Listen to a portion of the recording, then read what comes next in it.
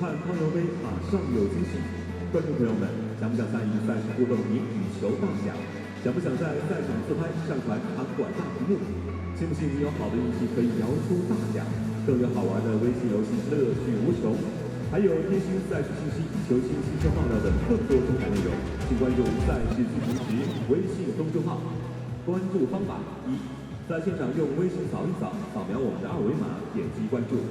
2，在微信通讯录公众号点击右上角加号，查找公众号，输入赛事进行时加关注。与此同时，大家也可以关注昆山康尤杯公众号，精彩同步进行。Ladies and gentlemen, please follow our official account 赛事进行时 You can have the chance to win a big prize and share a selfie on the big screen. How to follow?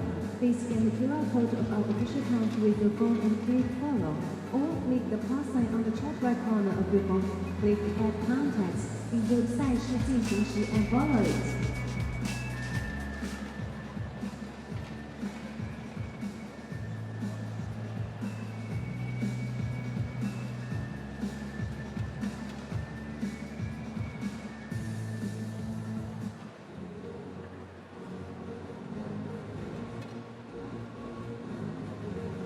汤普森杯决赛由印度尼西亚队对阵丹麦队。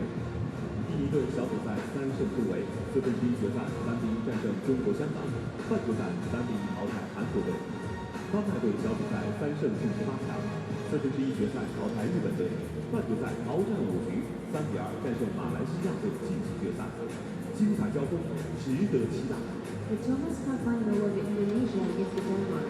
Indonesia has won all the matches in the group stage, winning against the Hong Kong China in the quarterfinal and won the semi-final against the Korea. Denmark has also won all the matches in the group stage, winning against the Japan in the quarterfinal and against Malaysia in the semi-final.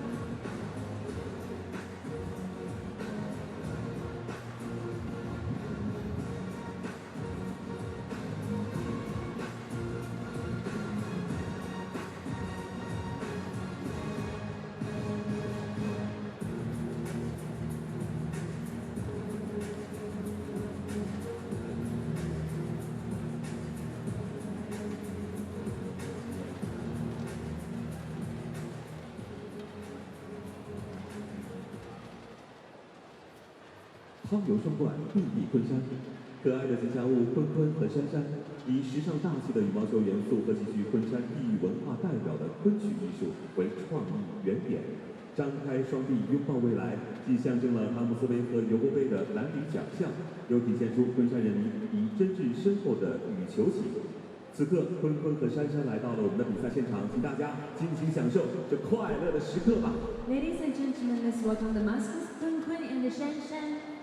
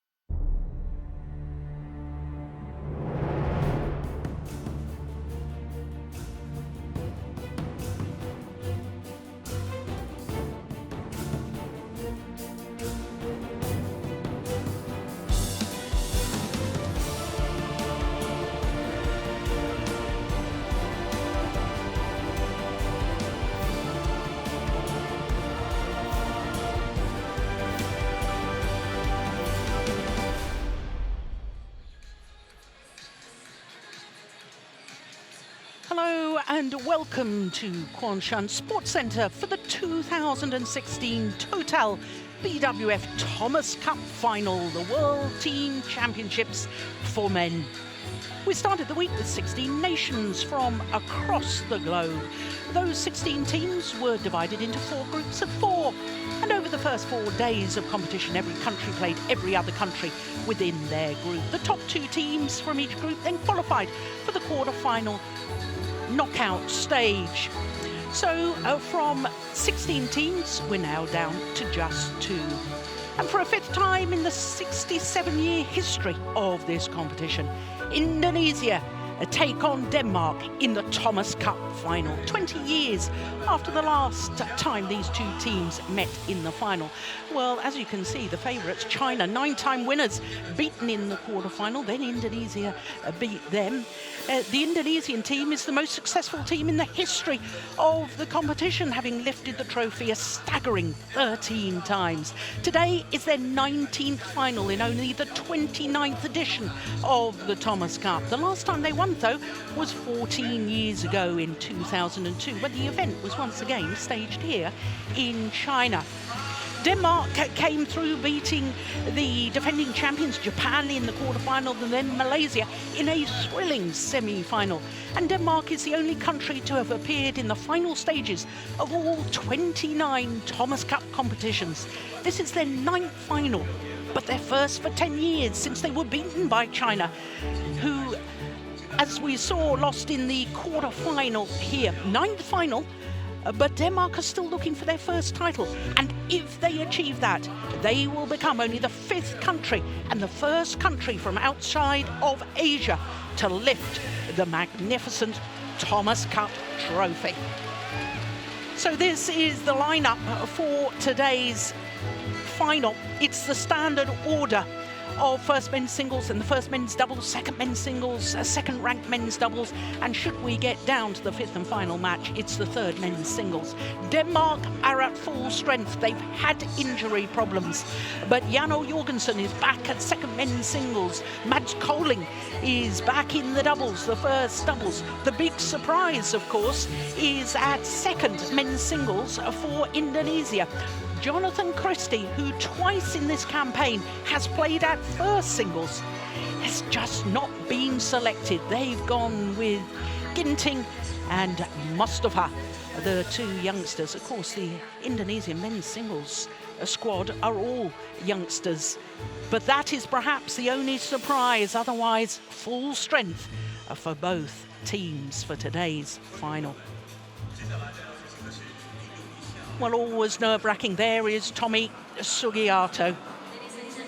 I'm Jill Clark, delighted to say that former Danish head coach Steen Pedersen sitting alongside me. And Steen, I know that you've had an opportunity to talk to some of the Danish team prior to the commencement of this final, and by all accounts they're in good spirits. Yeah, there's a very, very good spirit in the Danish team. They've had fun during this week here in Kwanshan. They've enjoyed themselves.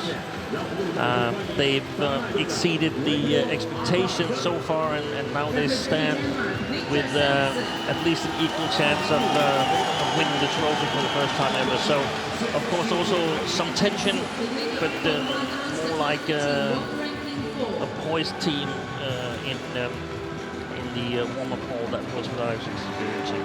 Yeah. Well, a chance to make history is always such an opportunity, and perhaps an opportunity that won't come again for many of the players. And sport is about grabbing the opportunities when they come along. Can Denmark do that? Of course, Indonesia, as I was saying, the most successful team in the history of the competition. As far as their team is concerned, well, they can boast 8 World Championship medalists and 6 World Junior Championship medalists. I mean, it really is a very established team, a well-balanced team, because they've got the experience in the doubles. They've got a World and Olympic champion. And they've got the youngsters that have all proved themselves at junior level. Well, this Dane has proved himself at both junior and senior level. Of course, he was World Junior Champion. in 2010 in Guadalajara. Also picked up a bronze medal at the World Championships of 2014. So, from those World Championships in Copenhagen, the two bronze medalists face each other here on court at the first men's singles. Well, Viktor Axelsen and Tommy Sugiarto. Tommy Sugiarto will have led from the front previously. But for Viktor Axelsen, this campaign here in Kwanshan is a new experience, being his country's #1 player. He's 22 years of age from Odense, which is where we play the Denmark Open Super Series event. The only match that he has lost was in the semi-final when he was beaten by Lee Chong-wei. What a match that was. He was 21-20 up. In that first game, he thought he had won the opening game, but Lee Chong-wei made a challenge and was proved correct by Hawkeye. And then Lee Chong-wei went on to win that opening game and 2 straight games. But he has played every single match at first singles within the campaign. Tommy Sugiarto, the 27-year-old from West Jakarta, he'll turn 28 at the end of this month. Former world #3, 9 weeks as world #3, and now a couple of times he hasn't been selected. That was in the semi-final against Korea, and also, as you can see, against India in the last of the group matches. He twice had to play against Nkalong because, of course, the quarter-final draw is drawn. So it is possible that you can draw the same team you played in the group, because it's the top 2 teams from the group that go through. This is the 6th meeting between these two players. Now, the last time that they met, there was a rather nasty back injury for Tommy Sugiarto, having won the first game, but he was well down in the second game. So I'm not sure we can draw much conclusion from that. But the fact is, this man, Viktor Axelsen, has won 3 of the previous 5 encounters. So there, the Danish coaching bench. Well, one of them, I'm certain, has experienced a Thomas Cup final. Am I right there? Yes, definitely. 2 Thomas Cup finals actually has Kenneth Jonassen participated in 2004 in Indonesia and 6 in Japan. Yeah. So he will know what the players are going through. It's all important. First match within a tie.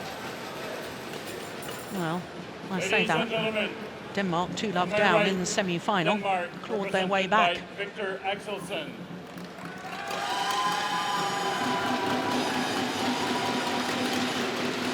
And on my left, Indonesia, represented by Tommy Sugiarto.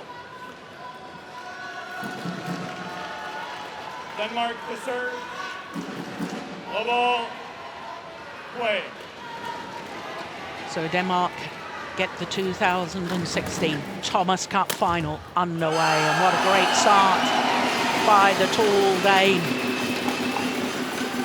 Just under 6'3". But he is a man who's been working on his agility, working with a gymnastic coach. Same coach that Peter Gade worked with towards the end of his career, perhaps from the middle of his career towards the end.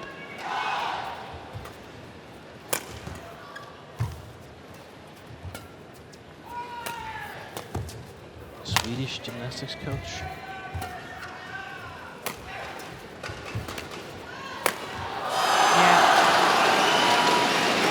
Well, he does use his height well, does Viktor Axelsen.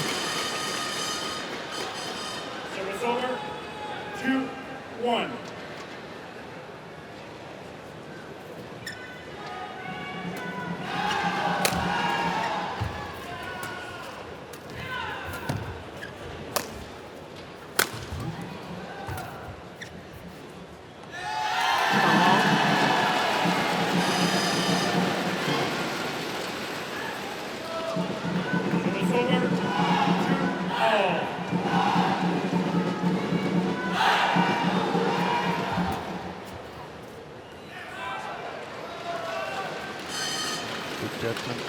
over. To Axelsen. 2.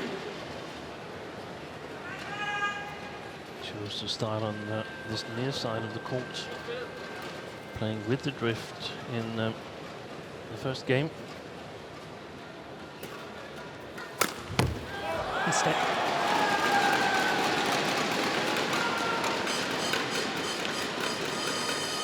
Well, that's interesting psychology in itself, isn't it? Is it a question of, right, when I'm fresh, perhaps with the difficult side of the court where it's difficult to clear and you've got to attack more, it's better for me? Or is it, you know, if you're going to go to 3 games, then you finish at the good end? Yeah, I think so. Yeah. It's a good rally. Well played. Well played by Niklas Axelsen. It's interesting, Steen, you said right at the start that they had exceeded their expectations coming here, being in the final. They were, of course, the number 2 seeds, but they became the number 2 seeds, taking into account the fact that Carsten Mogensen was one of the highest ranked doubles pairs, and even though he wasn't fit to come and participate here, that helped towards the seeded position. Yeah, and especially the semi-final against Malaysia. Denmark was missing 3 of its normal starters, and still managed to come back. There's a challenge here.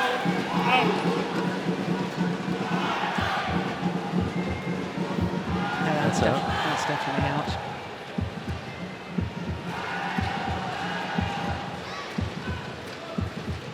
Hawkeye and the instant review system. Hawkeye have some high-speed cameras looking down the lines, and they look at it frame by frame, and it confirms that it's out. Good call, line judge. Challenge unsuccessful. 6-2. Indonesia has 1 challenge remaining. Play. You can see from the spectator seating, the Danish reserves, Matthias Christensen, he's sort of started where he left in the match against Malaysia. I think he was probably the most tired player against Malaysia because he'd been cheering for 5 hours non-stop. Yeah, of course, the short lift. Yeah, we were a little bit worried about him at the end of that semi-final. He leapt from the stands down onto the field of play. Well, that's got to be at least 2 meters high, hasn't it? We were worried he might do some damage, but he was so enthusiastic all the way through, really entering into the team spirit. That's very, very good to see.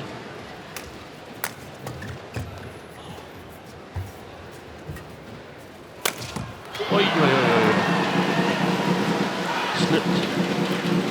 Yeah, that's not so good, is it? Whereas his agility work has perhaps saved an injury. That's what really helps.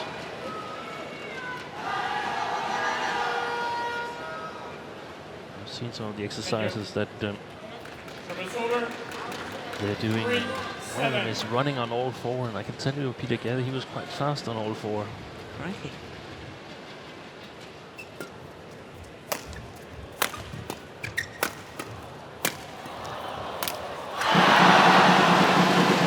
Well, Tommy Sugiarto, very sensible, played 3 shots at the beginning of that rally to the deep backhand corner of Axelsen, because that's where he slipped, and he thought, well, Victor Axelsen may be a little bit tentative to move to that deep backhand corner. It's all part of the game. That's not being unsportsmanlike. Yeah, there's some flash photography behind the court.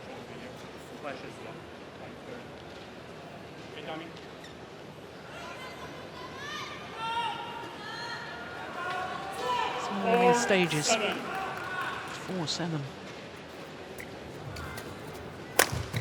That's a clever smash.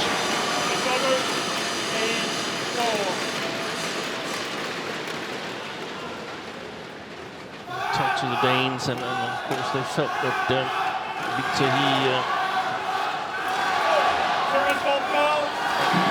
It's over. Victor. Struck above the waist. That is, well, we need to look at it again. Victor. That is unusual. Victor, if there's a problem with the service fault, you come to me. it's really important to keep his cool here, Victor Axelsen, because Victor. Yes. maybe the umpire actually has a case there. You come to me. All right. Thank you. But this is incidents that could make you lose your composure, and Yeah, it's better to stay away from them. yeah. That's one of the questions marks that I still have in this match here. I think Victor has played a great tournament so far, and I think he's acted more calm, and I think the European title that he won a couple of weeks ago in France has helped him a lot. Yeah. European singles champion for the first time. But this is a different situation. Yeah. The Danes are hoping for him to start them off well, and Yeah. they feel that Sugiarto might be a little bit injured. He's got a strapping on his back thigh, his left back thigh, and the Danes suspect that he's not totally fit,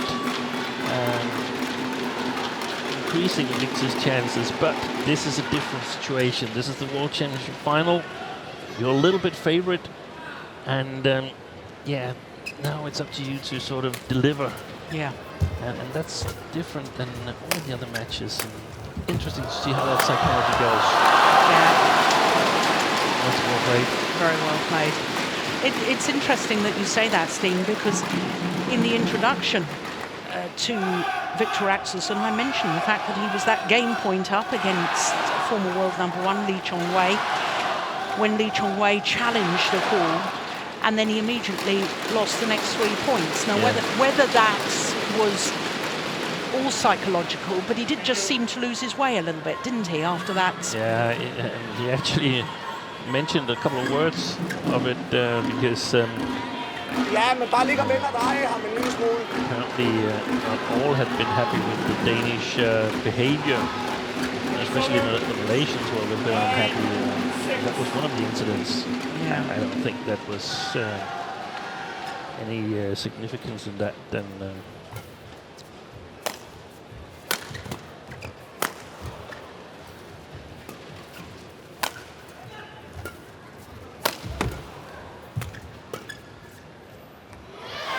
Just long.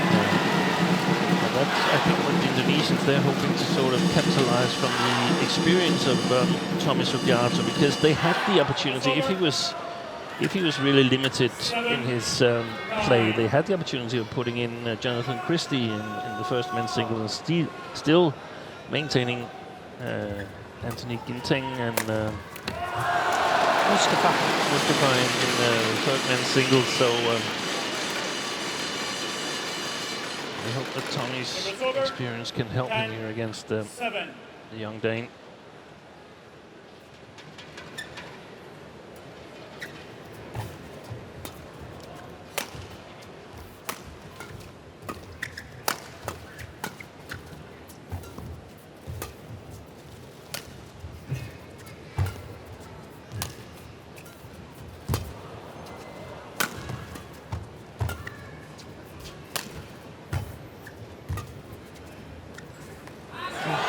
That's a very good lift. This is what Tommy Sugiarto will be trying to do.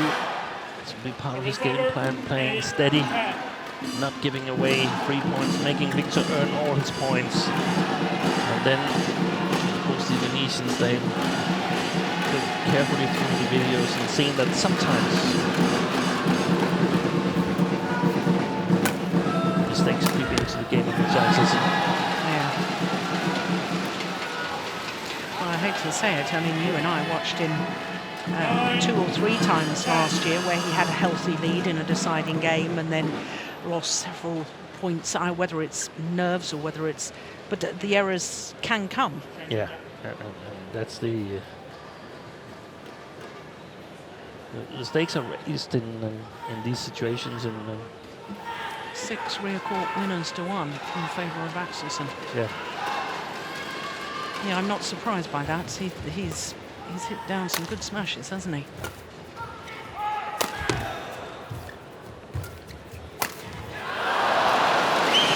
It's Sugiarto who makes an error, and it is a 2-point advantage at the mid-game interval Det er, to som det skal Denmark. være, ikke? Jeg synes, det er rigtig, rigtig godt, når du stadigvæk får varieret fra din forbane i forhold til, at han skal ret tidligt over. Ikke? Dreje ham en lille smule mere, gerne en gang med ind mod midten. Og så hvis du kommer højt på dem, så må du gerne ligge i bænken. Ja. Fra baglinjen. Nej. Hvis du er i god position, må du gerne slå hårdt. Ellers så skal vi de bløde med. Ja, en enkelt transportbar en gang ind mod kroppen er også fint.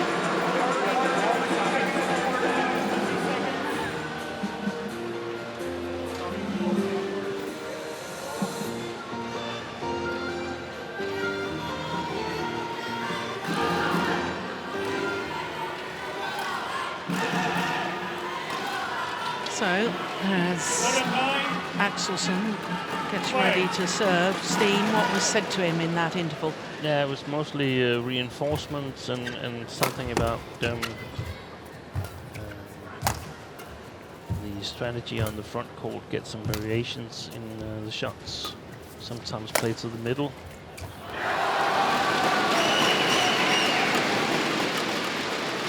And the theory behind playing to the middle, just cutting down the angle of reply? Probably, yeah. Making Thomas Sugiarto play past Victor and his long reach.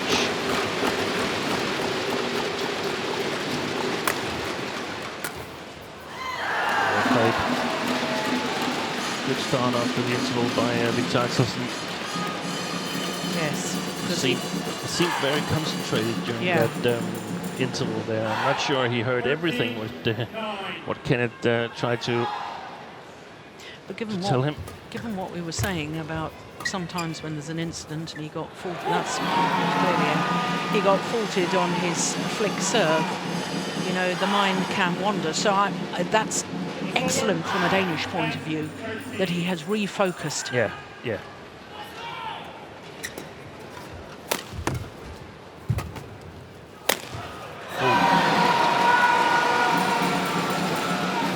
Lucky for Thomas Sugiarto. He's played it very short-lived. 11-13.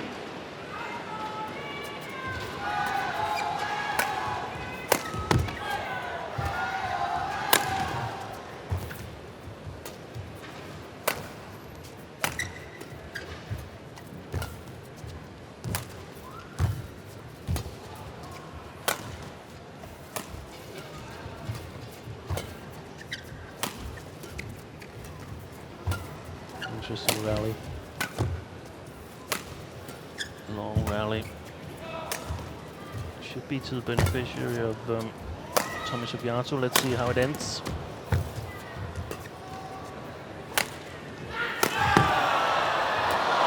Pick up. That's in. in. Oh, it's wide. It's wide. That's a good call.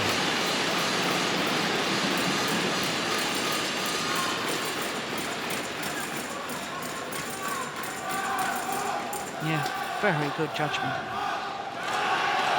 45 shots.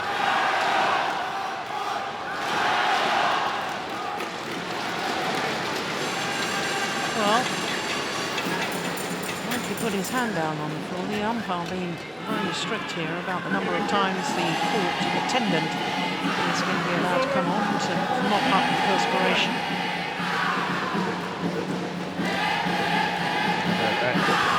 I really don't like that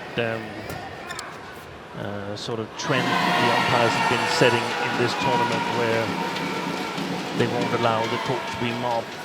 They want the players to wipe the sweat off in their shirt and so on. And I think it might have the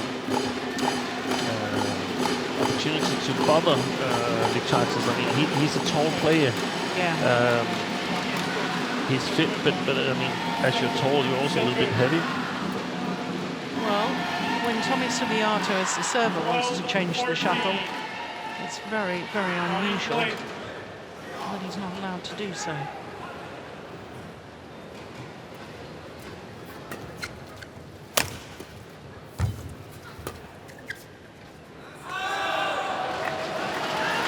It's over. 15-12.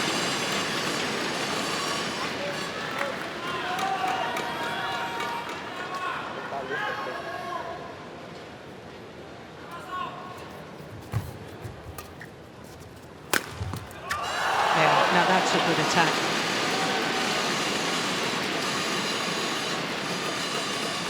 The man on the right, as we looked at them, was the hero from the semi-final, Emil Holst.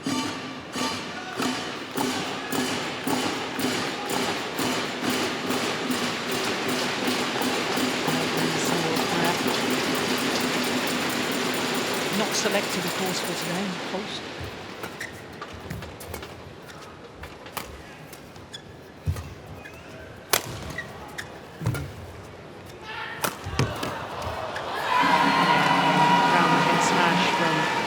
And he played himself into trouble, didn't he? It's over. 13-16.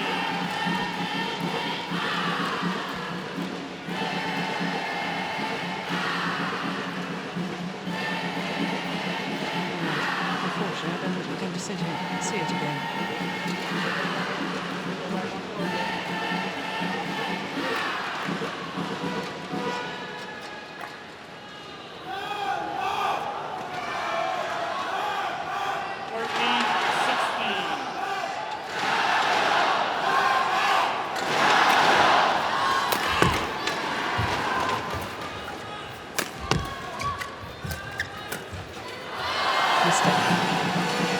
And now we're closing in on the deciding phase of this first game here, and it becomes interesting to see how the two players react to that.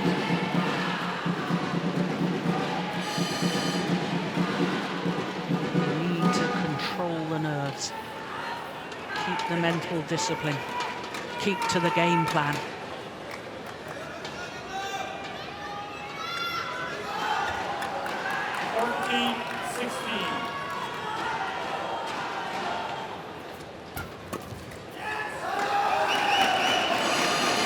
Pressure on the return of serve. It's over.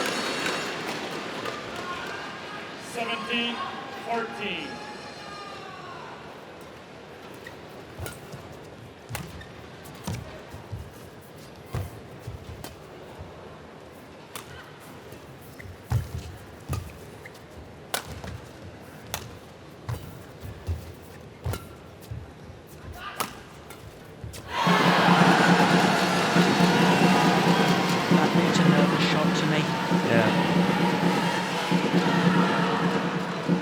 Idea to try and block across court. Yeah, but it's also something that the opposition might pick up on, that the soft shot below the tape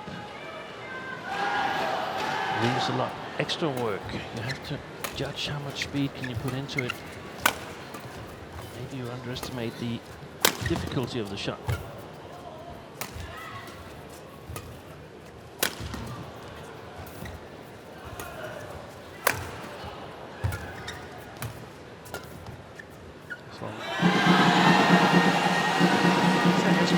In it now. A look to the coach's bench for reassurance. Yeah, and normally there's a lot of communication going on between Victor Axelsen and Kenneth Jonassen, so that's not so new. Then got to be focused here. That's well played. Yeah, what a magnificent smash.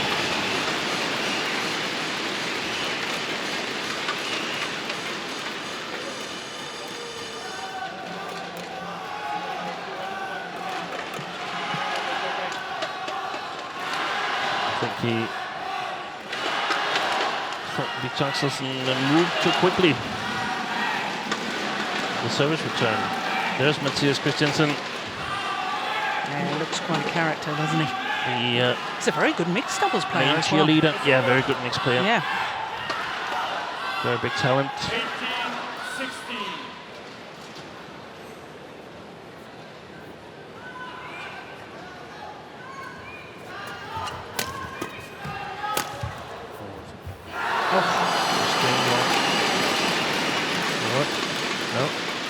No, I think it was just caught off balance. I think it was a lovely idea from Sugiarto to 19-16. lift the defensive shot back up high. It just wasn't high and deep enough.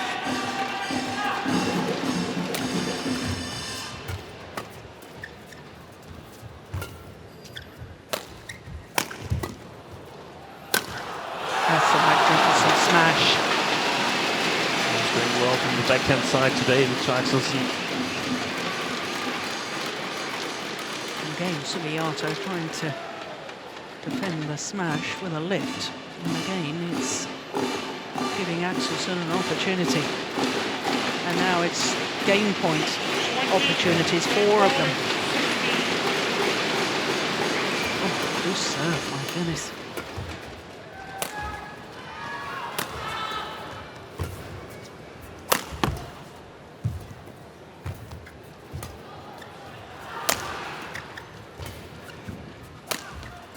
Yep.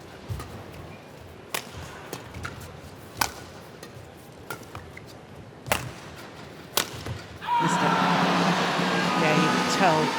I thought his body movement, that round the head shot, looked awfully stiff, as if he was tight and tense. And that's understandable.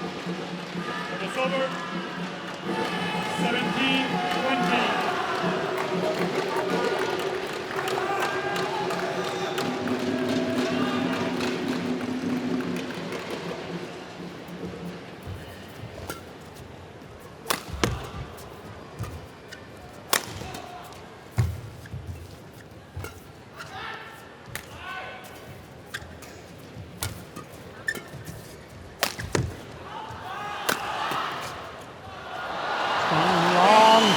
Opening game to Denmark, 21-17.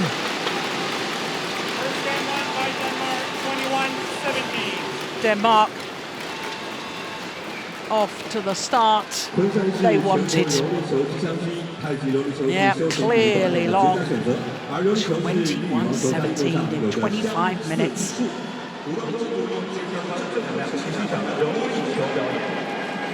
Well, Tom, titik yang paling harus Tommy hindari itu all overhead. players that can come back and has got the fitness to come back, stamina. It's Tommy Sugiarto, so Denmark might be 1 game up, but if you're an Indonesian fan, don't give up yet. This man will fight all the way. Yang lain tidak masalah, cuman dia dapat banyak poin itu dari overhead. Sama Tommy kalau sudah pressing, Tommy siap belakangnya. Dia banyak ngedorong terus, gak banyak main depan. Ya, ini tinggal ngetatin aja. Ada temponya, kapan nyepertinnya harus ada. Oke, permasalahannya di mana? Ada masalah. Masih kuat ya, bisa ya. Yang penting apa? Sikap ya. Ya, ruang kirinya tuh harus dihindarin ya.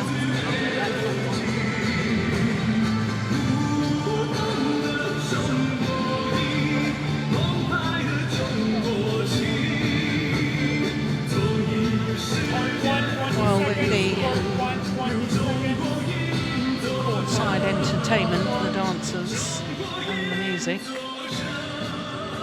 well, we could hear what was being said to Tommy Sugiarto, but we didn't understand it, and we couldn't hear what was being said to Viktor Axelsen. So I've got to ask you, Steen, what would you say to Viktor Axelsen if that had been you down there? Yeah, try to keep the pressure on Tommy Sugiarto, and I think Viktor's played a really good first game. It's not like Tommy is scoring a whole lot of points on him. Try to play as much of his own game as possible, and the opportunities they will occur. Yeah. Stay focused. And all the cliches, one rally at a time, and all that. Yeah. It's because that's the correct thing to do. Yeah. And in contrast, for Tommy Sugiarto, would you want to see him being a little more proactive in the rallies? Yeah. If you were an Indonesian coach? If he can, he should try and speed up a little bit.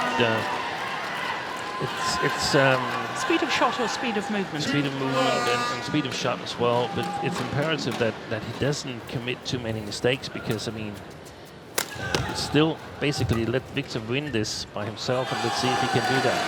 Yeah.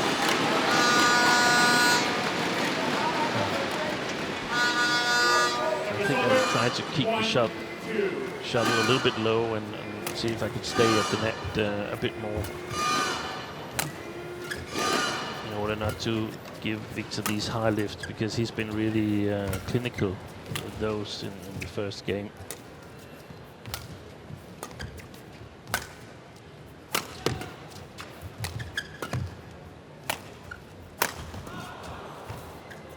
Oh, that's well played. That's a beautiful shot. Smash straight down the line on Tommy Sugiarto's forehand side, looks for the straight block and then just guides the shuttle across court at the net.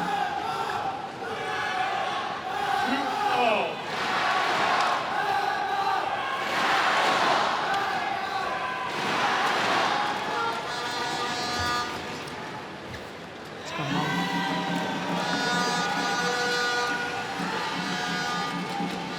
Victor tasted success at a very young age, became the world junior champion when he was only 16, and since then there's of course been a lot of expectation on his shoulders. I feel that in this tournament it's loosened up a little bit. He's got his first senior title as a European champion, but this is another level. This is the World Championship final.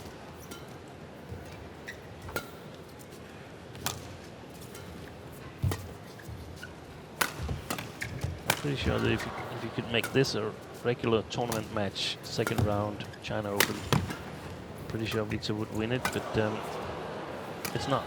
Yeah. Much more important.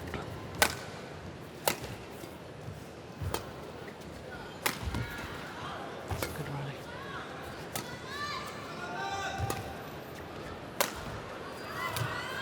Good shot. Brilliant. Well played, Tommy Sugiarto. Yeah, a couple of big gulps of air from Viktor Axelsen. That was a tough, tough rally. Longest rally of the match so far. He's shaking his legs a little bit. He had some trouble with his left leg here earlier on in the season. Singapore, India, Malaysia, Singapore. Sorry, who are we talking about? Viktor Axelsen got some trouble with his left leg. He felt he wasn't really doing what he wanted it to. Yeah. He couldn't sort of emphasize what it was that was wrong. It just didn't feel right. Okay.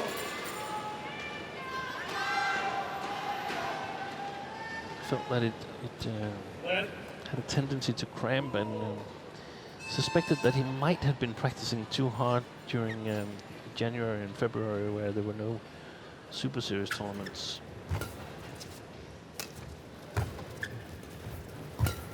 Very searching and learning person that likes to explore what there is of new science and new ways of doing things, and then decide for himself whether he wants to take something along from what he reads or sees. And that's a very good attitude to have. It is. I mean, I'm just thinking back to your comments just a moment ago about, you know, this is a whole different situation. It's not the China Open Super Series, this is the World Championship final, men's team competition, you know, and it went through my mind, you can't just live on potential. No. There is a time when you have to step up to the plate and you have to start delivering. And in my mind, this is where Axelsen needs to start delivering. I know that sounds tough, but that's what I think. He's now the #1 player from his country. He's European champion. You have to deliver in these situations.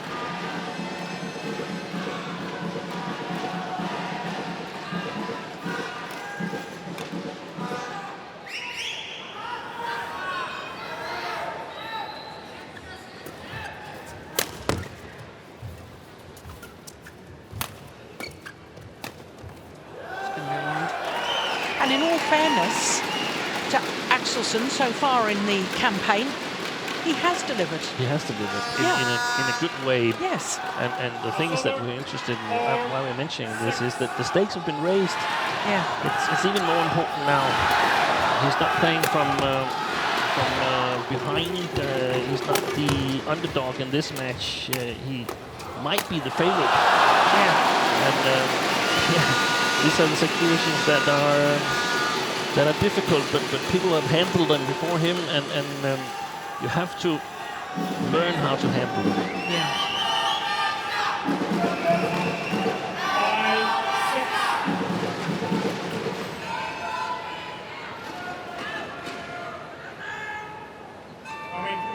Come in. You have to be ready. You're right there, and you have to be ready. Okay, get ready. 5-6.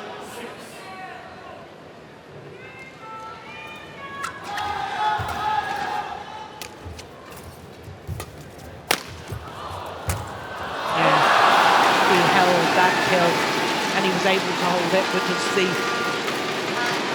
racket carriage was up high. Watch his racket head coming forward. That's terrific. Racket held high, can hold the shots.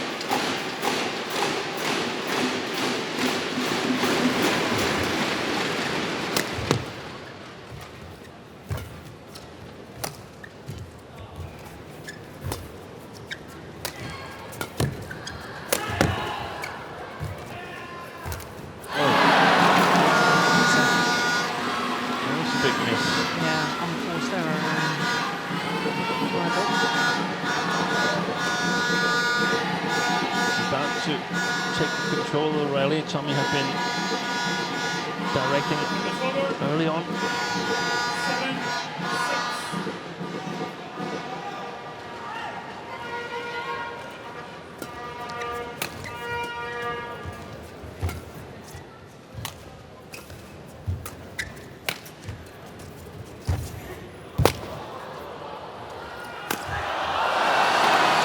Yeah, good net shot, forced the lift.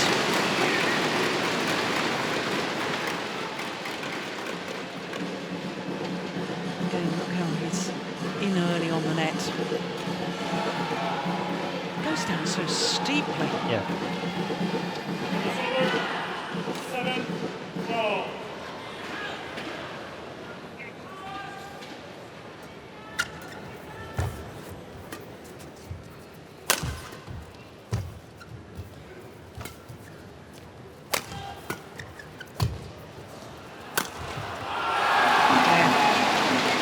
Steeply down the forehand side of Sugiarto this time. Good variation. I don't think, unless Victor gets really nervous, I don't think Tommy Sugiarto can withstand the attack if the lifts are that high. I just think there's too many variations from the Dane. He's got to try to play a little bit flatter lifts like this one.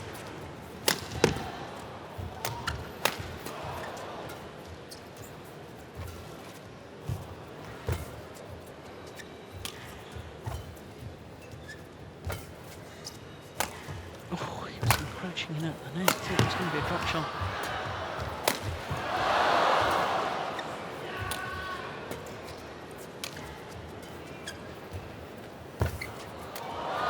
Oh, fabulous. Great play from Sugiarto.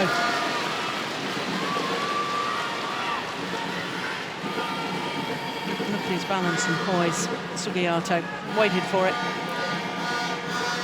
He knew he's got the strength and the speed to get back. He had that have been lifted to the back of the court, and therefore he takes the chance to wait at the net for the kill.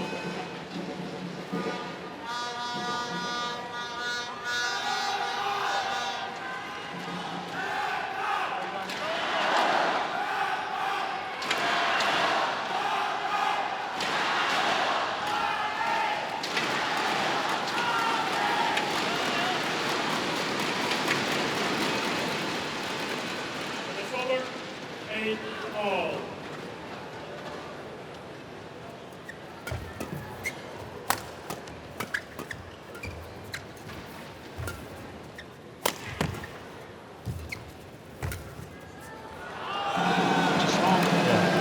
Well, he's challenged. I think that will be a wasted challenge because my instinctive reaction was that that was long. Yeah, It's clearly long. That's not even close.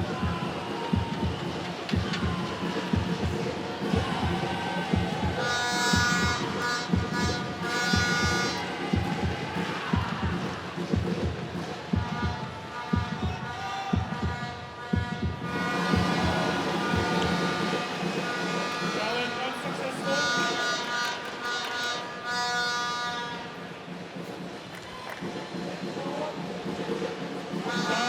9-8. Denmark has one challenge remaining. Play.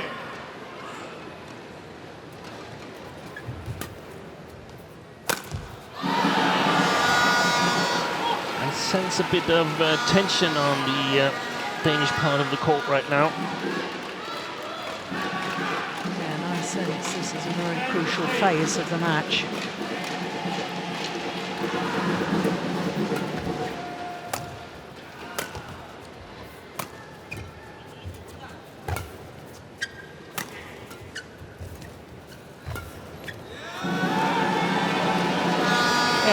The advantage to Tommy Sugiarto. I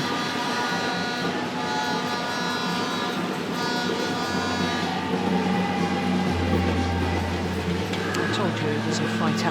好的，各位现场的观众，接下来是我们送福利的时候，我们要进行的是汤尤杯有奖问答的活动。接下来，大家看大屏幕上的这道问题，谁知道答案将会获得我们的。 Ya udah, kamu depannya tangan ini robot kok.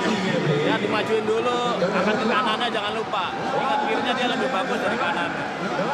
Ya, yang penting begitu Tommy udah kehilangan poin, langsung inisiatif. Siap. Oke, itu aja. Semangat terus ya.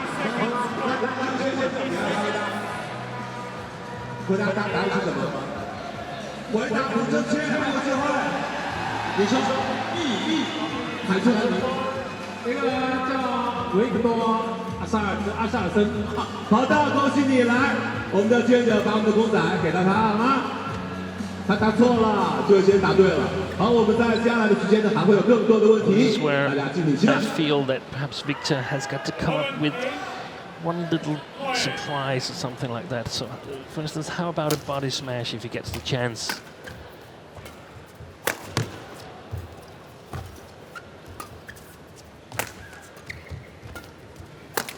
Too short. Deflected by the net court.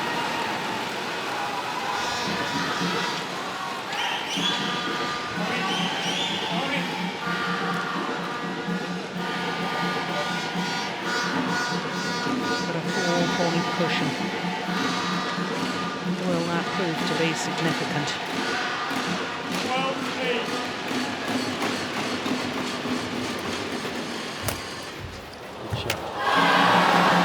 Since 8-all, since Victor took that challenge, I don't think he took the challenge because he really thought that it was in. I just think that he got really, really tensed at that moment, and that has given 5 quick points to Tommy Sugiarto. Yeah.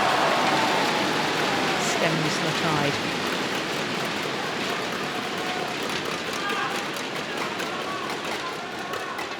Over 9-13.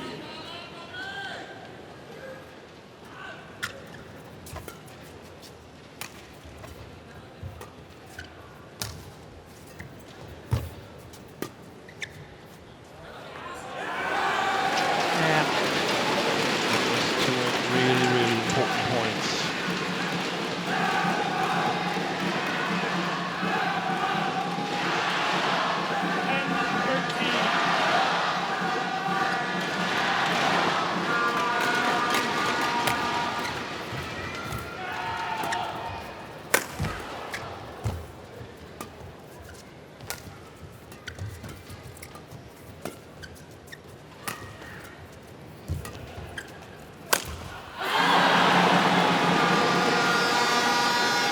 backhand side has stiffened up a little bit, I sense.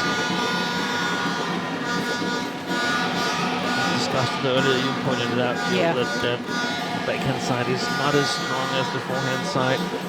You know, and I think that's an area that he's really worked on. I don't know for certain, but I can remember seeing him 3 or 4 years ago, and his entire movement to that round the head position. He seemed to be very stiff in his legs, very stiff in his torso. Yeah. And that's why I thought he was making a lot of mistakes. And I think he's improved his movement a lot, but I guess when he gets nervous, you go back to that instinctive movement that you had to start with.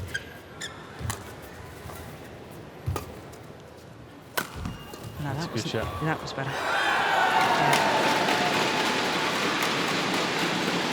You don't have to make excellent, fast-paced, hard-hitting smashes every time you have a chance in the backhand side. Sometimes it's just enough to maintain the control over the rally and maintain your balance.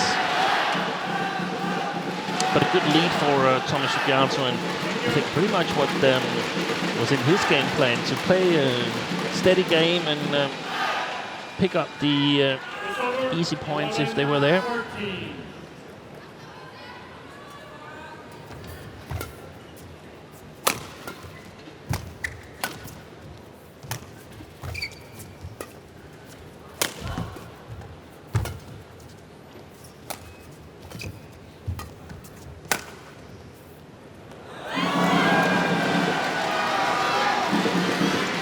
Well, at the beginning of the week here, we were talking about the drift and what a considerable drift it was.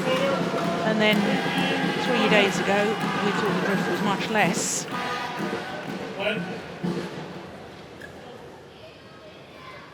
And I think that there's even less today.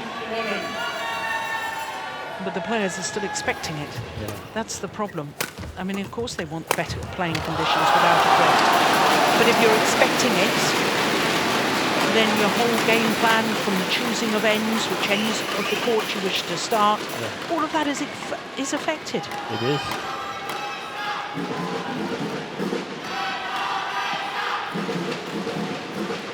That is good movement. There's me talking about his movement around the head. That was superb. And I mean, of course, we don't know whether we're right in what we're discussing here. That No. that Victor sort of got a little bit tense at 8 or something like that. But anyway, we can see that it's not a paralyzing tension. It's just, I mean, if he's a little behind, then he seems to loosen up again and so on. And that's, in many ways, a good sign. Now I can see water on. You don't have to do that for 2 minutes. It's okay. No, it's not That's okay. not slippery. It is. Well, this is very, very Yeah, unfortunate, because I can see the wet We patch can, on the we court. can see it. Let's go. No, Now Victor's joining. That's totally losing control of a match. That's Yeah. not been unfair in any way. Victor is supporting him. Yeah, I see. yeah. The two players are embracing and saying, look, we can see that it's still wet, the court surface. Good sportsmanship from Victor. Yeah. And terrible, I have to say, I think it's terrible umpiring. Yeah. It's over 12-15. I mean, the last Who's thing about to force a player to play on a wet surface? Yeah, and that's dangerous.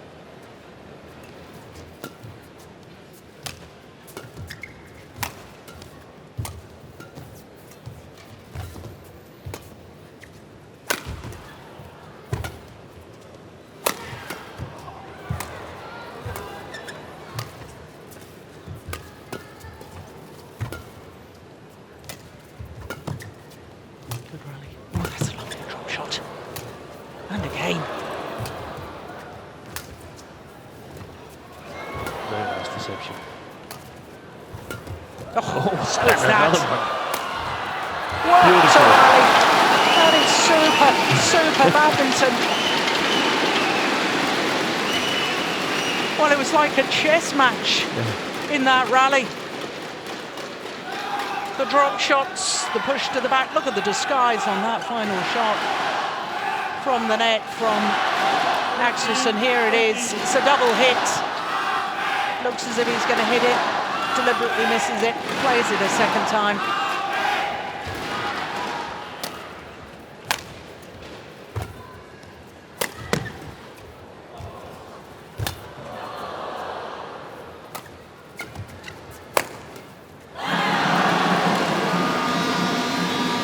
Good job now, Thomas Sugiarto, in controlling the rally.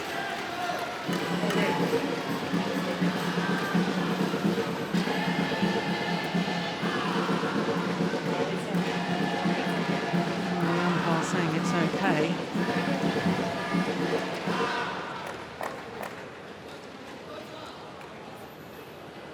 Yeah. It's. I think it's bad that the players should have to deal with this during the World Championship final. There's not been anything about anybody delaying the game or anything. No. Why? And we can see Victor is dealing with it as well, because he knows that it could be him in the next rally. Yeah, I know. Over 16-13.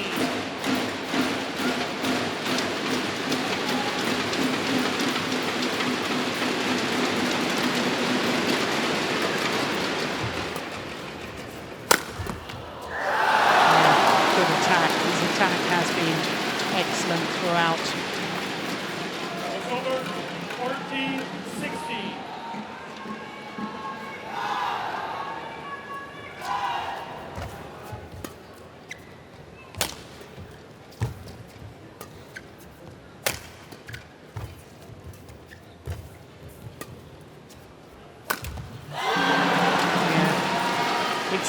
It's when it's deep in that round the head position, isn't it?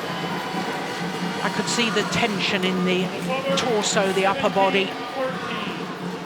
Instead of being that relaxed movement of the legs and the arch of the back.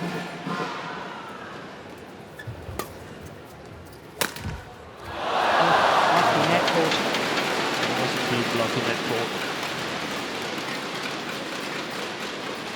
It's over 15-17.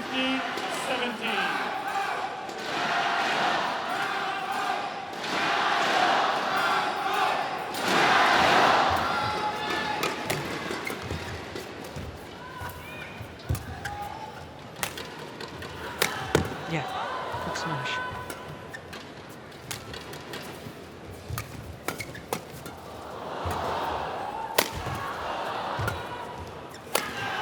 I was waiting for the cross-court one.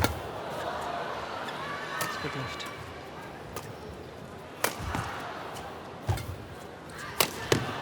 Brilliant. Brilliant play from Tommy Sugiarto.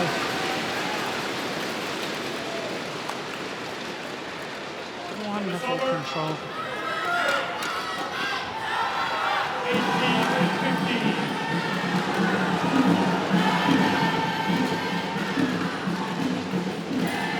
Three-point advantage and 3 points away from forcing a third and deciding game.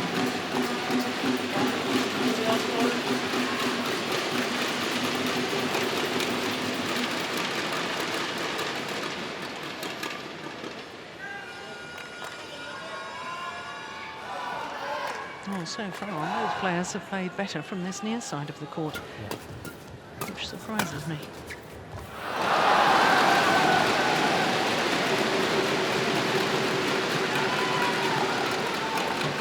More difficult to control the lifts. 18.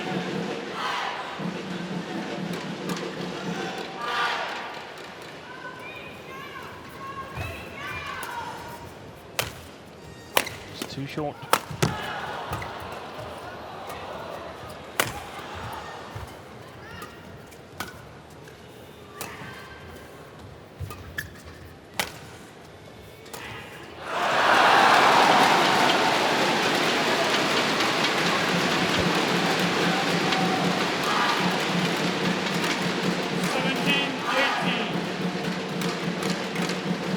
Just 1 point in it. Look at the wry smile. Yeah. 17-18. Oh, that's long. That was a good deception, but overdid it. Back level. 18 all. Who's got the nerve?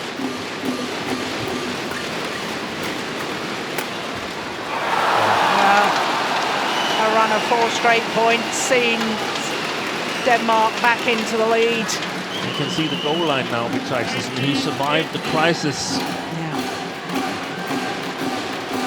He's dangerous now. Missed it. There are 2 match point opportunities on a run of 5 straight points for Victor Axelsen.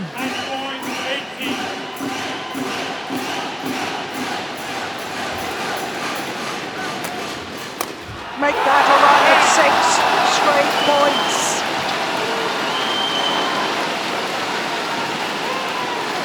(21-17), 21-18. And Victor Axelsen comes from 15-18 down in that second game to take the opening match in the Thomas Cup final.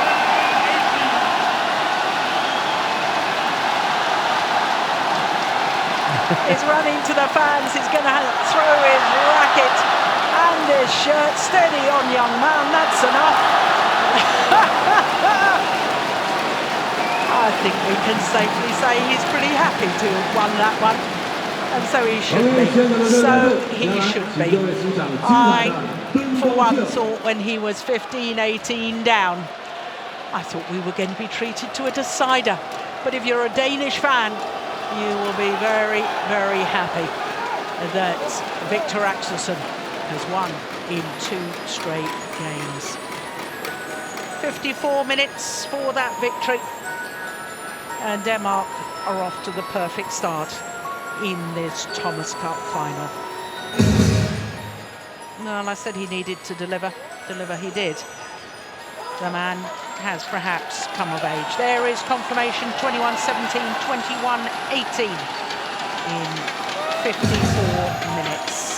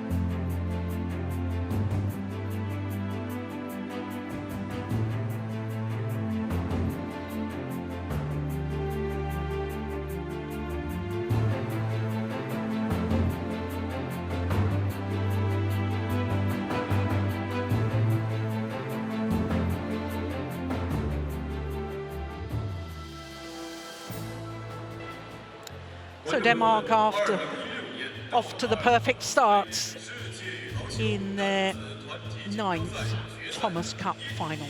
Trying to create history today, of course. Denmark, no European team, no team outside of Asia has ever lifted the Thomas Cup trophy. But Denmark are off to the start they wanted. As far as Indonesia are concerned, well, can the reigning world champions steady the ship against the European champions in the first of the men's doubles? And then we'll go to the second men's singles, second men's doubles. And for all us neutrals, I hope we get down to a 5th and deciding match in the final.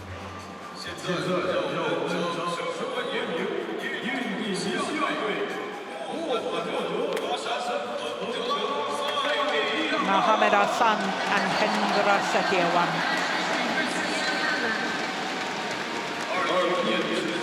The reigning world champions, the 2-time world champions, Hendra Setiawan is a former Olympic champion as well.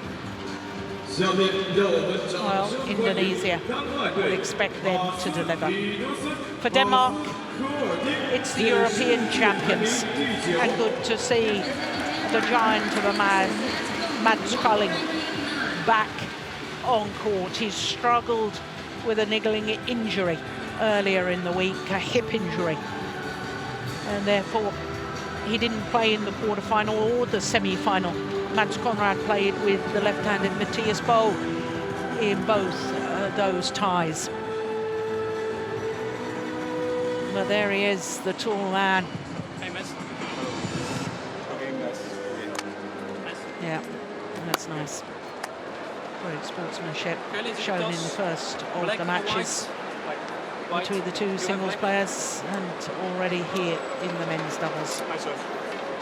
Mads Kolding serving. Well, chosen serve. I think I would probably Which side? choose ends. Any time now. In my day, we used to have to be serving to score a point, and therefore wanted the opportunity to score a point. But nowadays, and ever since 2006, we score every rally. And especially as it's not necessarily an advantage to serve in the doubles. Yeah, exactly. I don't understand that, but here we are. Perhaps have their reasons. Well, European champions against the world champions. World champions for Indonesia.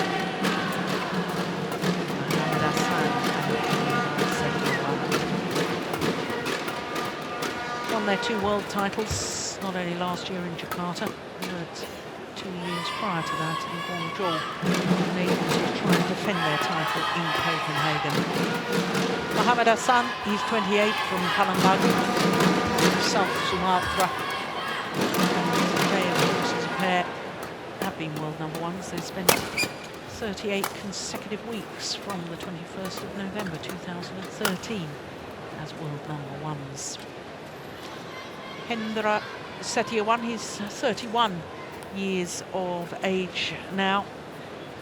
Won the Olympic Games in Beijing with Marcus Guido. Now, I've got him down as from the ancient city of Malang.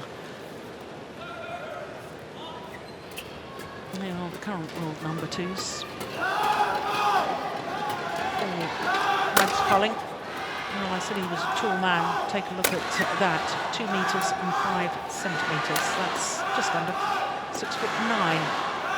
28 years of age from Holbach on the island of Zealand. Won the European Championships, the recent European Championships, the first gold medal, and lost in the final 2 years previously. Mads Conrad, well, he wasn't selected against New Zealand. Apart from that, he's played every tie in this Thomas Cup campaign. Some, as I was saying, with Matthias Bo, quarterfinal and semi-final. Mads Conrad's a man who's recently become a father for the first time. They have been as high as 7 in the world ranking, currently #9, the Danes. And I don't know your views, Steen. I mean, whoever Denmark put in as a combination against the reigning world champions, on paper, it looks a very tall order to win. If Kolding hasn't been 100% fit, then perhaps even 85% fit, it's worth the chance against the world champions. Yeah. He's got such a dangerous attack that it simply is necessary to have him there. Yeah. Now the score is like 3-2 with these 2 pairs in favor of Hassan and Setiawan. I guess most people would have the Indonesians as clear favorites, but that's why it was so important that Victor sort of got Denmark off to a good start.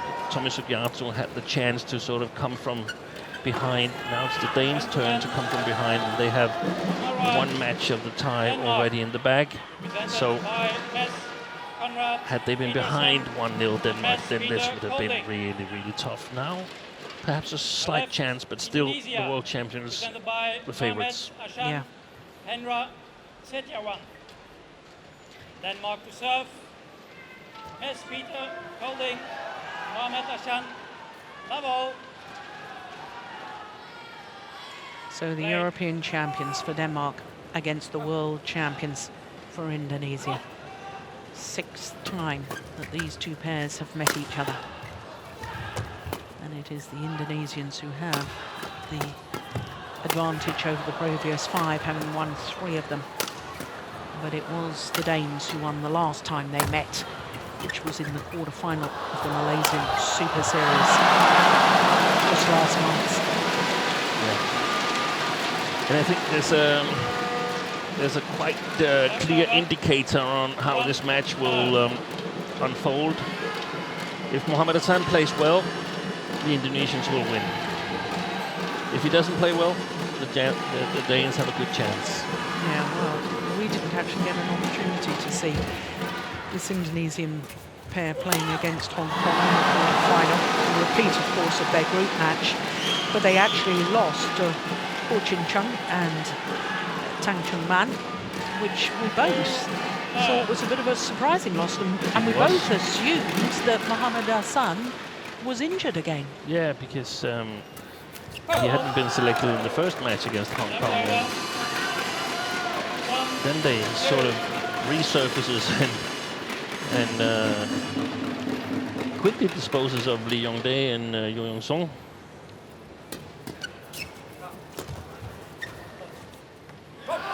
And it in.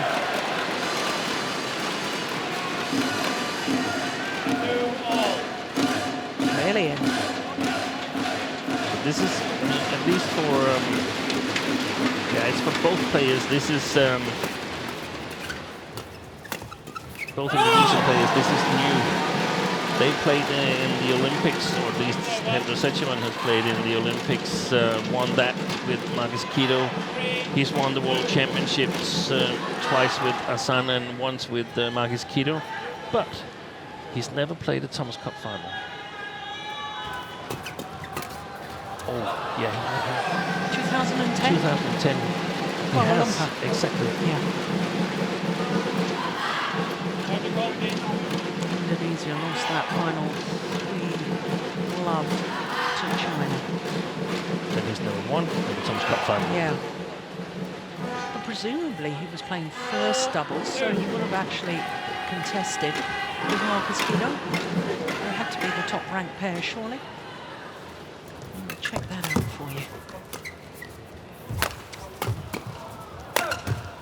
Oh, that's dangerous. Yeah.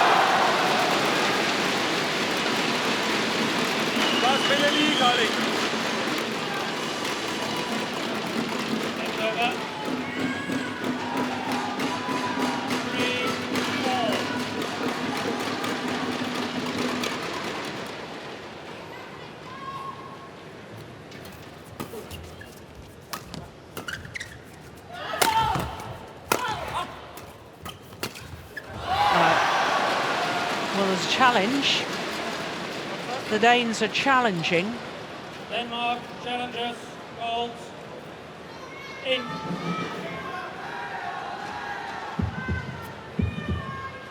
Oh, my goodness. Well, that's why we have Hawkeye. Oh, you twist his ankle. Oh, my goodness. And to set you on.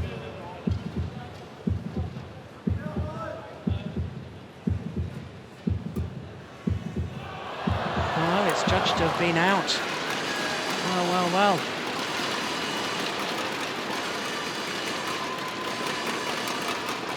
Correction.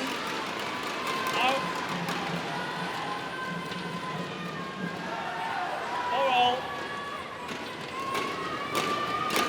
Hey.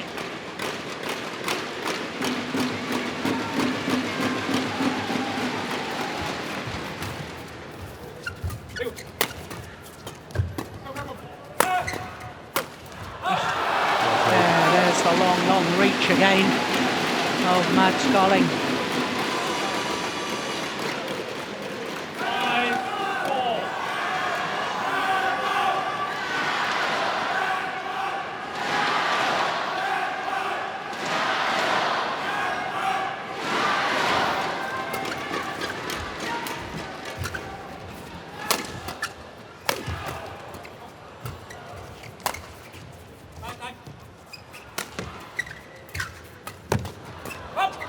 It's big space.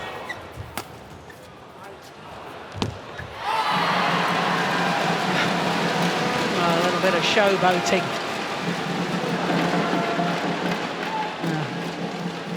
Knew it was going to go way long. Jumps in the air. Mohamed Hassan, as if he's going to hit it, just lets it land.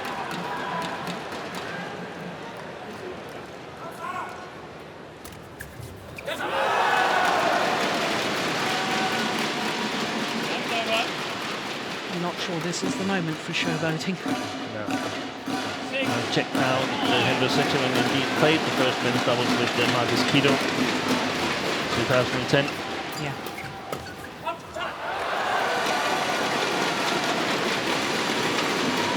Presumably against Tai Yun and Fu Haifeng. Yes. 2-1 in games for the Chinese pair.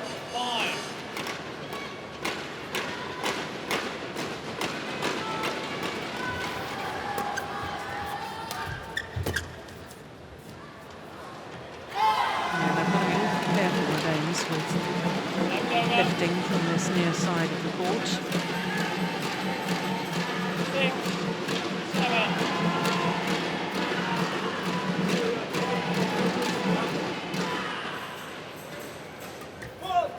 Service fault called. Racket not pointing in a downward direction. 8, 6. Well, it would be nice to see these again. You can have a little look and see where the fault really occurred. Good service by Oh, look at that. Well, superb effort from Mads Conrad. Look at that, getting that back. 7, 8. Crikey, that was about 3 centimetres off the floor. Yeah, the mopper. Hello. Come back, please. Yeah. Need to move forward. Well, wonderful that the umpire in this match, Sven Seri of Belgium, is adamant that the moppers do the job properly before play continues.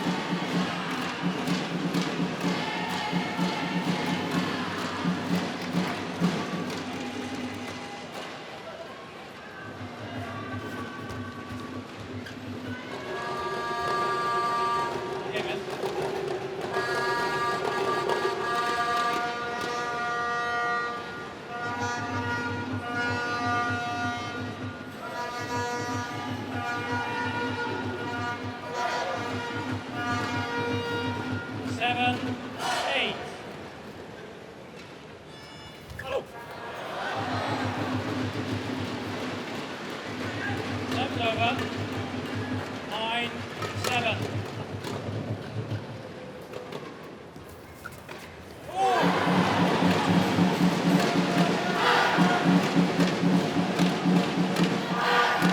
Over. 8, 9.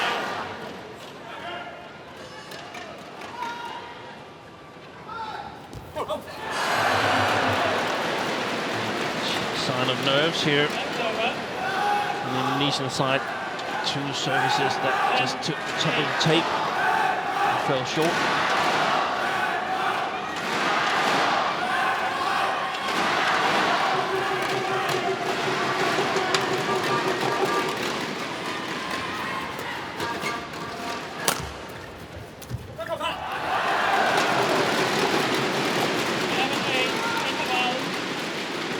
So the advantage with Denmark.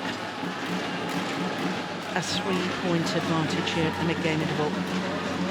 And it's the Indonesians, to me, Steve, that are more nervous of the two pairs. Så tredje bold, sætter de spiller ikke i det område, hvor de har plads. Jeg er ved nede, hvor vigtigt det er. Så har de sådan op ligesom sidst her. De slår ikke noget ved. Det er godt løb, så kommer de der opbygger der. Og så er det lidt ud mod forholdet. Så mange han laver et rigtig godt slag i gang. Han derovre, det kan vi ikke gøre noget ved. Det er fint, bare fremad. Ja, okay. Lazua. Now, what was his instruction? Did you manage to hear any of it? Yeah, there was a little bit about the services. They wanted to flick once in a while. They were ready to get called by the service judge, but wanted to flick anyway. And if they're behind on the third shot, they would just lift high because they feel that they have the defense quite good in place against the Indonesians. Doesn't feel that they're too dangerous in their offense if they lift high to them. Very good service from Maskal. Of course, comes down from a little bit higher than the other players because he can use his height. Allowed to serve approximately 10 to 15 centimeters higher than the other players due to him being 2 meter and 5. That's the whole point of sport. You use your physical attributes to your advantage. Hassan has definitely got his game going.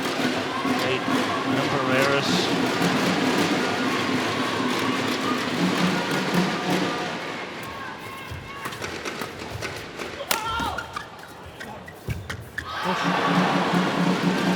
Did he change his mind? Yeah. Possibly. Perhaps one of the situations where the advice from Lazua would be just to lift it high on the ceiling.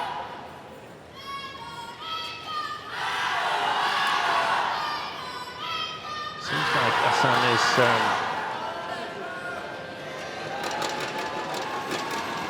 struggling a little bit with himself.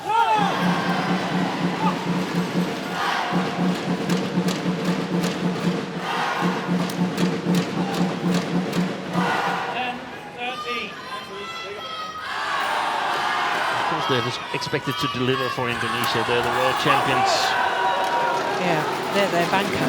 Exactly.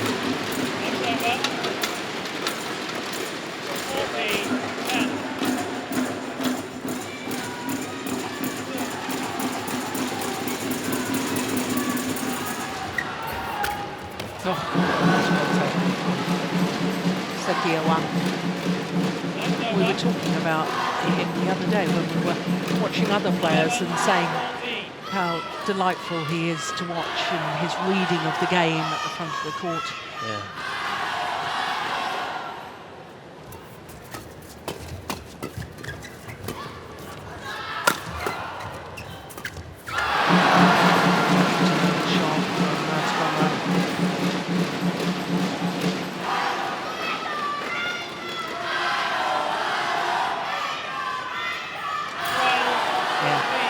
Jump afterwards, perhaps an indication of his state of mind as well.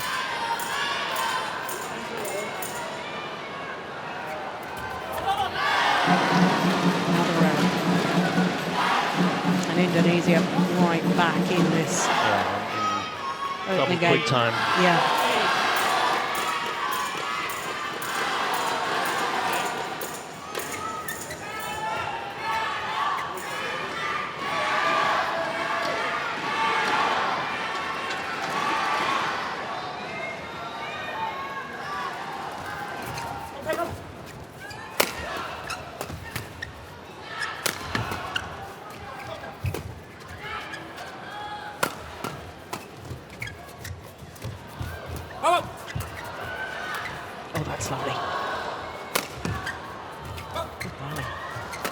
That's going long. That was a lovely rally. That's Colin has been doing great so far in covering behind Mas Conrad when he sort of takes up the challenge with the Indonesians at the net. If they play past him, then there is Mads Kolding. Now, the game is coming closer to a decider, and how will players react?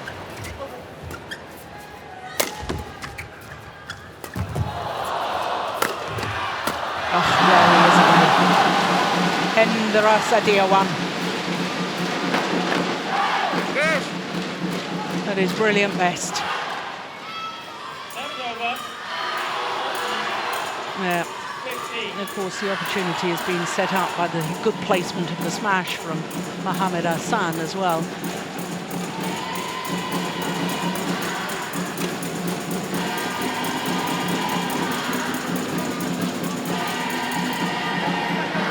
Hej, det synes jeg ikke.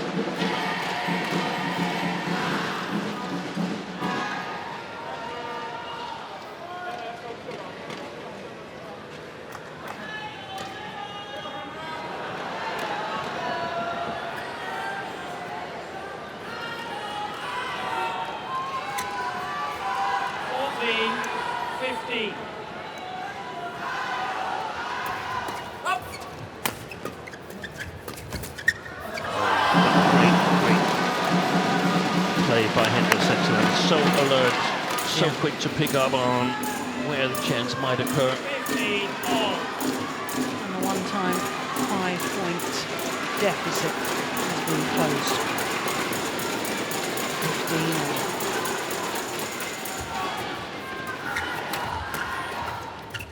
Oh, there's a challenge here from the Indonesians. China challenges nothing, they're not here. China lost for the first time ever. That's it. To a semi-final in the Thomas Cup. But I guess the umpires are a little bit nervous as well. Yes. Crikey, we should laugh. Think of the number of mistakes we made. Yeah. But that was a good call by the line judge. He called it in, and he was right. Yeah, I think the Indonesians knew that they just needed a little break since they'd caught up with the Danes here, and now ready to sort of focus on the conclusion of this first game.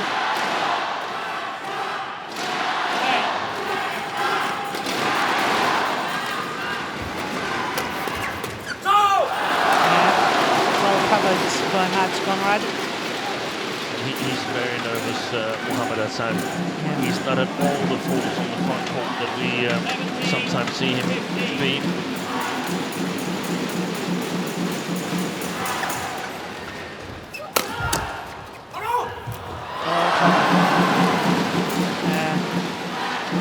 It's not only clever, his whole persona, the way he is as a personality, just says I'm as calm and as cool and relaxed.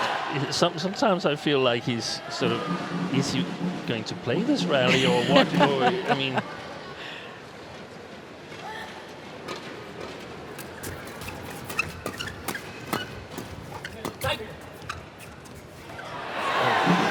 He's landed in. great position. Spain is all level. You see the Indonesian coach Harry E. Kamadi also quite active in giving advice.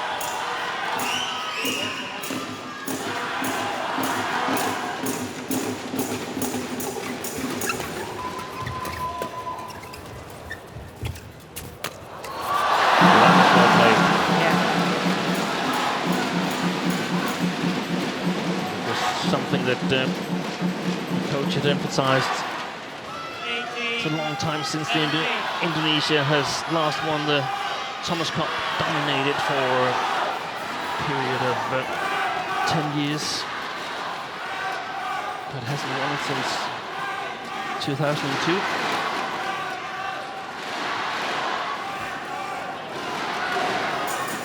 For the first time since they led 4-3, Indonesians in the lead.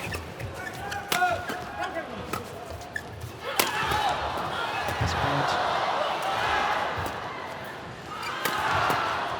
Clever the smash. Clever smash by Mohammad Hassan. Not the last one, but the second last one. Here he is, Harry Pamadi. Probably the most experienced men's doubles coach in the world today.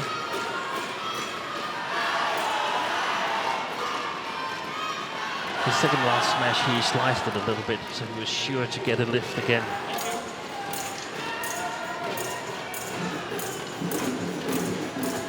11 of the last 15 points against the Indonesians. This spells trouble for the Danes. I think they need to get this first game here because it will be tough for them to defend the Indonesian attack in the second game when they play a little bit with the drift, the Indonesians.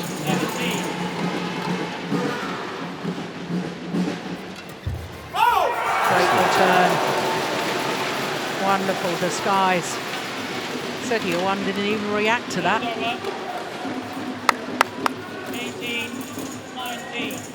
There's a twist to this because this Danish pair might play for Olympic selection. They're in a fierce battle with the ill but about to be fresh Carsten Mogensen and Mathias Boe on who to get the Danish men's doubles spot at the Olympics. A victory here, that could give them the advantage.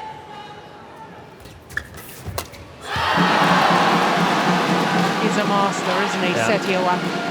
He's been the player of this first game here. Has to make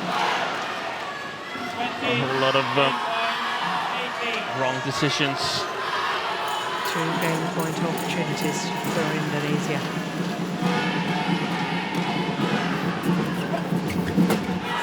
Yep, there he is again. 21-18. The world champions take the opening game against the European champions. 21 minutes needed for that, and needing to come from a 5-point deficit at 8:13. The Indonesian teammates celebrate, so they should. Dorong dikit tengah-tengah jagain. Hah? Sini agak menangin, jadi tekannya lebih enak. Nah, nembaknya skip, nembaknya ke tengah. Kalau mau ngetop yang tertinggi ke holding, kakinya berat. Kalau dia ke counter dapat terus. Ya, jadi variasi nembak ke tengah. Stopnya banyak ke holding, oke? Di depannya nggak usah buru-buru, San.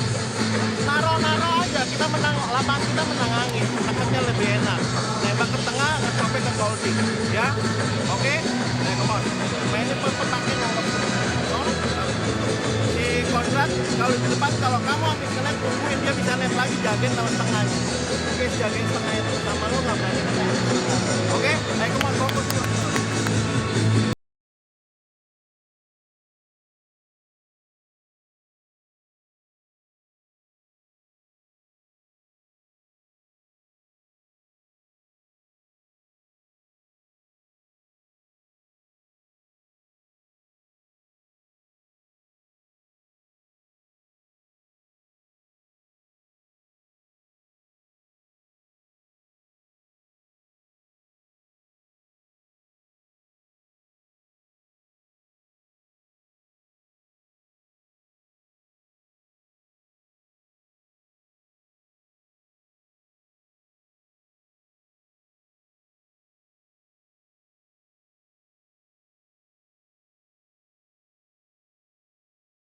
谢谢我们可爱的孩子们。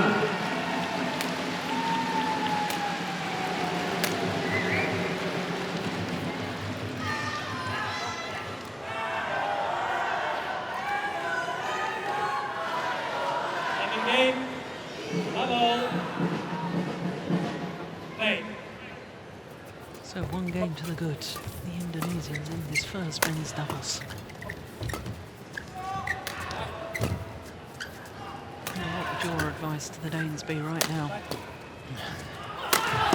Yeah, if they can hold the defense, then it will be pretty much the same tactics as first part of the first game. And I'm not really sure what went wrong actually, because they were in control of the game. And I think that Sam raised his game a little bit, and that's not so good for the Danes because he didn't have a good start to this match. Yeah. But now they have got 1 game and it could be dangerous for Mads and Mads.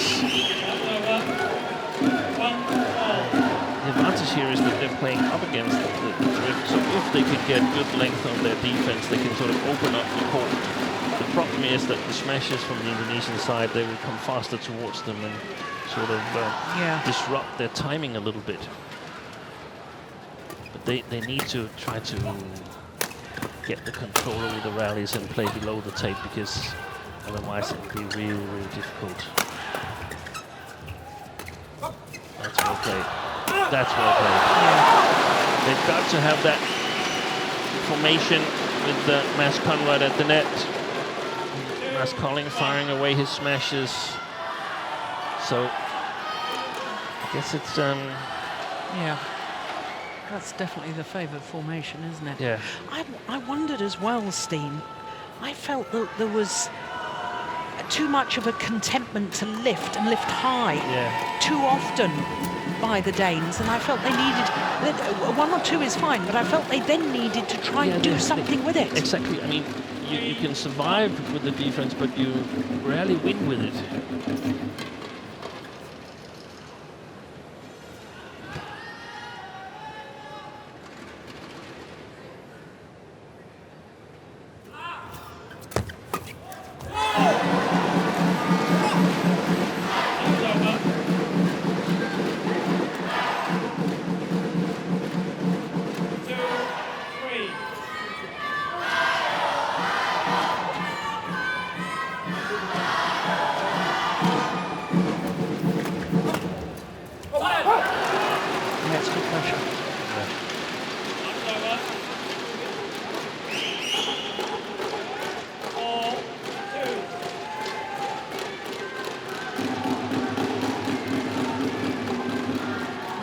See the tournament referee in the background is asking the Danish coaching bench to move their seats, which I'm not quite sure what all that was about, because the seats were in exactly the same position that they were when the Indonesian coach was sitting there. Yeah, now that's good umpiring. Whitemore, you can still see the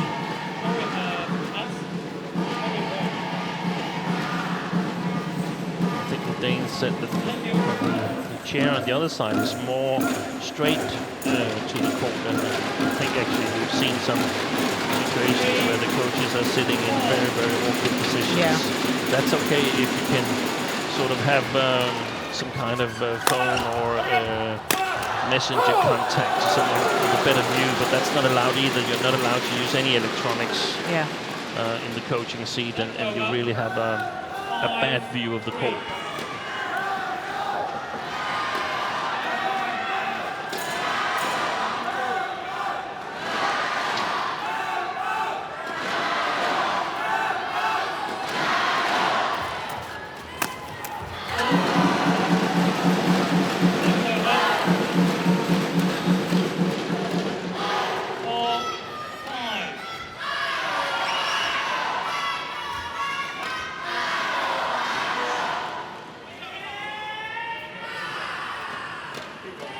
A lot of cheering going on from the Indonesian camp, where the women's team is still there. I know the Danes, they regretted it a little bit that they had to send home their women's team, because that would have been a great experience to support the men's team in the final. And we really rely on in Denmark that the players, they enjoy playing these team tournaments. Yeah. That's a goal, to make the team.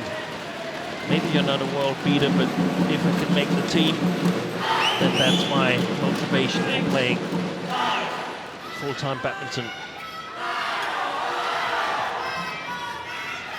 It's really good to hear, because, of course, we know that the Asian teams, you know, there's always been such team spirits and working together, training together. And to hear that the Danes also so desperately want to be part of the Thomas and Uber Cup. No, it's very good to hear. And it's the whole experience. It's not just the games. It helps that there's good games and tight games. And I think it actually all started 20 years ago when Denmark got to the final for the first time in many years, and and played Indonesia in the final. That time we lost quite big, but we had a very, very good team spirit during the tournament.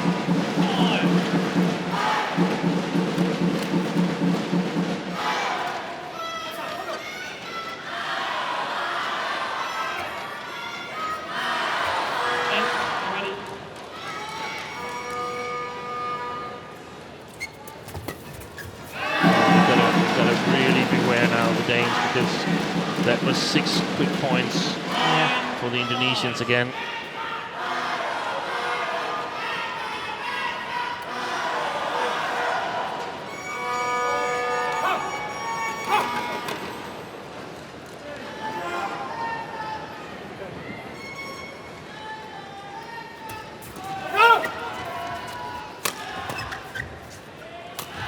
Oh, look at that. That's beautiful. Absolutely beautiful. Make that 7 straight points. 3-5 down. 10-5 up.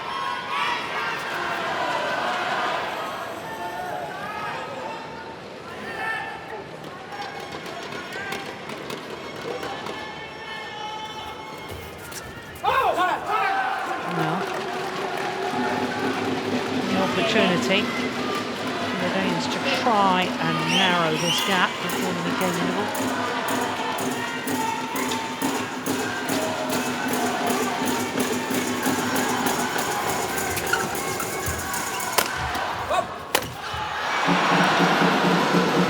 To be. I think there's a little too much power in the smashes from Mads Kolding. He should opt more for steepness, in my opinion. OK， 现场的各位，现在到了温馨摇大奖的时间，我们大家打牌Når vi spiller det fint, det er meget bedre nu, som vi søger den, og så spiller den, for de der er fedt med til midtbanen, ikke? Så skal vi komme op og fylde. Så skal vi selvfølgelig, vi er nødt til at gå endnu hårdere på hans serv, han svipper ikke. Så vi er nødt til at op på den.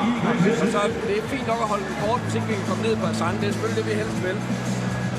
Og spiller han en god tredje bold, så op med dem og lad dem arbejde. Ikke? Frem i bussen. Vi skal lige give lidt mere slip her. Så jeg ved godt, det er svært bare ud af serverne. Nej, så må ikke slætte på den og satse på den. Svipper med. Now, hopefully you heard that statement. Yeah, they're very focused on getting higher.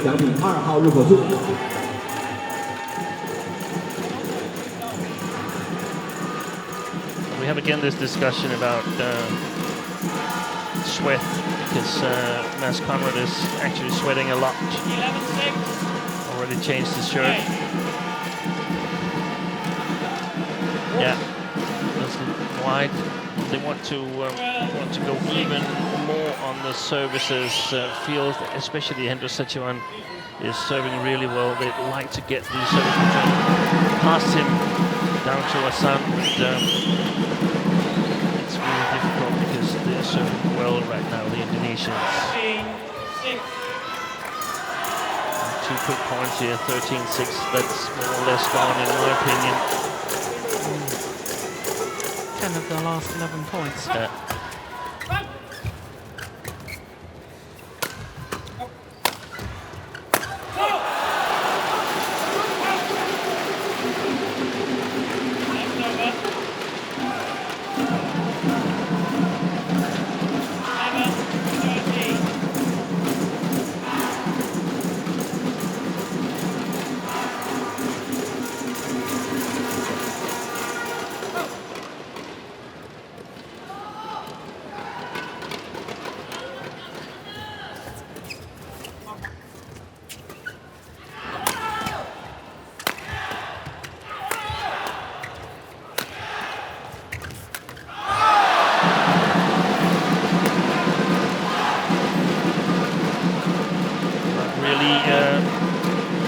Danes' way, but that's a teaser shot from Hassan. It's not a big chance, even if he gets it over. Yeah, Hassan is still ready to try and defend it. They've played well, the Indonesians. They've played like world champions after they got off to a little bit of a bad start in the first game, but since then they've been in control. Yeah, and also after our concerns with their quarter-final loss to Hong Kong, we should have realised in the semi-final when they beat the world number ones, Lee Yong-dae and Yu Young-sung, in just 34 minutes in 2 straight games, that whatever the hiccup was in the quarter-final, they were over it. So you're right, they're playing like world champions. 13 of the last 15 points. 16-7.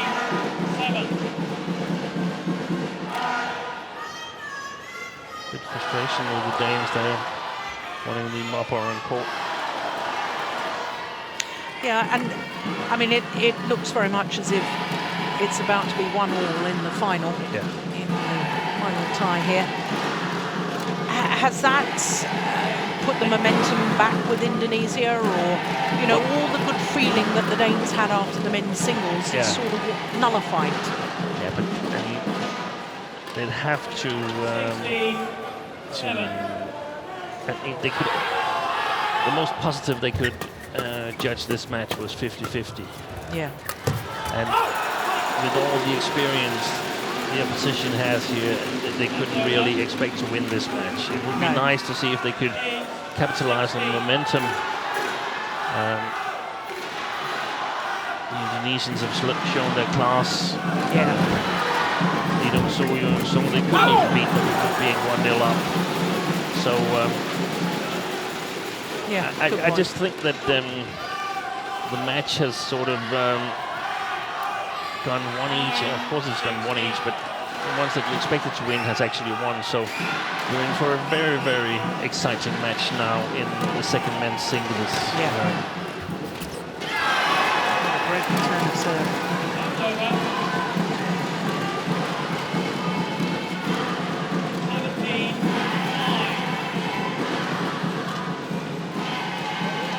Sure, but I don't think Ahsan and Sichuan ever has lost a match being 1 game up and leading by 8 in the second. No, behind surprised.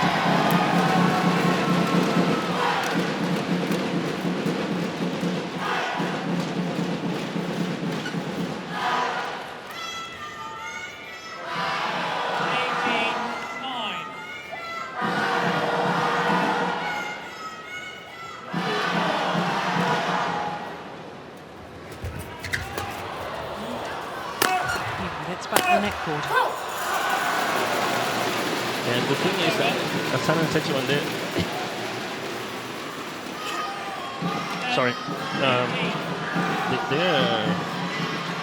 famous for playing this kind of 55-45 badminton, playing where the marginals are 55% in their favor and 45 in the opponents, and they keep doing it all the time.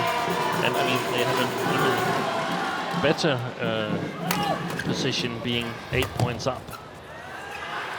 So they can really go for the challenging shots. Oh, you don't want to challenge. You don't want to challenge, yeah. No, it's called out. Yeah, scratch your neck instead, Colin.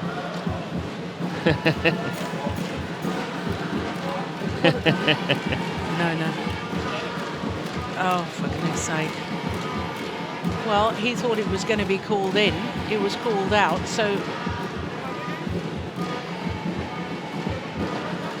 they're challenging what is their point anyway. Yeah, well, they'll keep the challenge, at least, because...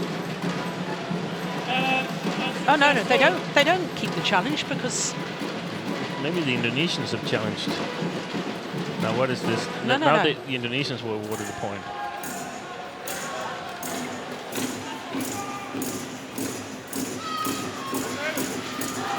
Well, that is absolutely extraordinary. They're losing. It's a very confusing situation for the umpires because, I mean, there's only one court in the hall that has the challenge system on, and you don't get to be the umpire of a challenge court that often. So you really have to be alert.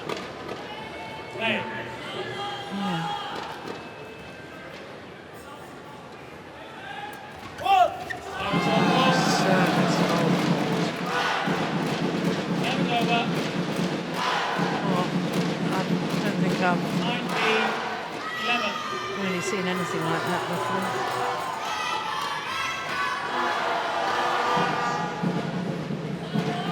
Calls in your favour and you challenge it.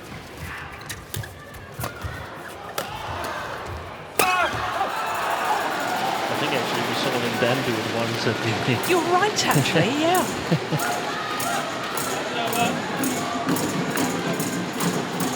But this is why the line judges have to call quickly. They cannot be hesitant because then the players... They fear they're losing their possibility of chance. Exactly.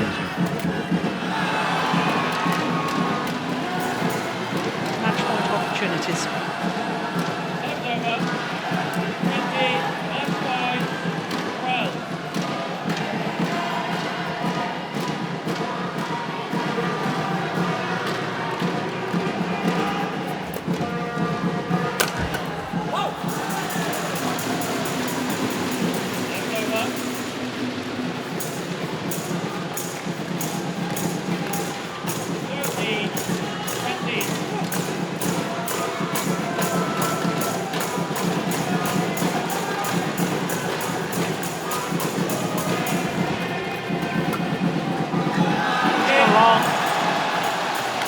First men's doubles encounter in the Thomas Cup final goes to Indonesia.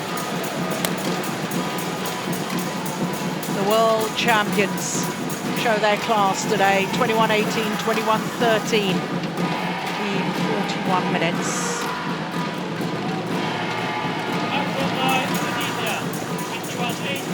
The host, they've some entertainment in between each match. They don't need to. We can just watch the Indonesian camp right now. They're really, really yes, on fire.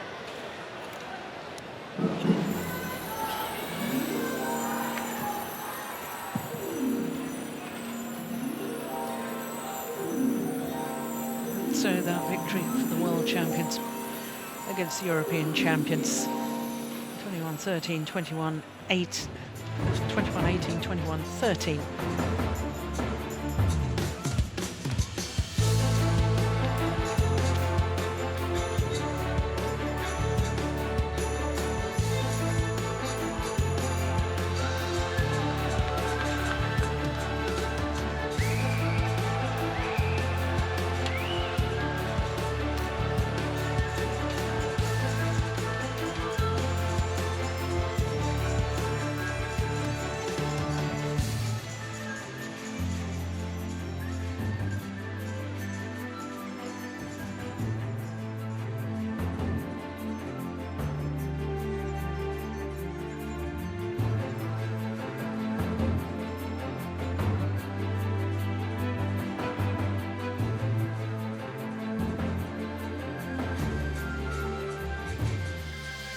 So that means that it's 1-1 in the Thomas Cup final after 2 matches, which means we'll go down to at least the 4th match in the tie. Next match, of course, is the second-ranked men's singles players from both countries, Anthony Ginting against Janor Jorgensen. And then, of course, we'll have the second men's doubles, that's for certain. Pratama and Suwadi against Astrup and Rasmussen.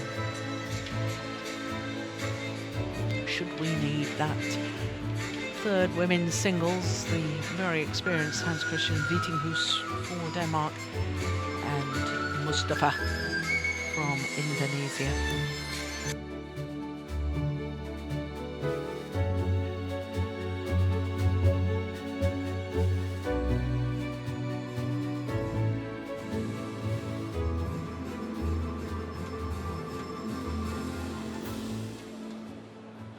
谢谢我们的演员们给我们带来的精彩表演打莲香，再次感谢各位。 Thank you very much.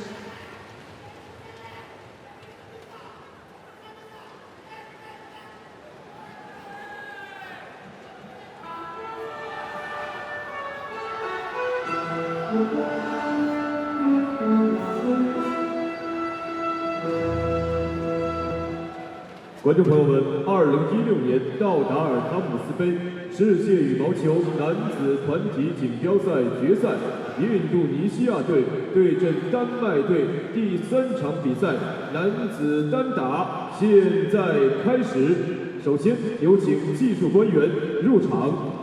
Ladies and gentlemen, the third match will be the men's singles of the TBW Thomas Cup Final 2016. Let's welcome the technical officials. 裁判员柔伦斯·贝斯特，南非；发球裁判员伊沃·卡塞尔，瑞士。 Umpire Lawrence Baxter, South Africa. Service judge Ivo Castro, Switzerland.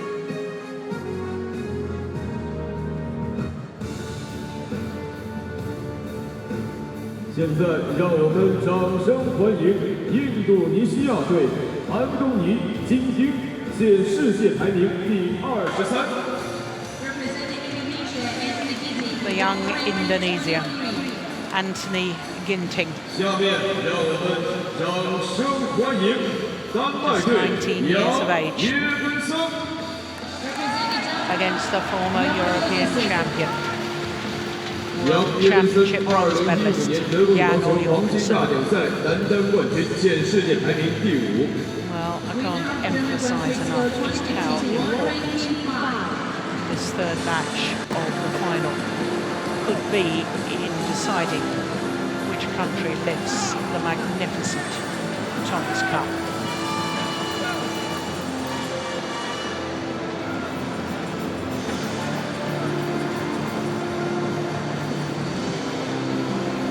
Anthony Sinisuka Ginting, bronze medalist at the World Junior Championships 2 years ago, and a bronze medalist at the Youth Olympic Games in Nanjing. So one of the up-and-coming talents from Indonesia. Well, there is the magnificent trophy, the Thomas Cup, presented by Sir George Thomas.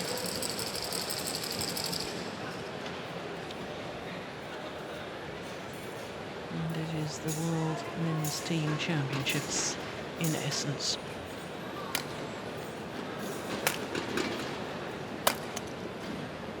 Anthony Ginting against Jan or Jorgensen.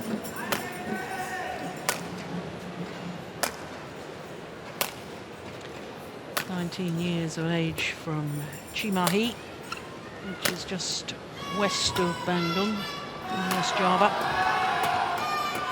He's the fourth of 5 children. Well, there's been a lot of competition growing up, and there certainly was for me. I'm the fourth of 4. Well, he won't turn 20 until October. But as far as he's concerned, he wasn't selected in the first group match against Hong Kong. Then he played third men's singles against India. He was promoted to second singles, and again in the semi-final against Lee Dong-kyung. Wasn't selected in the quarter-final. Jan Jorgensen, former European champion from Aalborg, North Jutland. Current ranking of 5, has been as high as 2.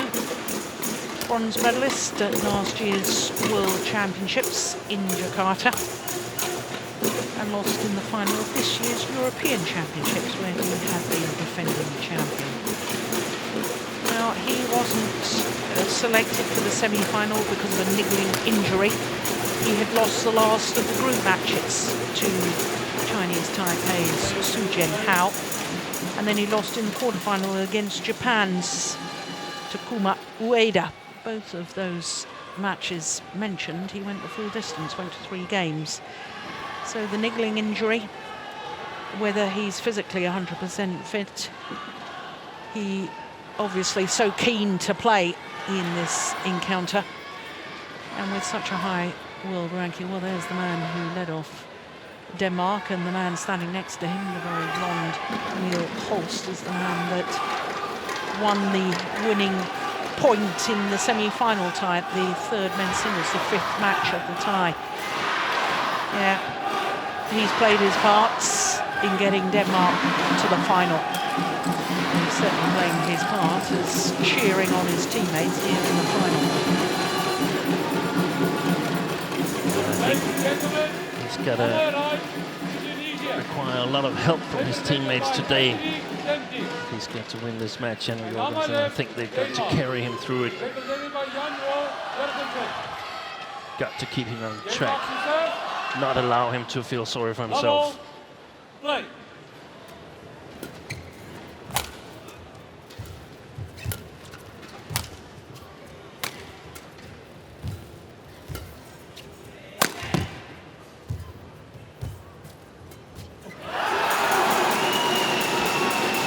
Well, Anthony Ginting is the third-ranked Indonesian on the world ranking list. We mentioned it as the final was about to get underway, that Jonathan Christie, who is the second-ranked player, not selected for this. There was no injury problem. He went and found out, and it was simply a selection issue, that they felt this man might have a better chance. Of course, when they put the teams in, you don't know what your opposing team is going to be made up of, so they perhaps thought that Jorgensen was still not fit. We don't know. We don't know the thinking. I think they must have reckoned that he would be there. This is the first meeting between the two men. Perhaps one of the deciding factors, I don't know.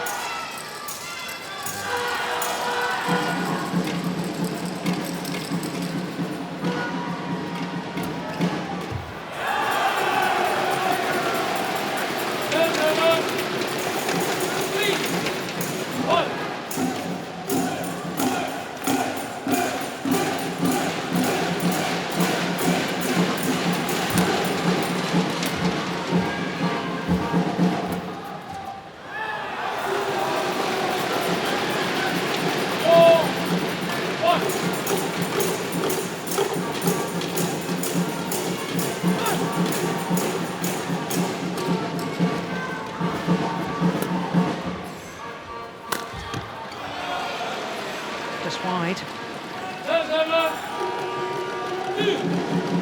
How does a player approach a match, Steen, when you've been on the injury bench? You know, do you have to go full out from the start, or do you play a little bit cautiously, just working yourself into the match? Not really well, and then it depends a little bit what kind of injury you've had. If you feel that it's just a temporary injury where you sort of can move freely and so on, there's no point in holding anything back. You can't go thinking, what if it sort of surfaces again, this injury and so on. You have to go all out. If you're limited, you have to think about how you spend your energy and what kind of movements, what kind of situations you put yourself in. And you might have to adjust the game plan a little bit. Yeah. Well, it's been a good start from Jorgensen. And he chose deliberately to start on the side where he plays up against the drift. And one of the considerations there might have been to sort of get a good start and sort of try to stamp your mark on the match. Hasn't had the best campaign, Janne Jorgensen, as you mentioned, Jill. Not been a few easy months for him, struggling with injury, losing his his European Championships to Viktor Axelsen. Now, from being number 2 in the world, he's number 2 in Denmark. That's something that you mentally are not really prepared for, and to sort of come to terms with it. But if he wins this match, everything's forgotten. Yeah. Everything's redeemed. Yeah.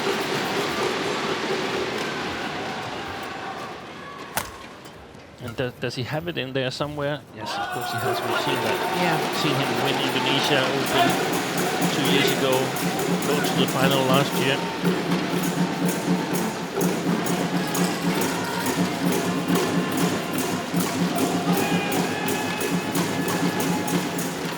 That if you're on a little bit of a tough streak, you often think about what happens if I lose.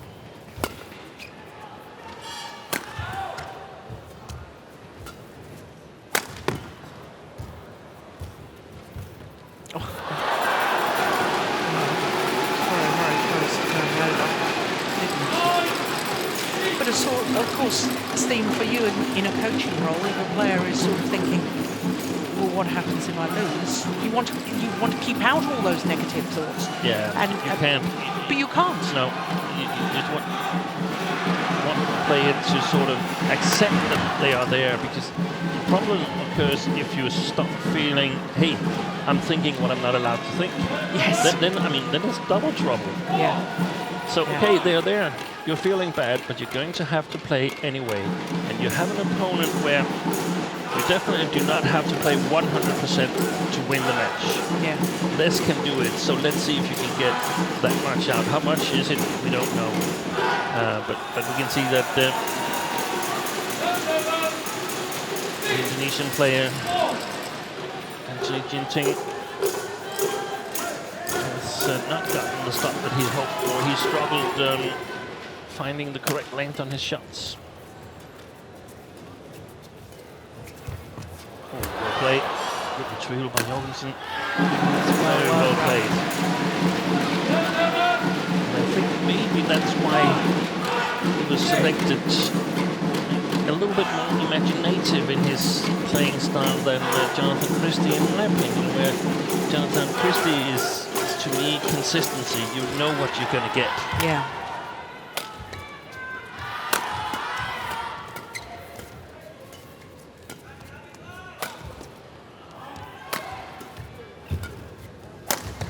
Well played, Robinson. Very good. To them again, interval. 6-point advantage to the day. 现在的各位观众，在大屏幕上显示就是刚才我们摇一摇微信中奖的观众，大家赶紧找一找有没有自己的名单。另外，我们在下下时间开始一个抽奖抽奖点，就是对于大家发送通过30公众号的这样的内容来寻找这个板块，并且参与我们在下面进行第二轮的抽奖。 Og du tager din runde hver gang, selvom du vinder bolden. Ja. Hold fokus. Well, there's some public address going on while Azure. Really hard to hear. Get any of it? It's like a little bit on the forehand side. I'm not sure whether it's the forehand side of Jan Jorgensen or Ginting. Different speeds in the shots, and then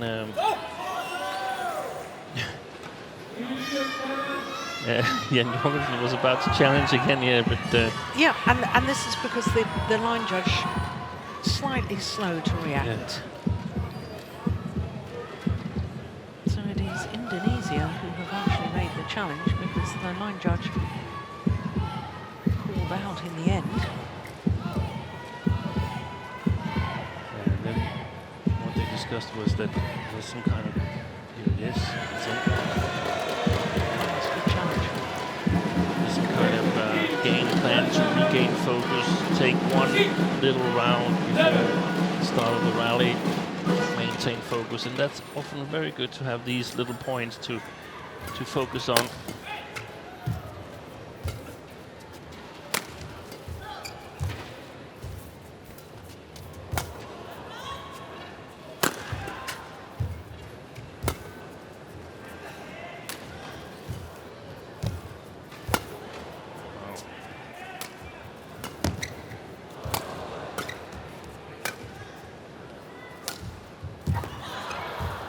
Good rally.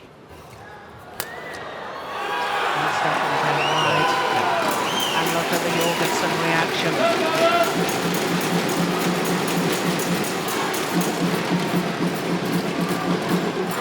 It's interesting what you were saying earlier about this man, Anthony Ginting, and his selection, because I can remember the very first time I saw him was in Nanjing at the Olympic Games, and I got awfully excited by him. I thought that his speed around the court, his creativity,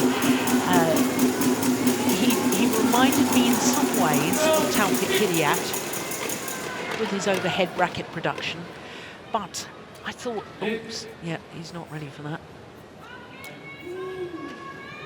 Anthony Ginting is going to be spoken to by the umpire.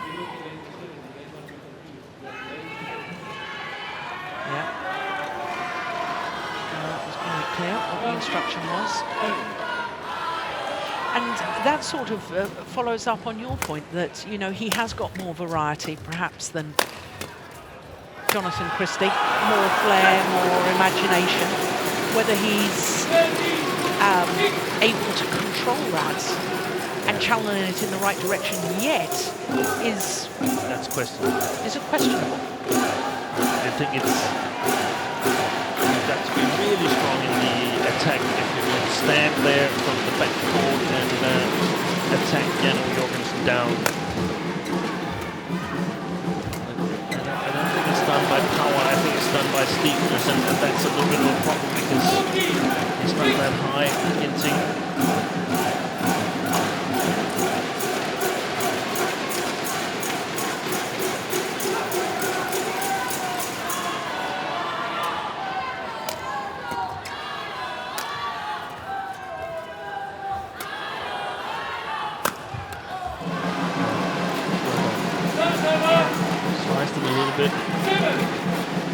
Changes the timing for Jan Jorgensen.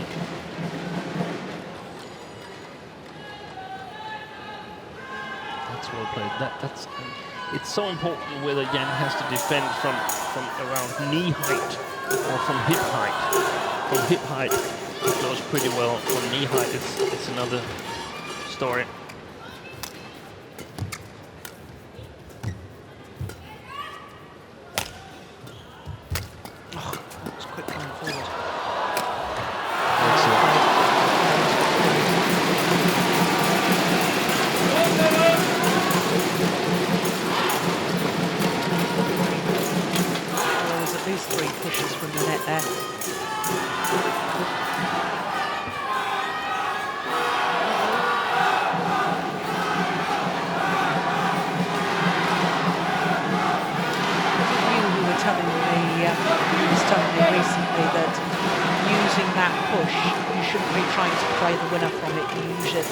To set up. Yeah, we discussed it. Yeah. It was Taufik Hidayat's speciality. Yeah. And that was nice from Jorgensen. He did precisely that.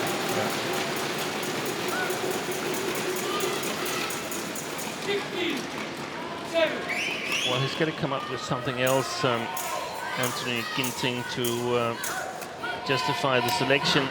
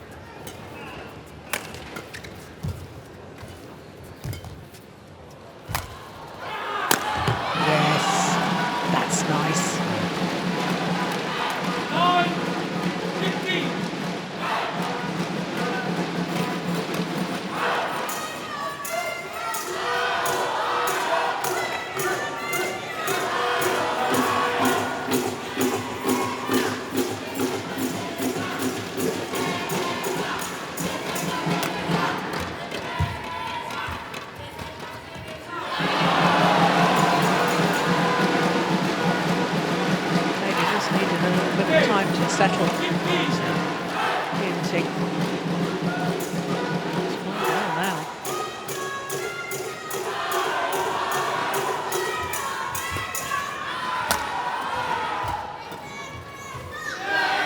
Yeah. And the last 3 or 4 rallies they've done totally wrong for Jan Jorgensen.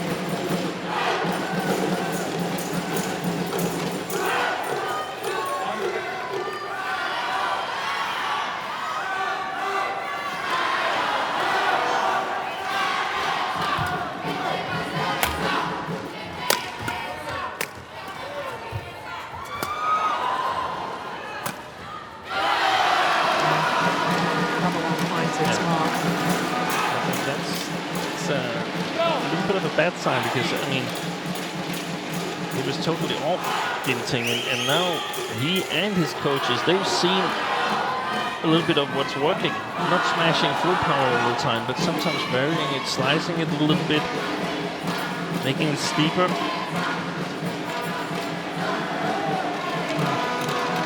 Goodness me. What on earth was that for? I know he said misconduct. What sort of misconduct? I have no idea. Anthony Ginting was off the court, toweling down.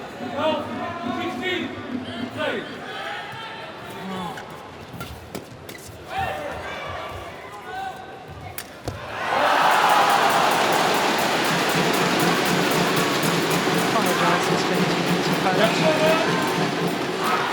Awfully well with this defence. Not sure he knew much about that.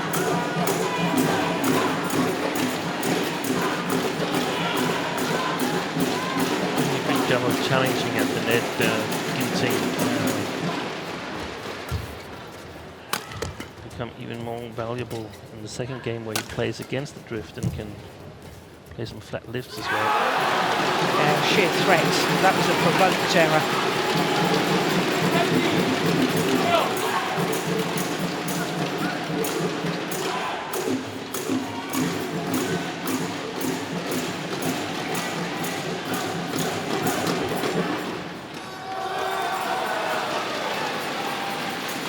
2 points away from this opening game now. Jan O. Jorgensen and Denmark. Oof. Well, may have made an error, but he's sent a clear message to his opponent. He's going to pounce on anything at the net.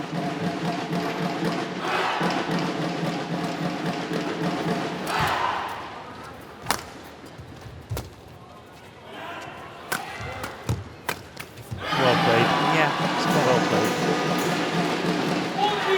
And when he varies the speed of his smashes, Ginting, then Jorgensen can't just play fast back at him again. He's going to have that precision that we've seen Chen Long, Someone Ho. Victor Axelsen to an extent and Lee Chong-wei in the short defense.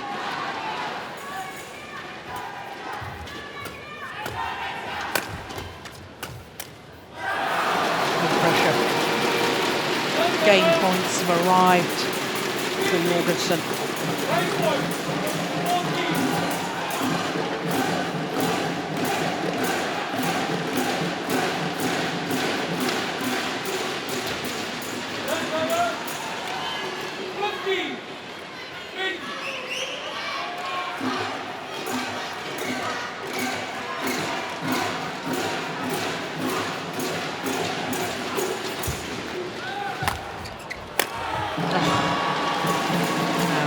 Rallies like that, Steve, you can probably understand why I got so excited the first time I saw this young man. Yeah. He's a huge talent.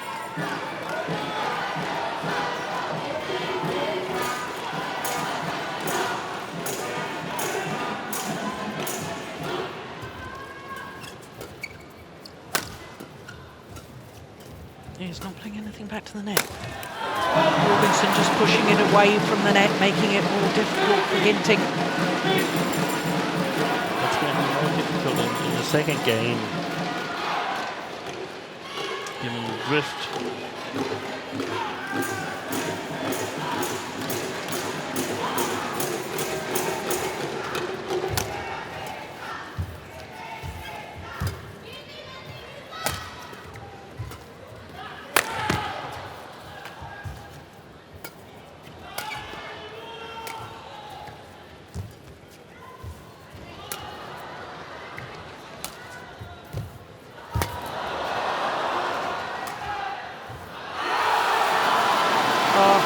Surely there should be a challenge from Anthony Ginting, but there wasn't. 21-17. He had 2 challenges left. Just 3 clearly wide. Let's have a look. Can't see from that at all. Close to me.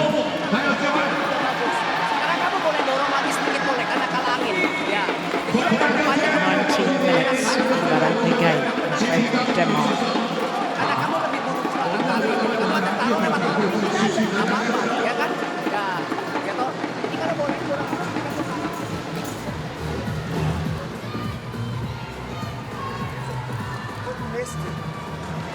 mener jeg. Ja, en lille smule tålmodighed der, så kommer der flere chancer ind i duellen. Det er når du holder den cool og bare spiller videre. Ja, så ude på forhånd, hvis han løfter derud, så varierer med farten nedad, fordi han står bare gerne med kysten. Eller han står meget derfra, ikke? Nå, tilbage. Tidlig overspil, gerne med maskering. I måske lige mellemspil først. Ja, lige nok, få ham frem. Du må også gerne spille ham til nogenlunde ind i forbanen, og så er der plads. Så husker vi stadigvæk. Vi kaster os på krydsen. Vi dækker lige først. Okay? Ja.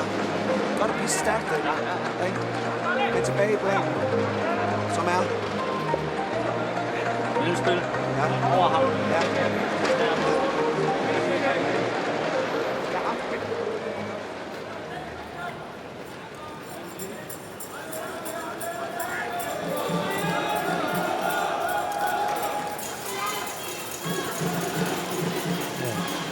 Quite clear advices here from Kenneth Jonassen.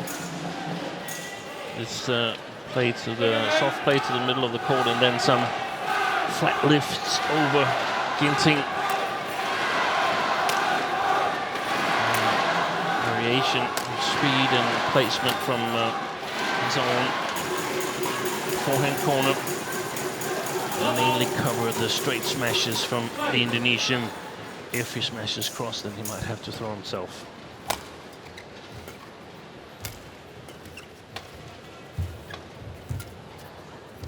Just one hole, yeah.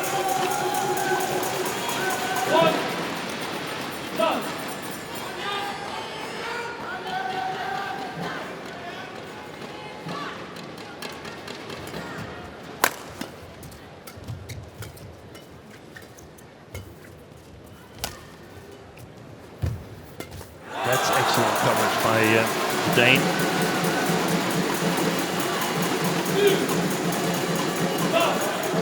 Anticipated that shot from the backhand of Anthony Ginting.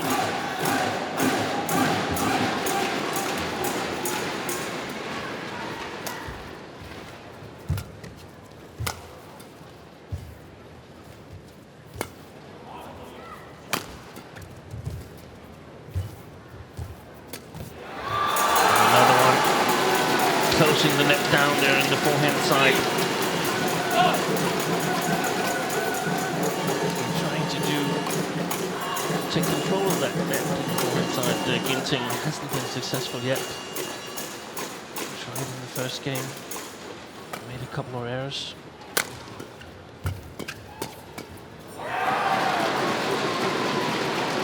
Very good start for Denmark.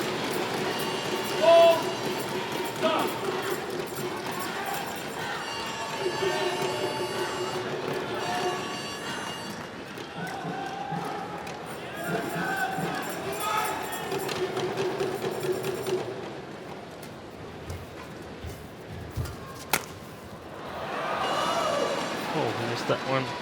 But there's a challenge.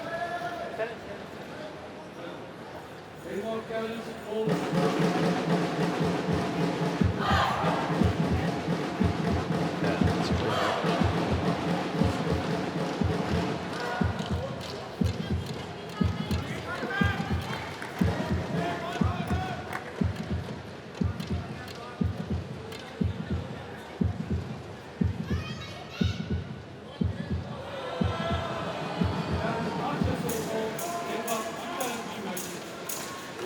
Important now for Ginting not to let Jorgensen slip away.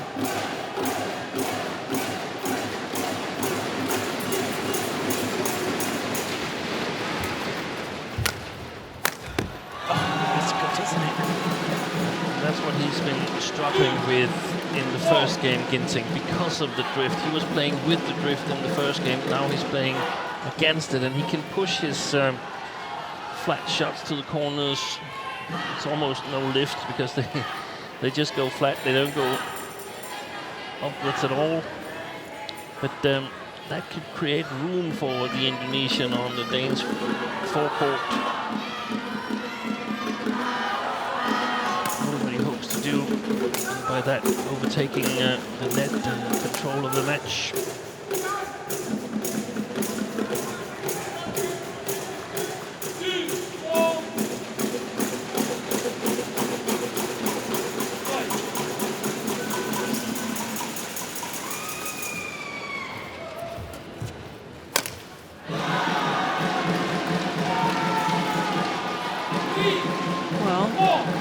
said that he couldn't afford to let Jorgensen get too running away with this second game. He's done well.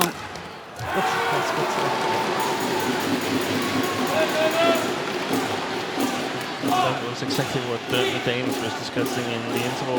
These flat lifts.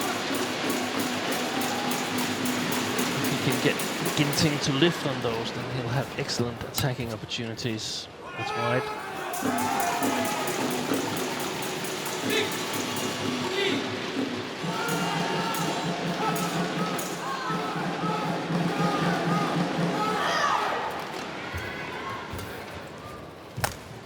I was waiting for that.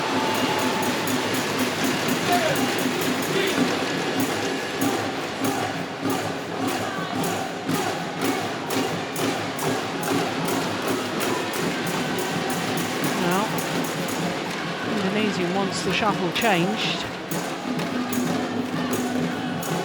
Not allowed.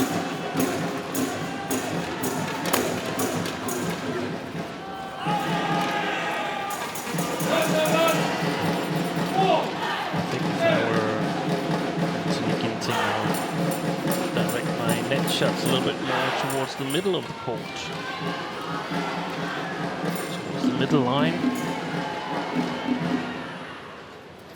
So a better chance of breaking the shots to the back court.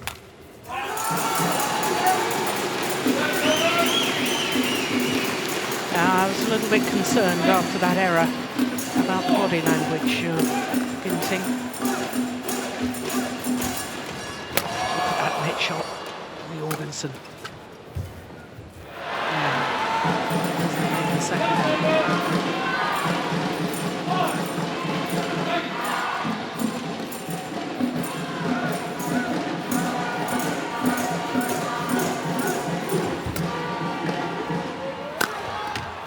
Excellent.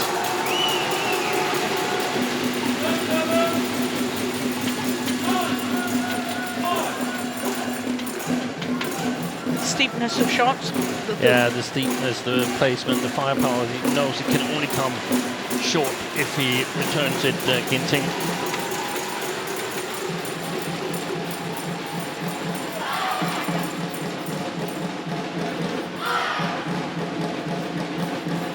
Malaysians here for the medal ceremony. Lee Chong-wei on the right as we look at them.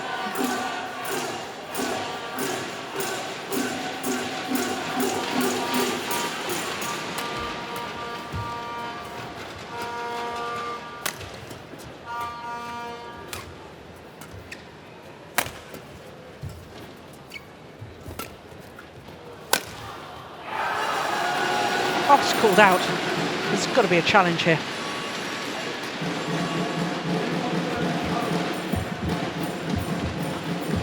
Well, again, I immediately looked towards the line judge and he was so slow to react.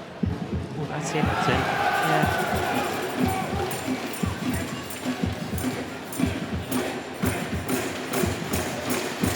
We'll wait for Hawkeye to confirm. Yeah. Well, it was more in than that, didn't it? It actually was.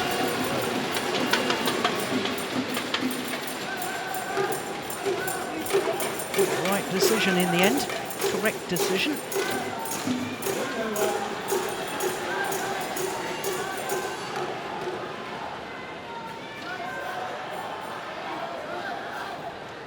Yeah. 5-9. Umpire had already popped the score in for the Indonesian.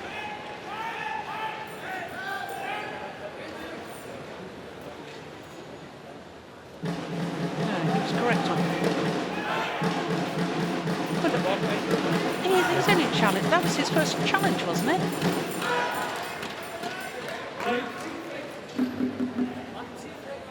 Well, he was correct on his challenge. But it emphasizes. Hang on. Yep. He's asked very politely and very nicely to check with the referee. I keep a note.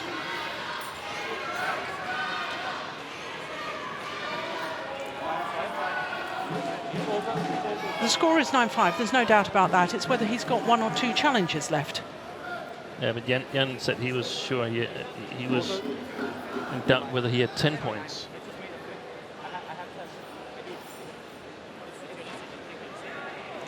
What are you saying? Sure? But it just emphasizes what we've been saying throughout the tournament. Yeah. That there's too much confusion.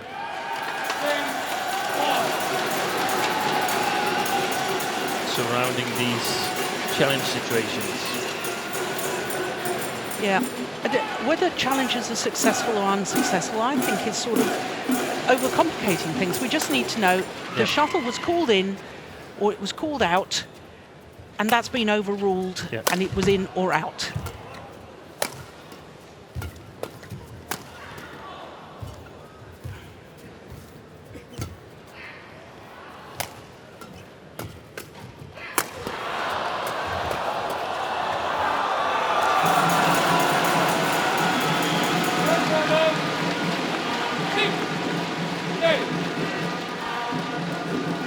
But I'm right on the challenges. He's got both his challenges left. Is that right? Yeah, I think so.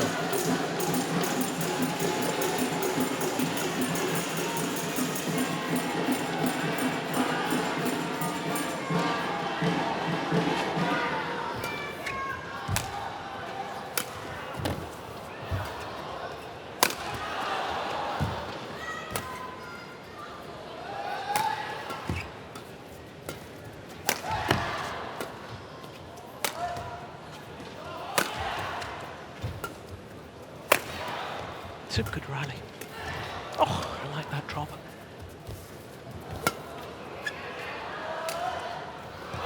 Magnificent. Absolutely magnificent. What a drop shot. 11-6, the scoreline.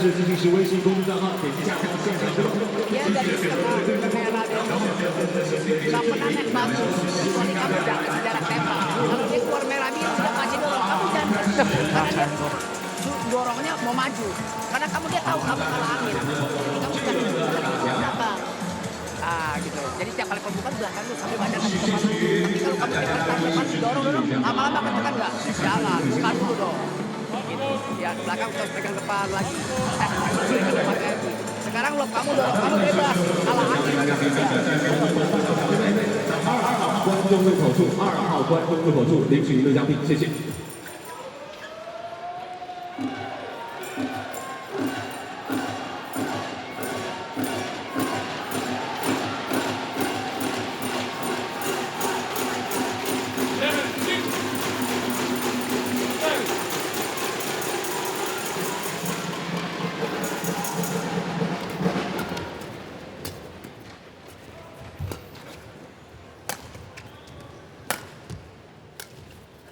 Good shot.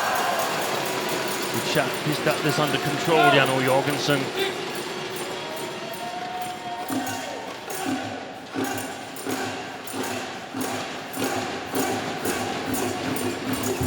Doesn't mean it's finished. It's just definitely has the advantage. Yeah.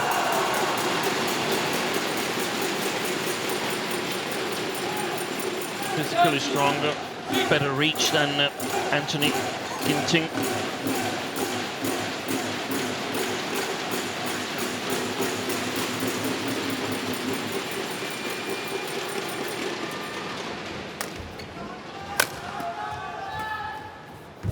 That was clever. Yeah. The little hold and flick. And that really is so good because he's hitting with the drift. He's hitting with the drift, so it's really hard for Ginting to get that long enough. Yeah. That was what he wasn't himself able to control in the first game. He made a lot of errors on the lifts.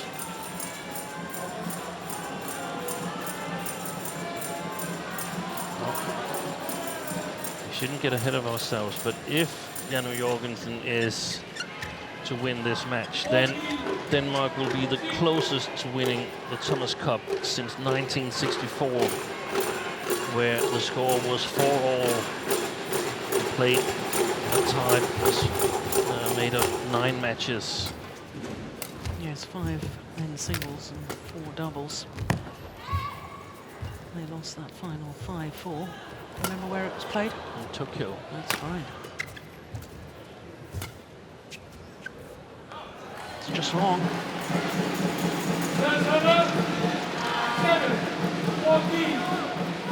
Alan Cox, the 7-time Olympic champion, lost the decisive match. And I don't know against who.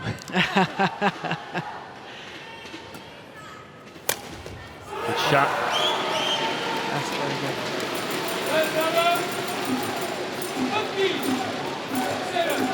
That's Victor Axelsen, Matthias Christiansen.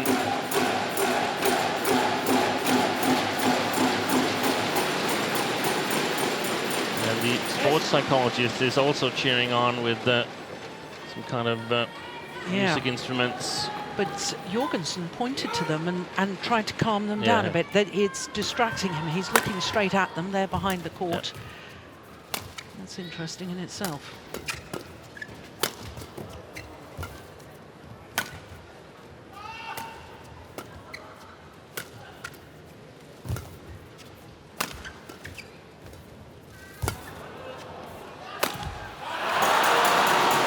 Keeping ever closer to that goal.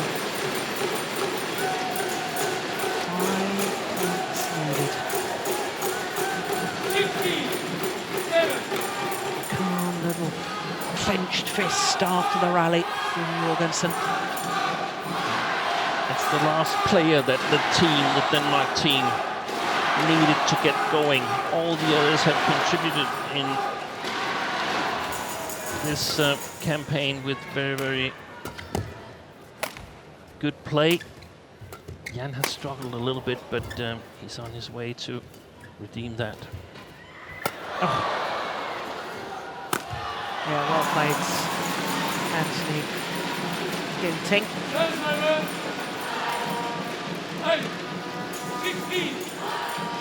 Yeah, crept over, didn't it?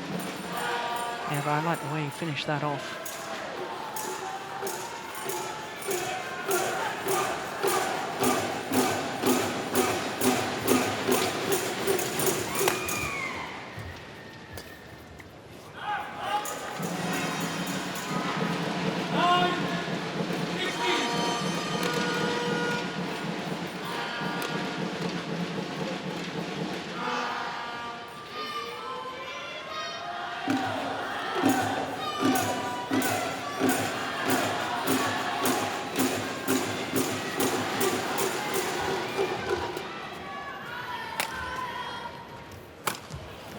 And that.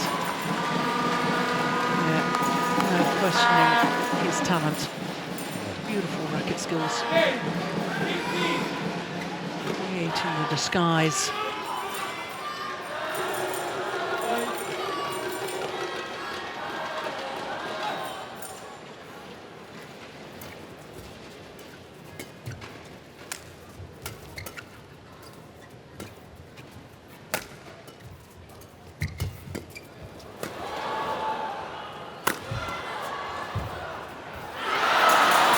It was an opportunity for Indonesia, and an opportunity missed. It's a super angle. Comes in, appeared to do all the right things, racket carriage high, trying to take it early, but just found the net.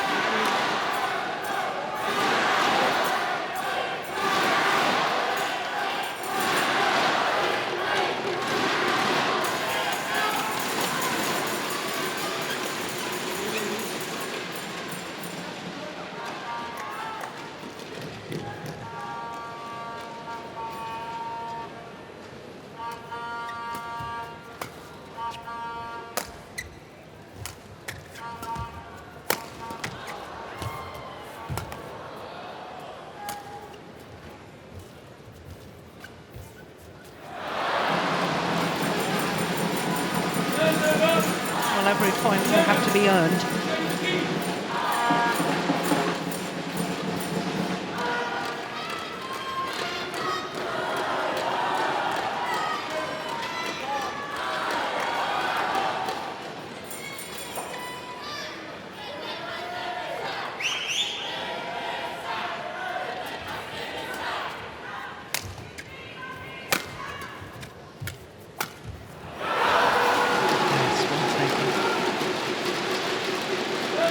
question.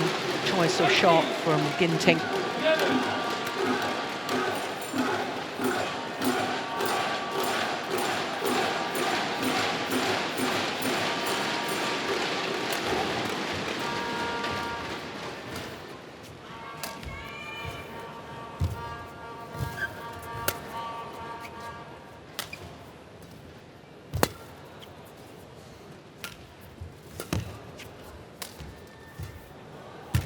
Another missed opportunity. And that missed opportunity means that Denmark are just 2 points away from going 2-1 up in the final of the Thomas Cup. Yeah. Big gulp of air and then gulp of water. Calm the nerves.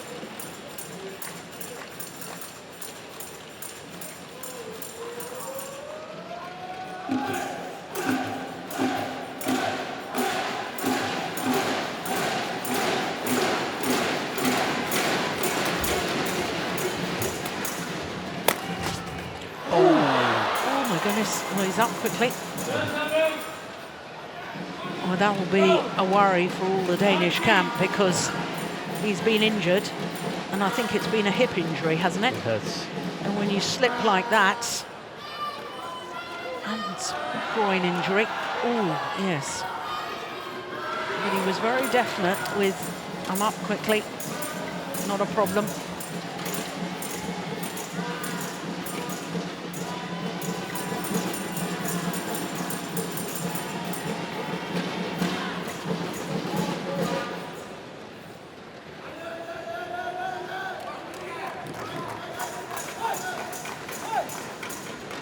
Well, last chance for Ginting. Got to score some points now. But not like that. And now 8 match point opportunities for Jan Ole Jorgensen.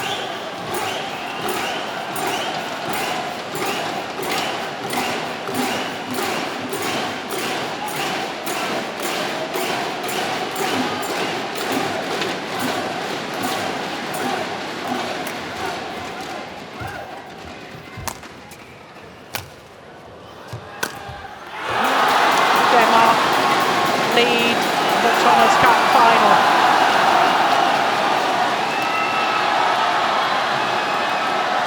Shirts and wristband go into the fans. 2 straight games, 21-17, 21-12. The margin of the victory for the former world number 2, former European champion, Jan Ole Jorgensen. He too is going to throw a racket to a lucky fan. And Denmark leads Indonesia 2 matches to 1 in the Thomas Cup final. The moment of victory. The attempted angle shot from Anthony Ginting.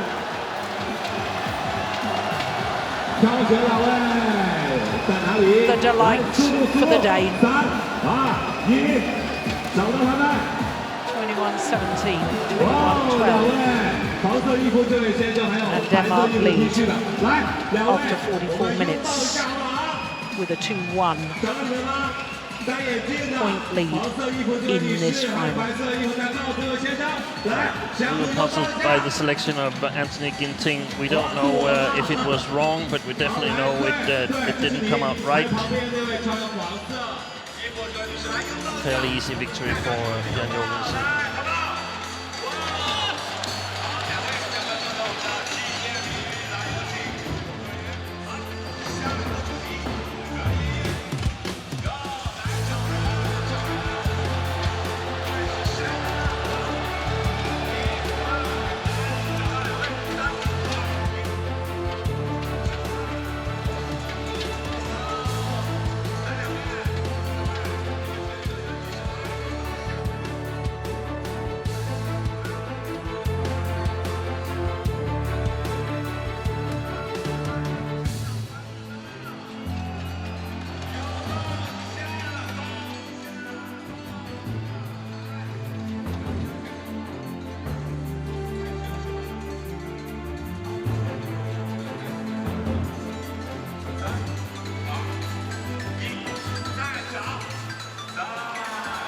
So there is confirmation of what I've just said. Denmark lead Indonesia 2-1 in the Thomas Cup final.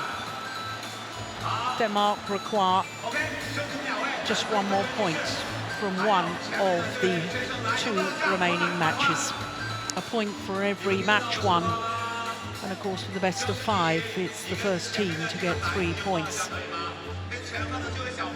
Well, Pratama and Suwadi for Indonesia against the Danes, Astrup and Rasmussen.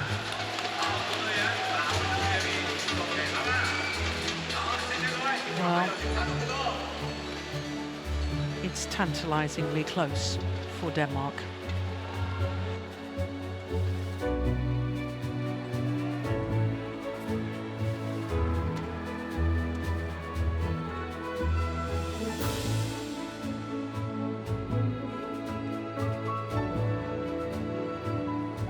观众朋友们，2016年道达尔·汤姆斯杯世界羽毛球男子团体锦标赛决赛，印度尼西亚队对阵丹麦队第4场比赛男子双打现在开始。首先有请技术官员入场。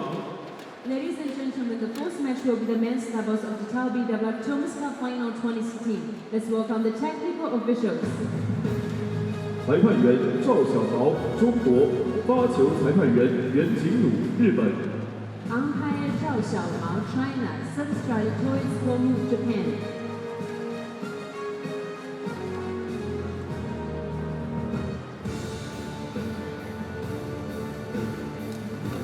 现在让我们掌声欢迎印度尼西亚队安加普拉塔马里奇苏华迪。 My goodness me, Anga Pratama looks a little nervous as he waited in the wings before being called onto court with his partner, Ricky 下面让我们掌 Karandasuwadi. 声欢迎丹麦队金阿斯楚普安德斯拉斯姆森，现世界排名第23。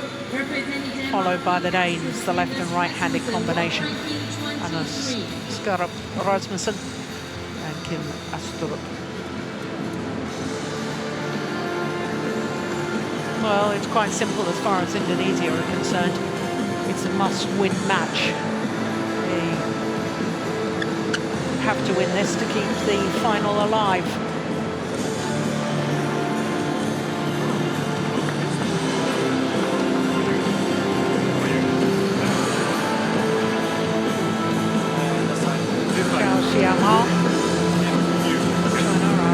This side.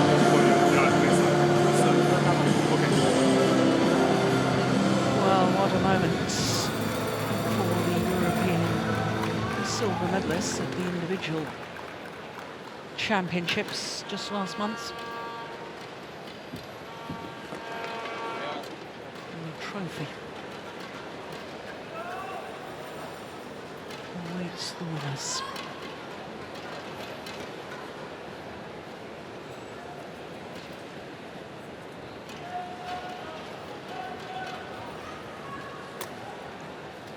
Second men's doubles.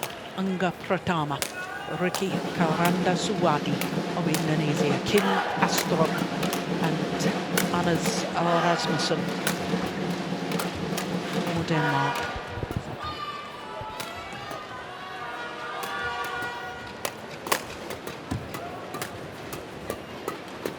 Well, it will be the second meeting between the two pairs.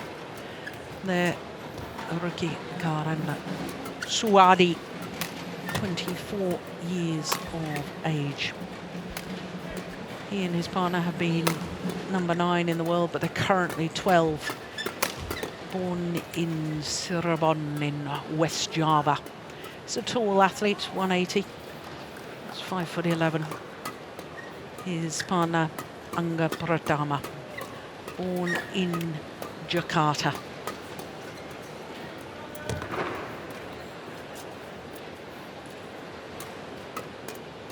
Turned 25 just before the Thomas Cup got underway last Thursday. Not last week, but the week before. So to the Danes. the left-handed Kim Astrup, 24 years of age, from Herning. He and his partner have been as high as 14 in the world ranking. Their ranking has dropped a little. Now, in the quarterfinal against Japan, they lost to Kimura and Sonoda, so that's why it went down to the 5th and final match. But for Rasmussen, 27 years of age, he were the silver medalists, as I say, from the recent European Championships. They've played in every single tie in this campaign. The 3 group matches. They played in the quarter-final as well. Semi-final. Their win at second men's doubles against the former world number ones Koo Kian Kiat and Tan Boon Hyung really was the driving force to give real momentum to Denmark. 3 games it was, that match against Koo and Tan. Extraordinary opening game it was as well. They had been 8-4 up and then they lost it 21-10. Not quite sure what happened, but it's the way you finish that counts. And they finished by winning. On my right, Denmark, represented by Kim Astrup, Anders Skarop Rasmussen. And on my left, Indonesia, represented by Angga Pratama Riki Karanda Sawadi. Indonesia to serve. Pratama Angga to Kim Astrup. Bravo. Play. Well, as I was saying earlier, these 2 pairs have met each other once previously. That was last year in the second round of the Singapore Super Series. And the Indonesian pair went on to take the title. Their first and only Super Series title so far. It was 3 games. It was 21-19 in the deciding game after exactly an hour of play. But Steen, I'm of the opinion that the Danes have improved in the last year. They have. I also think, though, that Pratama and Sawadi have improved. The pressures on the Indonesians here. They've got to deliver, and yeah, it's going to be an exciting match. The Danes, they stepped up in the semi-final against a position who I deem to be a little bit weaker than today's opposition. But what about the circumstances? What about the pressure that's on Pratama and Sawadi? Also Thomas Cup final debutants. Yeah. And they've looked nervous here in the beginning, and yeah, it's a good chance. 2 chances for Denmark now to take this Thomas Cup title.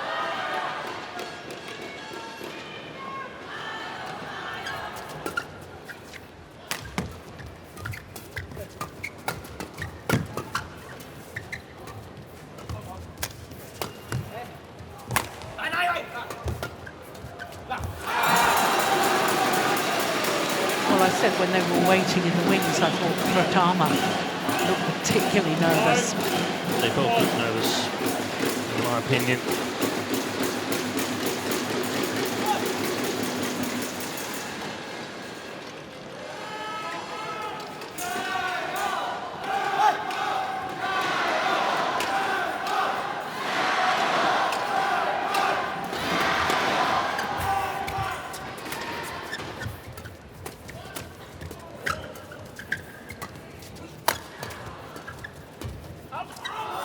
Good rally.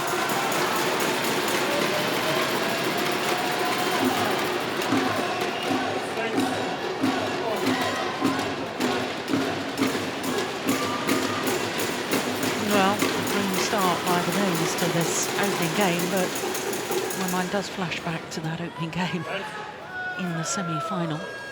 They seem to be cruising. Yeah. It is very, very early stages, though.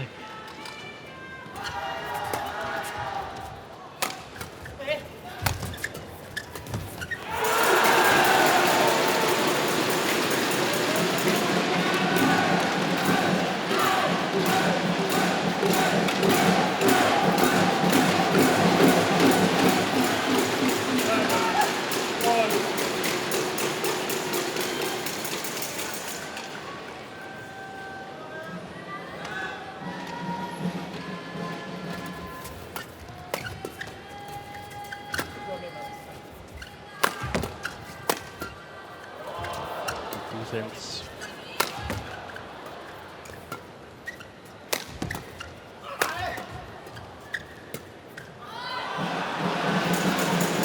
Yeah, almost good defense there, but I always get a little bit nervous when the Danes are defending. I never think that their defence is as quite as solid. No. I don't mind the occasional lift, but I always think that they, well, I said that in the opening doubles, didn't I? You know, after a couple of lifts, then you need to start doing something to get yourselves back on the attack again. Good steep smash from Skurup.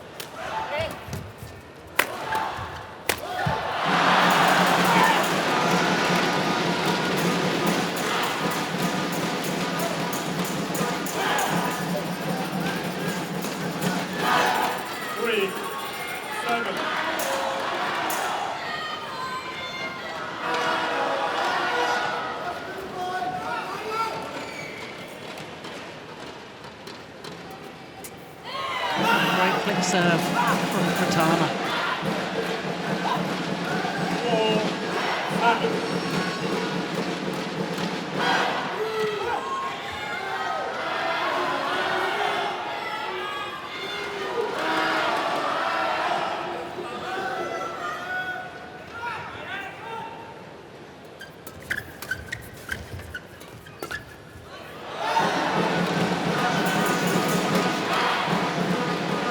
Back in it.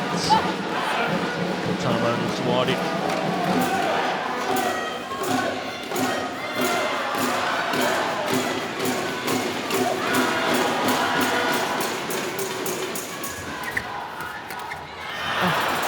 Missed opportunity from Pratama. 8-5.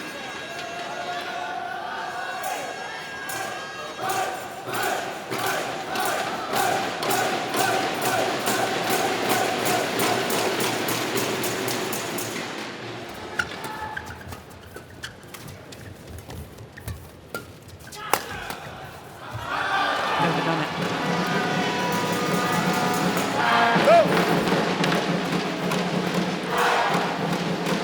I hate to say it, Steve, but it was that rally where they seemed so content to lift, the Danes, and ever since then, they've just allowed the Indonesians back in. And that's what you always fear happening when you're sort of in control of the match and the opponents are very nervous. They sort of get to hit the nerves off. Yeah.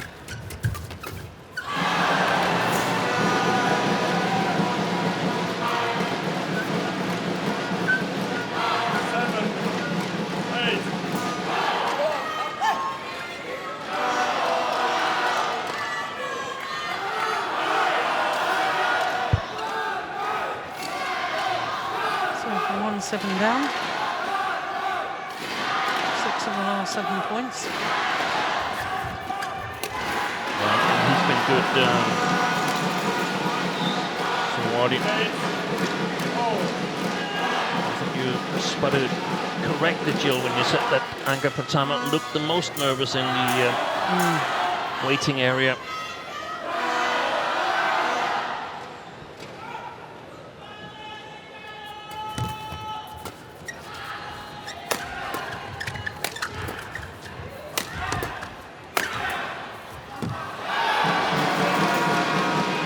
Suddenly, momentum has totally changed. Yeah.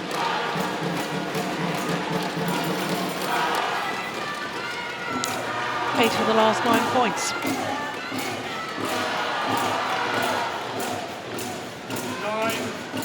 9-8.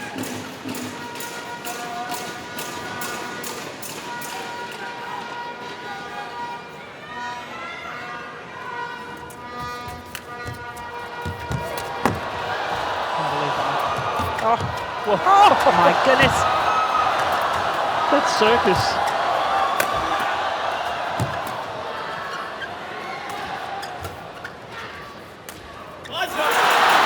Well, it's a pity such an exciting rally ended with that tame error.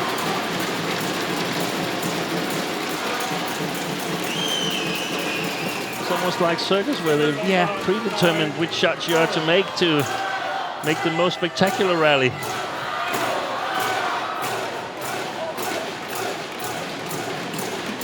Look at that. Look at that.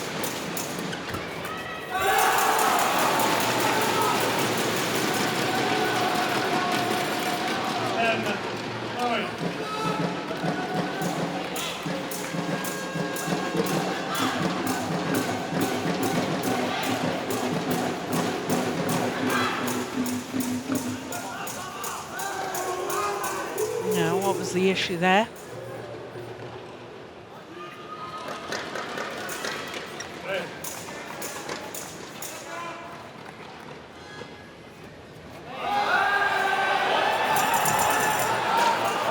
Oh, hang on.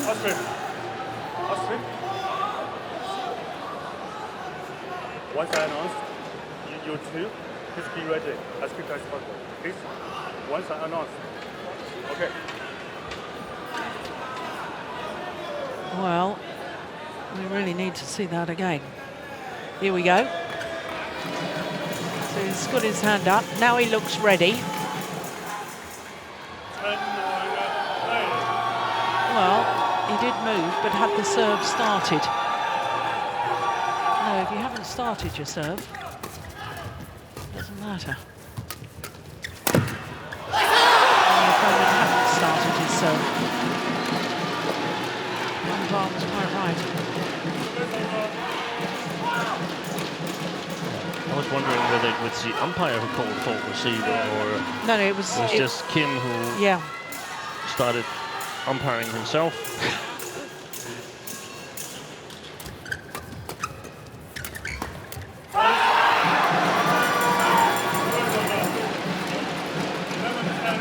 So it's the Indonesians who have the 1 point advantage at the game interval. Gør alt det rigtige, gør det bare alt for forsigtigt. Vi er nødt til, at den der duel, vi kæmper os til, at bedst bliver spillet, fordi der gør vi. Det er, vi gør bare på meter. Det eneste, vi har haft succes med, det er at holde den helt kort igen, når vi har holdt blot. Så vi skal være klar, når vi laver returen. Det er faktisk helt så vigtigt, at returen er super skarp. Bare vi er klar på 4'eren, kommer op til os igen. Og så skal vi passe på, at jeg vil dække hele nettet selv. Ud og tage den ene side, og så må bagmanden være med op. Der er en duel, vi har løftet i.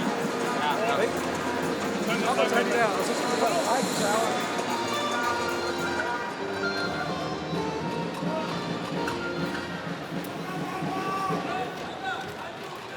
So any specific instructions there from Lars? Very convincing coaching from Lars, who has said you're doing everything right. You're just not doing it with enough conviction. You've got to believe in yourself, and the only thing that the Indonesians have had success with is keeping it totally short. Both move to the net, covering it. It sounded easy. I'm not sure it's as easy executed. No. Because of course the Indonesians, they have a plan as well. It's not a good rally.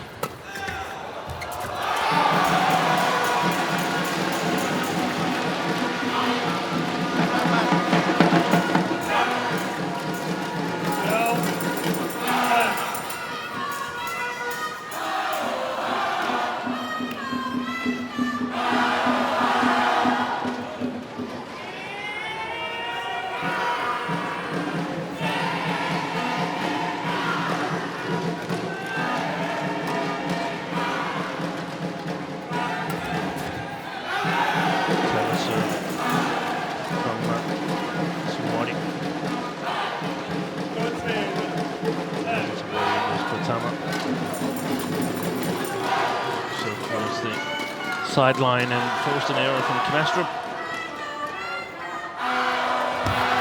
Oh, serve. And one of the things they discussed during the interval was that we don't necessarily have to be that sharp on the return. We just have to be ready for the next shot because it comes back at the front court player. Well, it's been 1-7 down. 13 makes 16 points. 13-3, and that's worrying for the Danes. Yeah. That's really worrying.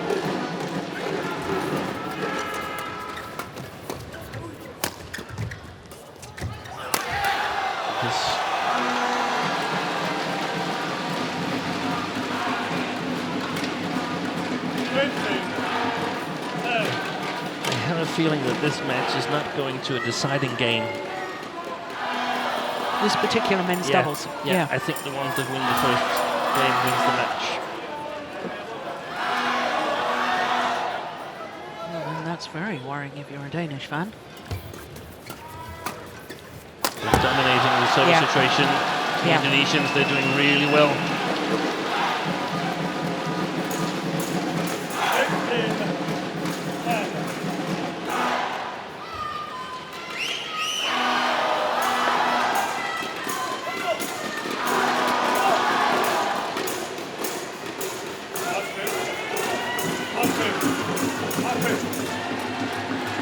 Well, the players were about to play.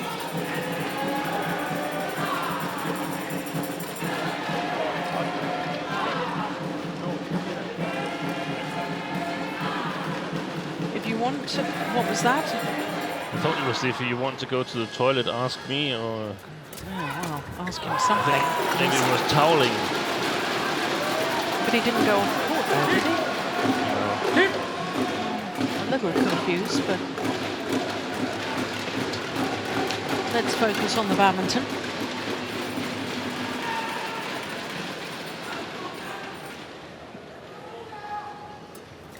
Good flick serve. Very good flick serve.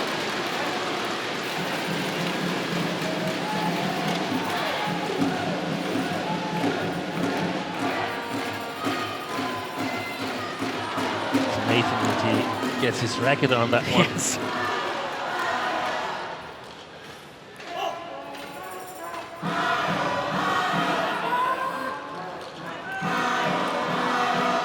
Oh, that's gone down. I saw on the stats as a return error.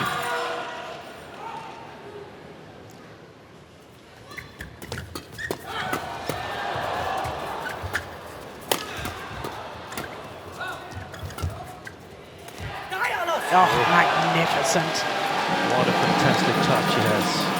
Beautiful.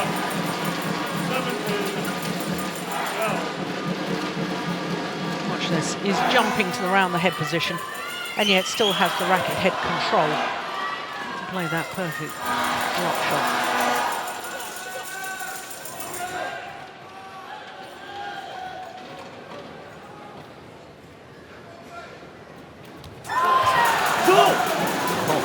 What was that?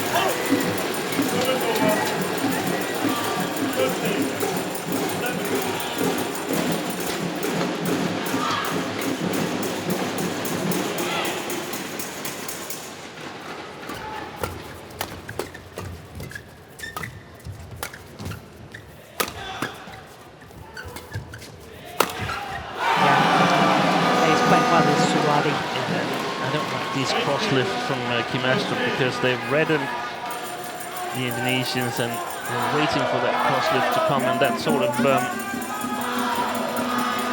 leaves his partner stranded.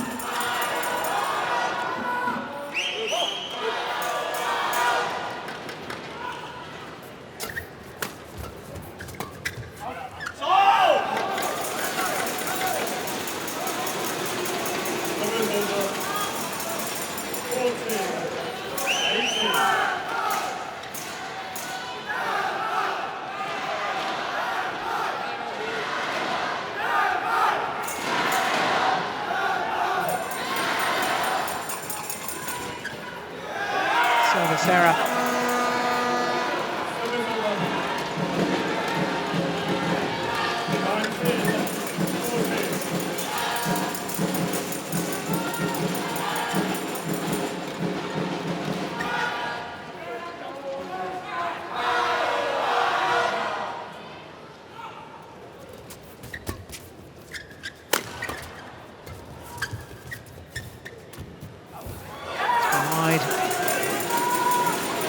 hustle at the front of the court from the left-hander.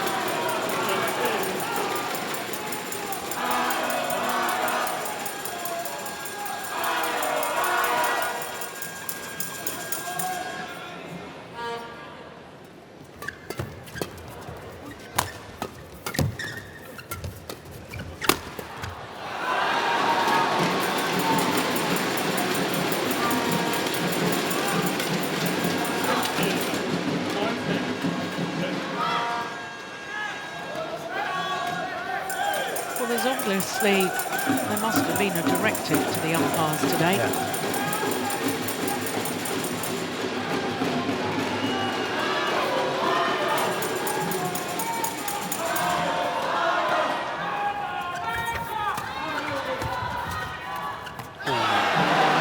Opportunity there. It was. In Lastrop. Game point opportunities now for Indonesia.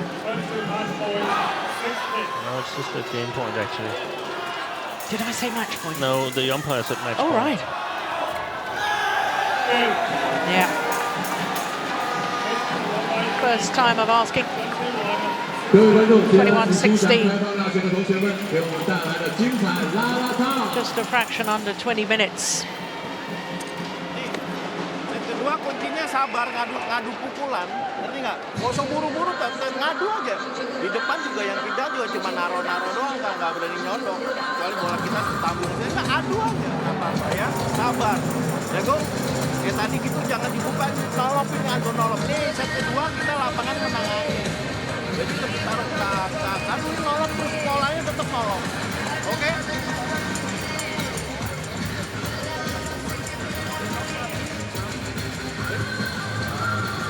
Så stig ud med det. Det er kun jer, der kan gøre noget med det her.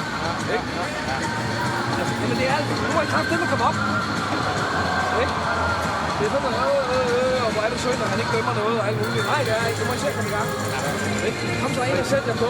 Det er rigtigt, vi rammer. De dækken, der skal ud i siden, vi skal ikke ind over midten, og skal op i luft. Vi skal frem og stå i det. Ikke? Kom nu. Særlig situation, men ned på halvdistancen op og fylde det. Ja, men lad det der.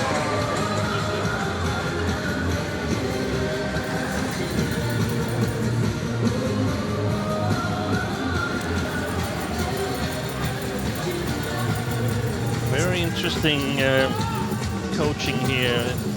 Exactly what we've talked about, situational coaching, because Lars Ure, he was very animated here and asked the players to stop feeling sorry for themselves. Why is the service judge not calling anything, and why is this and why is that? Come on, guys, let's get going. It's now you have the chance. You're in the World Championship finals, so stop holding anything back. You have to go all out. You have to be ready on the services, get them executed, play the half court and be ready for the next one. Yeah. Let's see if they can do it.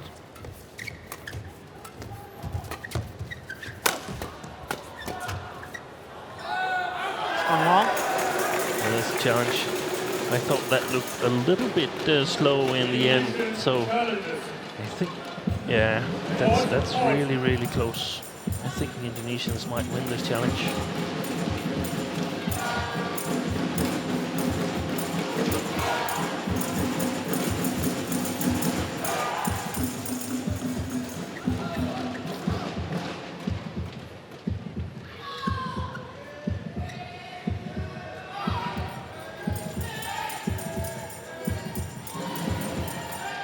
Oh, just out.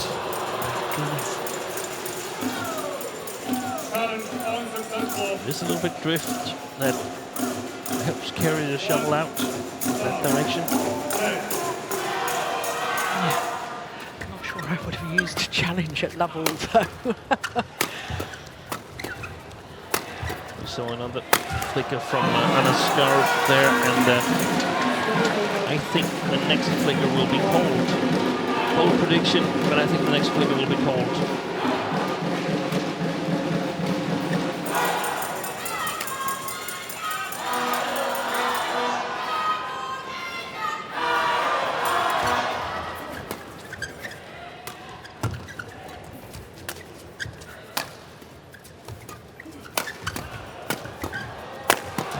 Oh, good defense.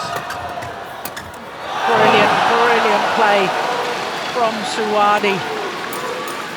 Great defence, great control. Look at this, 1, 2, moves forward. That is unbelievable. Wins by himself in 4, where the Danes hoped they would have won it in 1. Yeah.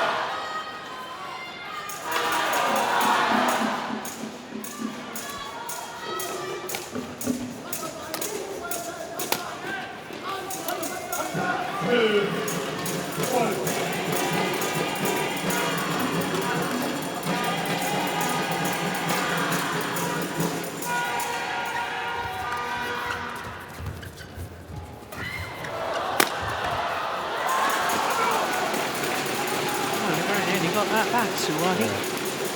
His partner down on the court.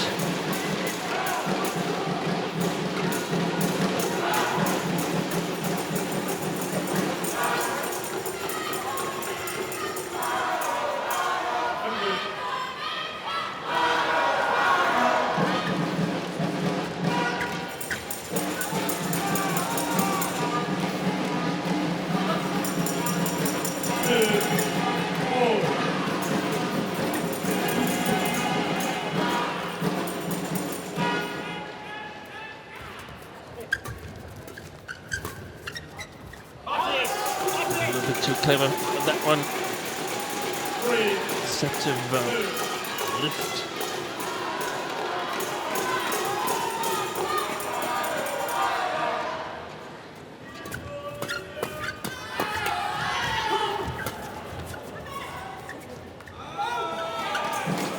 Very good judgment from Pratama.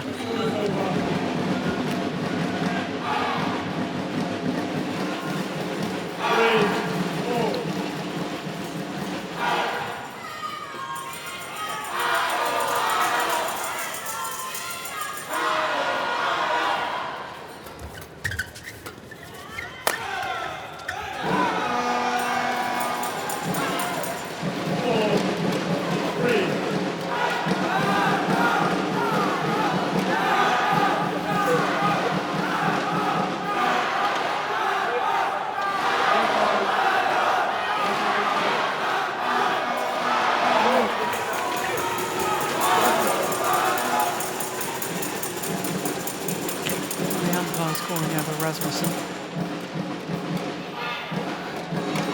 It's keeping a fine balance between players being able to talk tactics in between rallies and deliberate time wasting.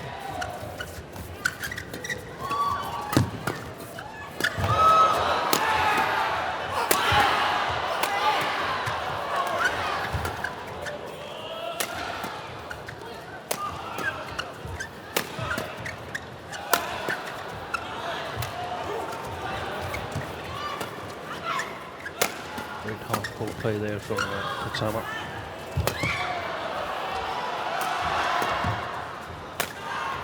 Oh goodness, clear in men's doubles.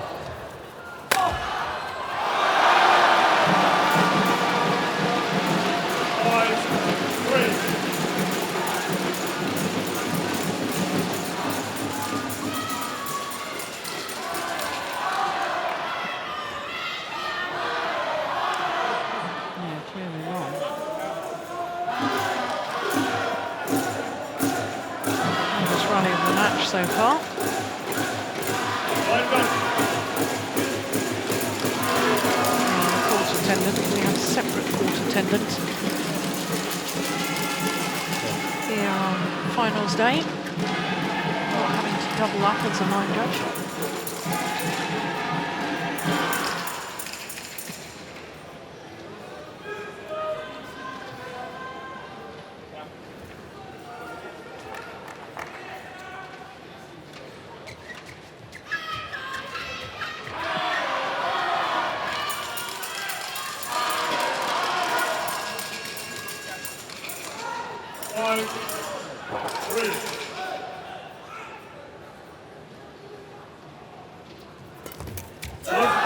That's a good return. That was what the Danes talked about in the interval in the first game, that they needed to be quick on the service returns.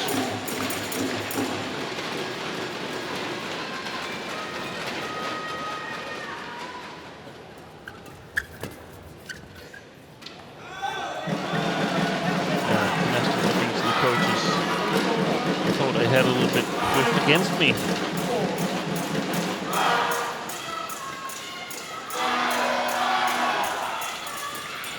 Well, the simple answer to that is don't lift so much.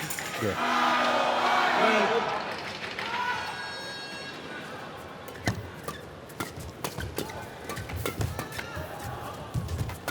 Oh, that's nice play by the Danes.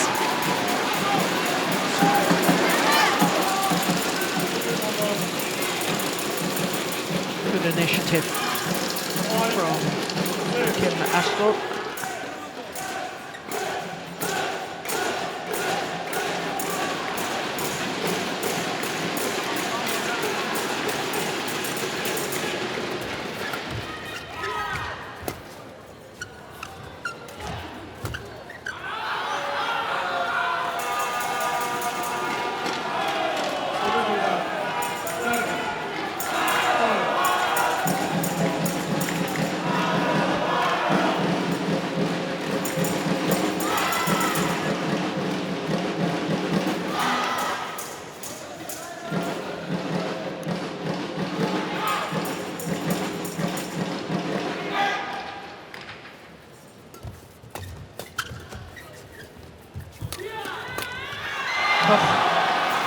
Well, the luck of the net call, but he created his own luck.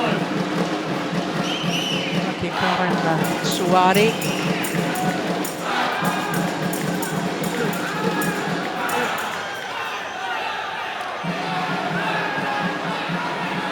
Wanted to tunnel down. He's going to get a yellow card now.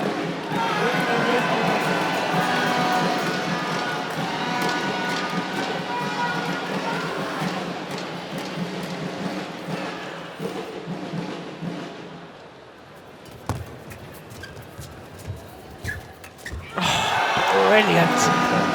That is fabulous. Technically, I think that's probably the best shot of the day so far. Look at this. It wasn't such a bad net shot from the left-hander.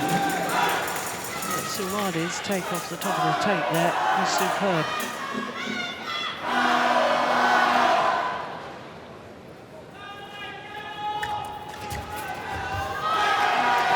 Good control on that net shot too. Suwadi is playing well. He is. It's also one of the things the Danes discussed. Be ready for the fourth shot because it comes to you again. But it comes with high quality, so it's not so easy. Yeah,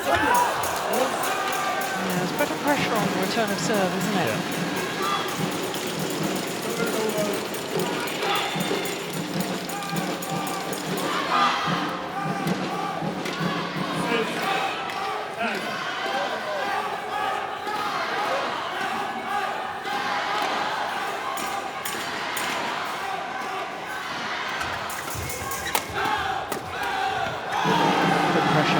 There's the interception. Once again, it's Suwadi.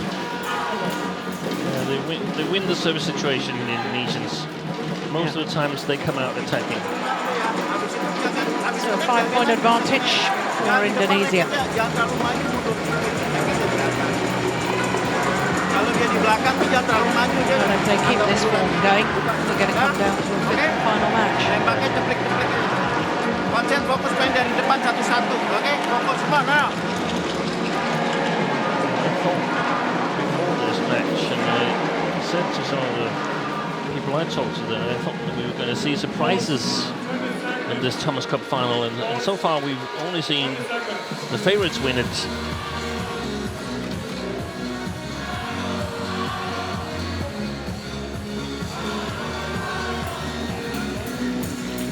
Well, we're not seeing it, but I can tell you that Lars Uhr, after talking to his players, had a word with the umpire. And as much as I can understand his frustration, that shouldn't be allowed to happen. No. Tournament referee should have stepped in and said, no, back to your coach's chair. Tournament referee sits just off the court. Higher authority than the umpire. should be quite simple. If the coaches try to influence the umpire, no matter which coaches it is, whether it's Danish or Chinese or whatever, Yeah. they should be fined. Yeah. Hey, Service, I think fault I called. made a prediction about that. Yeah. Service over. 12. 7.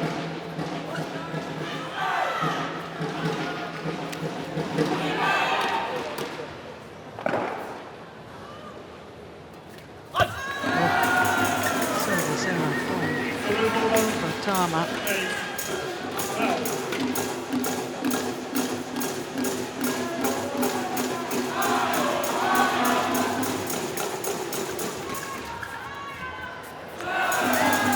If I were the players now, I would go really, really hard on the short service.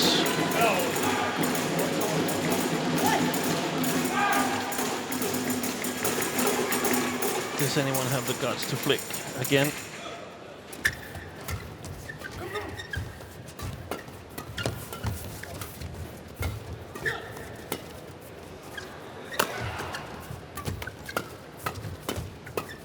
That's clever. Yeah, good play from Tama. Control. Yeah, wonderful.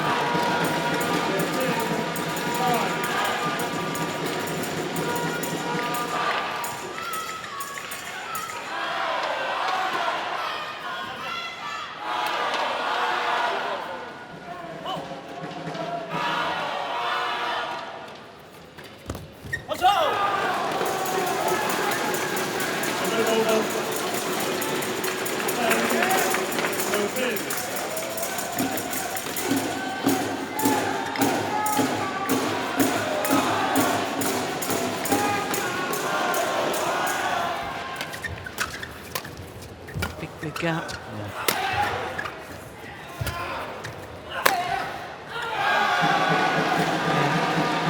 Down the middle, in between the two Danes, and it's significant to me that singles coach Kenneth Jonassen has just left his coaching bench and gone to speak to the third singles player, which of course for Denmark is Hans Christian Vittinghus.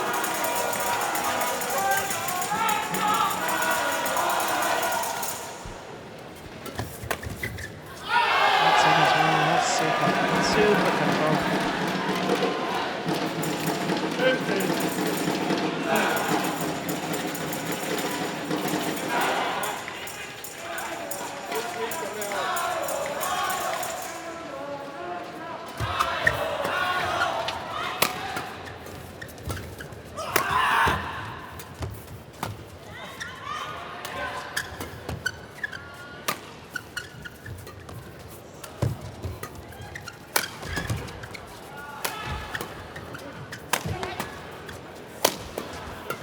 Almost a kneeling defense from Ricky Sawadi. He's playing well. He's been the player of the match for me. He has carried his 10th partner quite a bit of the way in the first game. He's been superb so far. 16-10.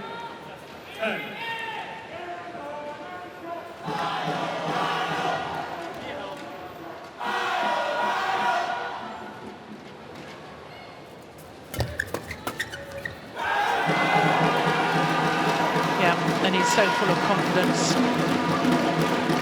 Calmly left that one, let it go long. Didn't even bother to look back and watch it land. 4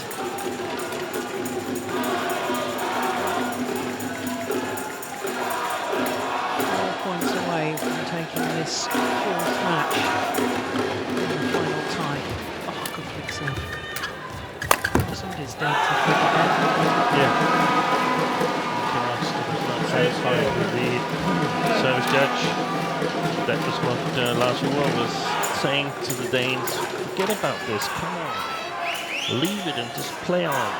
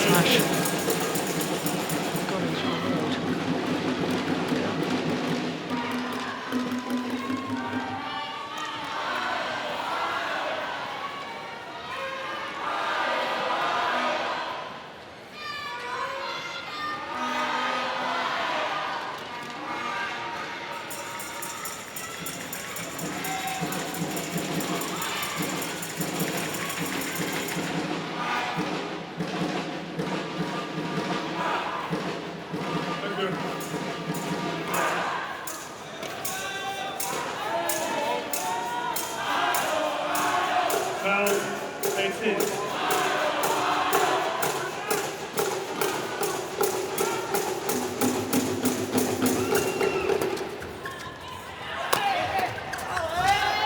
Oh yes, I do like that.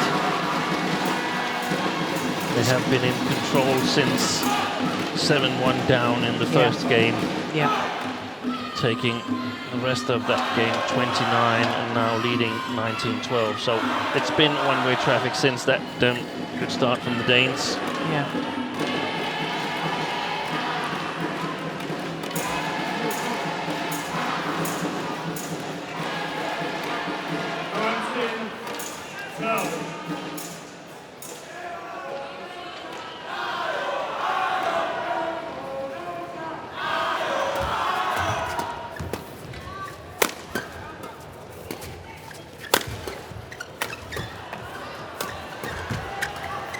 Brilliant.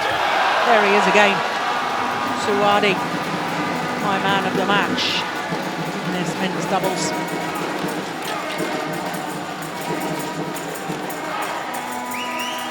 Eight match point opportunities. Well, trying to get his teammates to cheer them on. He needs to focus on what he needs to do, which is just win one more point. Acting as cheerleader. It's a little distracting.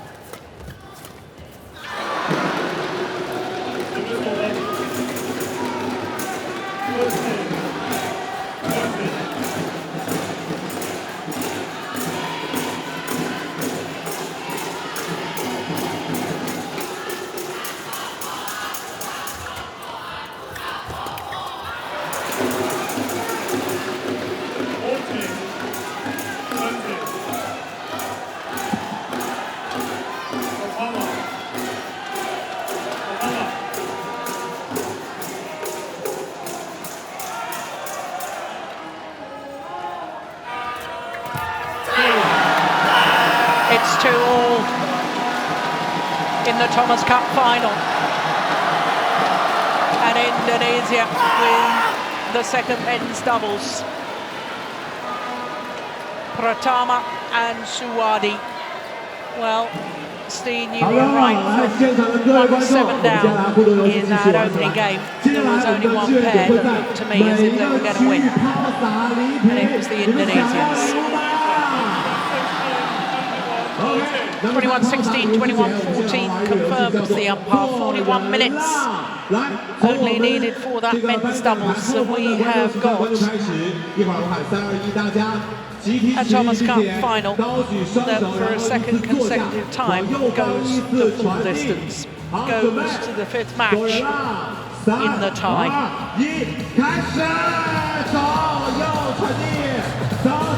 The elation from Pratama. My goodness, he looked nervous at the start. 21-16, 21-14. OK，你们太棒了！好，我们再来最后一次，我们从你们开始好了。来，从你们开始传递，来， It's 先 all 坐下。 going to come down 口令 to the third men's singles. 开始。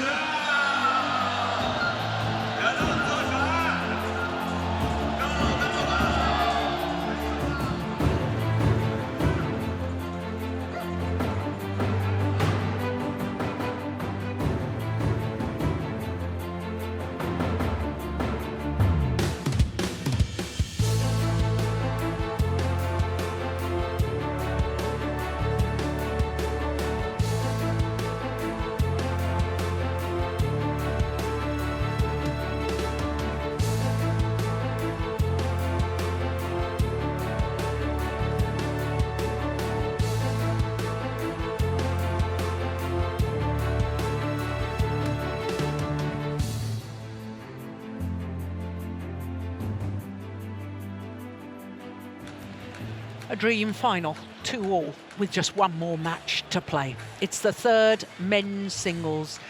Hassan Maulana Mustafa of Indonesia against Hans Christian Vittinghus of Denmark. Indonesia taking the two doubles. Denmark taking the two singles so far.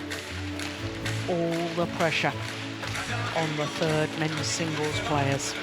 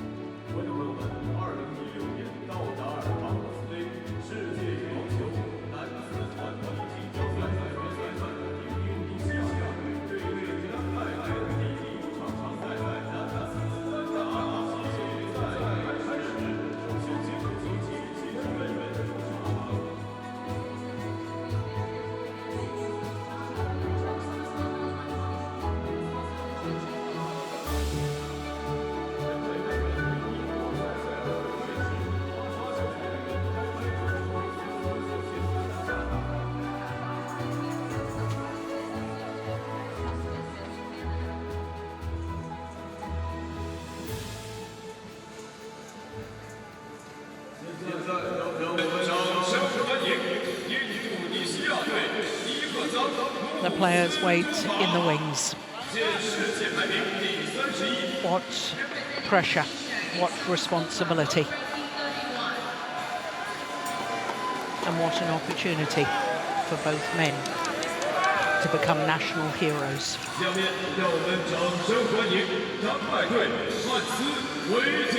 Hassan Maulana Mustafa against Hans Christian Wittinghuis.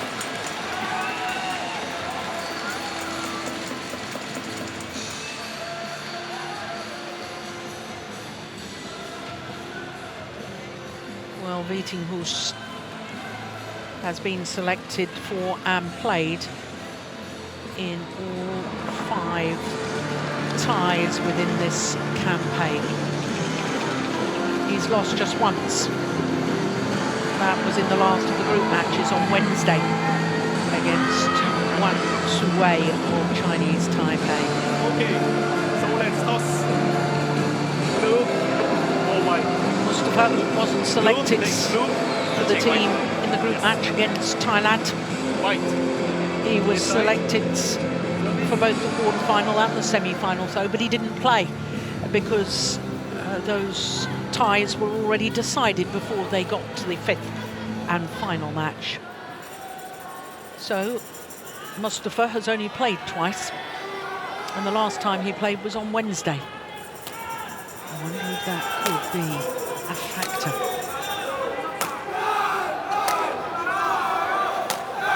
Third men's singles. It all comes down to this. Hassan Maulana Mustafa against Hans Christian Wittinghuis. Pressure, tension, but also opportunity. The opportunity to become a hero. 30-year-old Hans Christian Wittinghuis from Friedrichshafen has been as high as 8 in the world ranking a total of 11 weeks.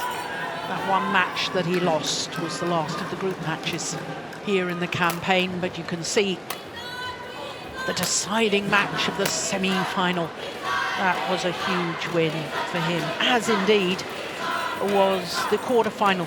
Again, it was the deciding match, the 5th match against Takashita, and obviously he won that as well.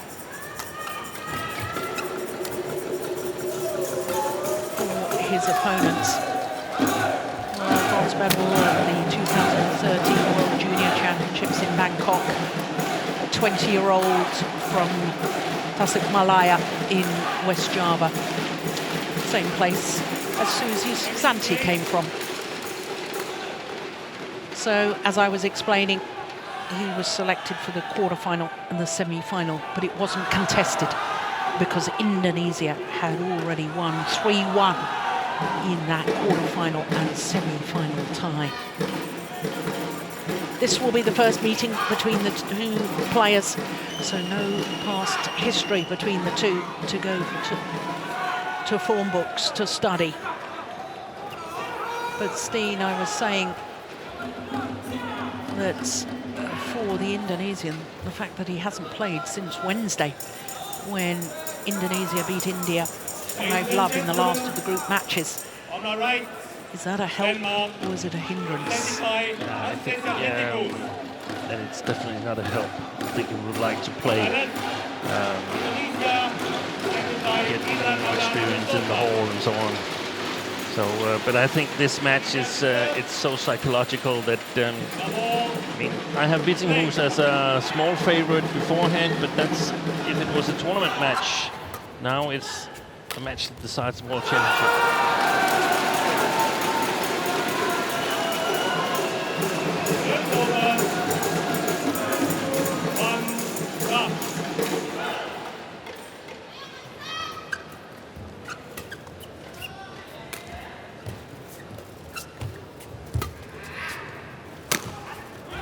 Missed it.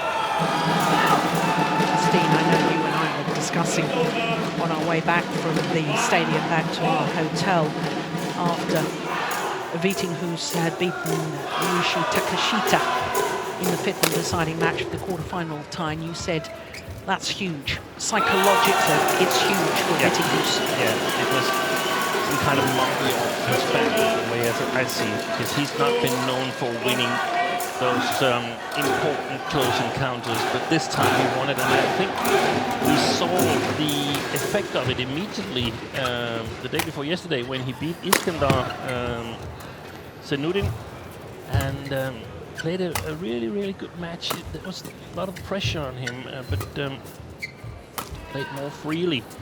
Now this is a totally different situation again, because now he's decisive. He's in a decisive match, and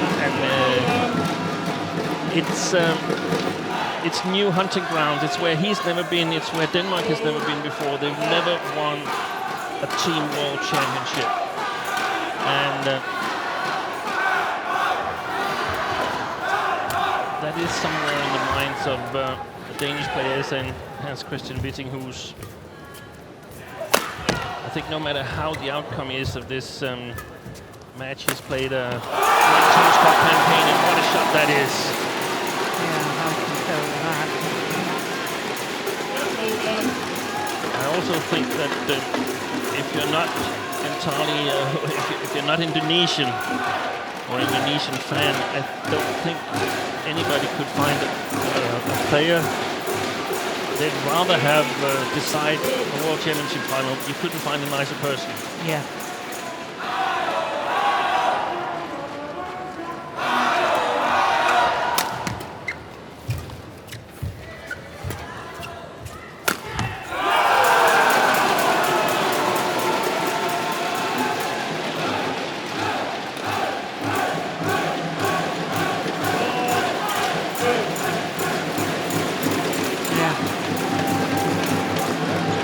Parties.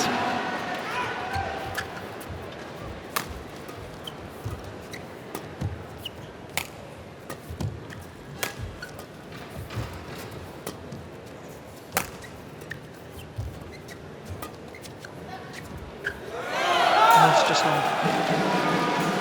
Challenge.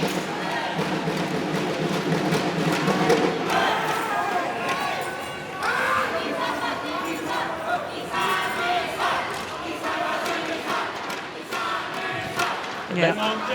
Well, he has allowed a challenge in the end. See, it's exactly the same scenario that the line judges are not quick enough to call. You've got to wait until the call has been made. You can't challenge beforehand. And the problem is that, the challenge was unsuccessful. The problem is the umpire, after the call has been made, the umpire has to put in the score. And when he puts in the score, he takes his eye away from the players. Yeah. And that's why he had to ask his service judge, did he do it? And we have to improve that modus operandi for the challenges. There's too many situations where it confuses the umpire, it distracts the players.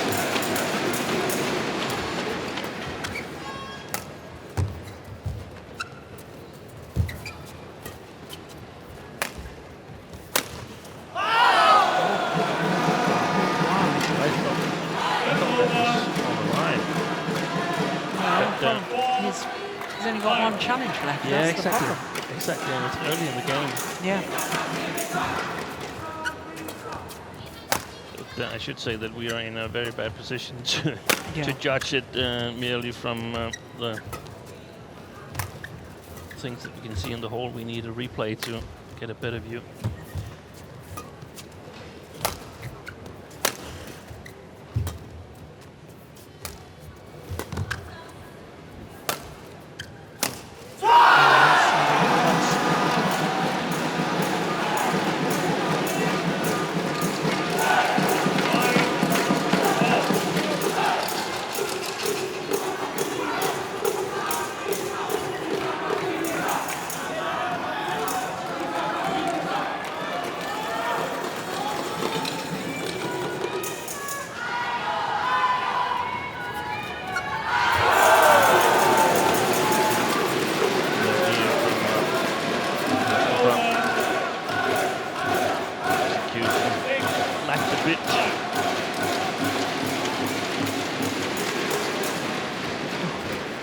Serve. Where's the Indonesian?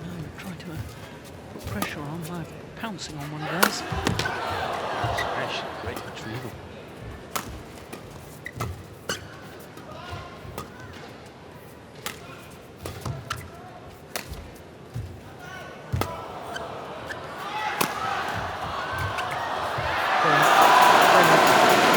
Well, I can tell you that both team benches behind the court, immediately behind the court, all the players, you can see it there, both teams, all players are standing. Too much tension to sit down.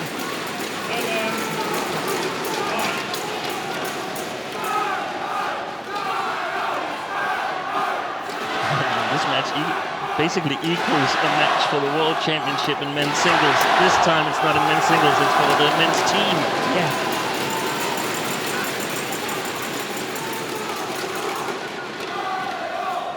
If you could ask Vittinghus while the men's doubles were on its way, do you want to play? Then he would have said, only if you can assure me, if you can guarantee me that I'm winning.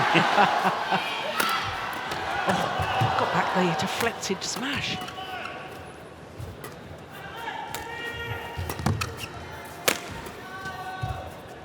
That is very good, very quick.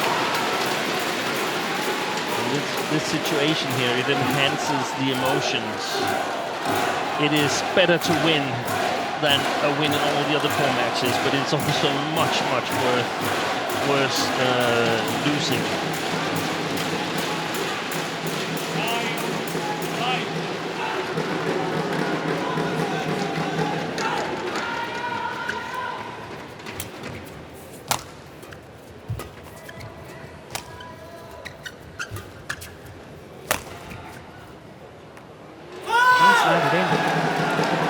Awfully confident, Vittinghus, about leaving that. One of the first things coaches tell you, get yourself in a position that if you change your mind about leaving it, you could still play it. Oh, that's a magnificent block shot from Mustafa. You know, last year, Steen, when we went to the Sudirman Cup in Dongguan, and both you and I made comment about Mustafa being in the team. He was selected as part of the team. He didn't actually play, but the fact that they took him to the World Mixed Team Championships gave him confidence, said, we believe in you for the future. And he knows all the procedures around the team event. He knows the practice, the team dinners, everything. Yeah. Even though he's 1 point behind, I feel the momentum is a little bit with Mustafa.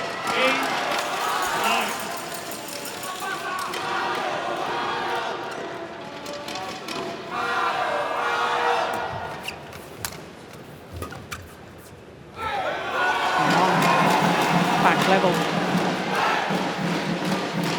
Now Vittinghus might rule that left shot at the back of the court.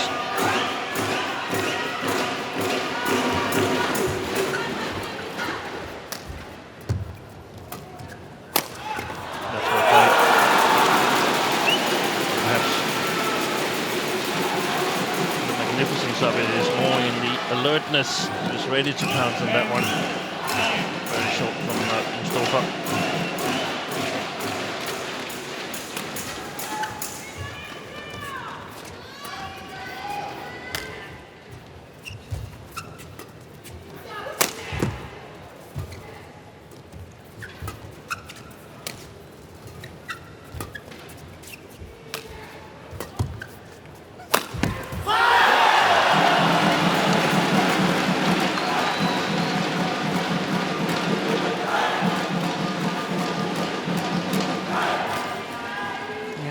Touched the racket. I think he would have landed in. Yeah, I'm sure it would. I'm sure it would. I think it will be difficult if he gives away too much in the initiative. Vittinghus, how precise his lift ever might be.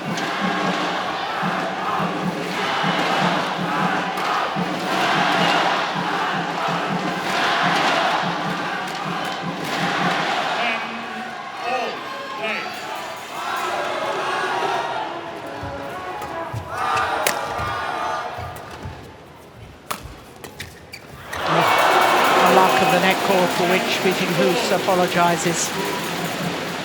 He has the 1-point advantage. Plus fra angrebet. Slå for at komme frem. Ikke for at lave det her.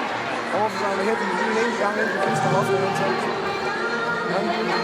Men hvis chancen ikke er god nok, så bare slå transportangreb for at komme længere frem. Stadig plads ned af hans forhånd også. Faktisk især, hvis jeg flytter ham dernede, så er han ikke så farlig. Det er mere, hvis jeg kommer til at tilbage, hvor han står lidt og venter. Stadigvæk. Det lange mellemspil har han heller ikke godt med. Så han skal ikke lave det første løft.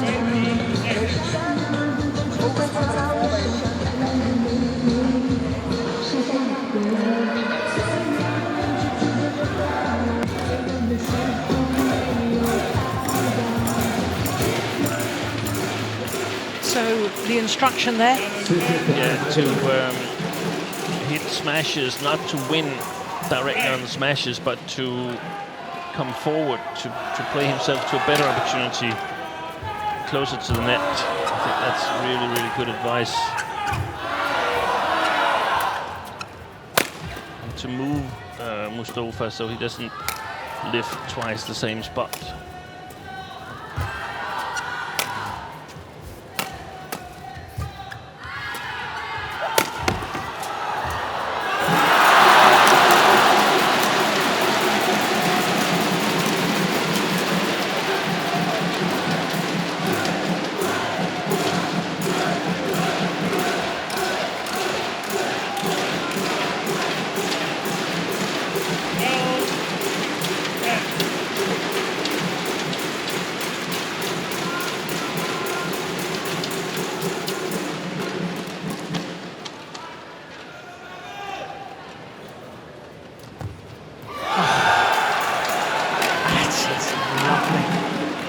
Bit of trickery. Look at her. Brilliant.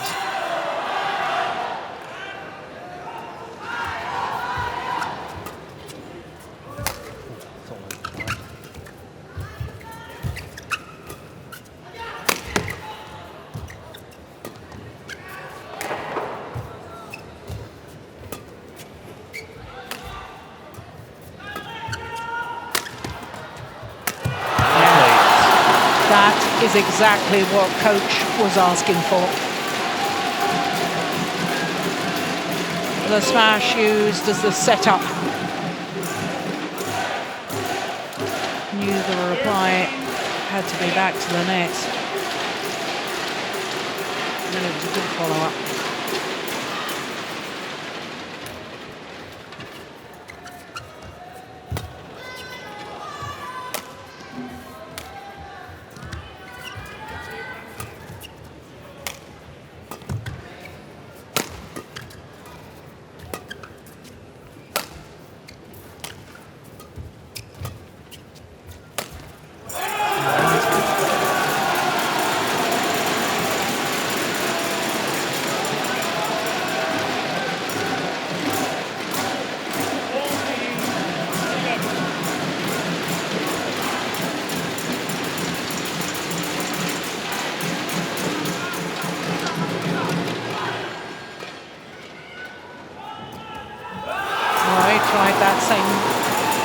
deceptive inside-out backhand cross-court neutral again this time into the net. He seems a little nervous, Mustafa.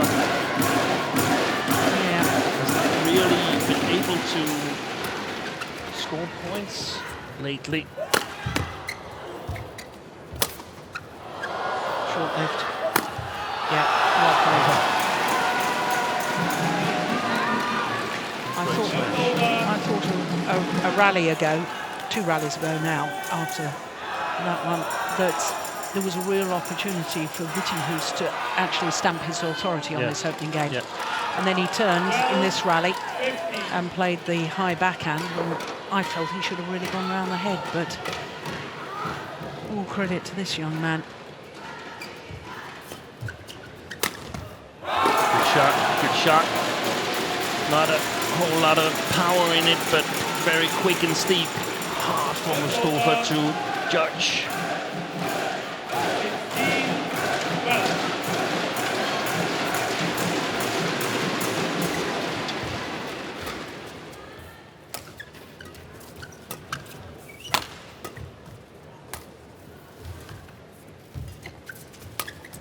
Well played.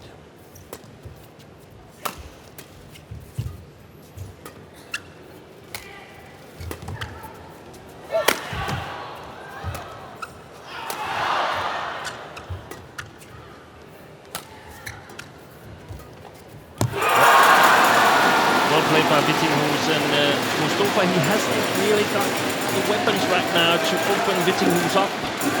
He doesn't need to bring that much himself. He can just wait for Mustafa to make an accurate shot or maybe a mistake. Yeah, and I just get the sense that he's getting a little bit frustrated because he's not sure how he's going to win the points now. Exactly.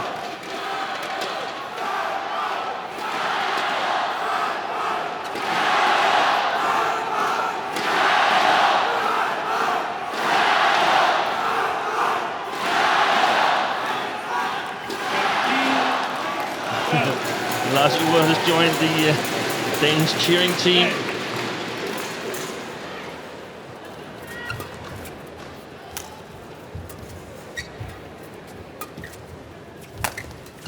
Well played.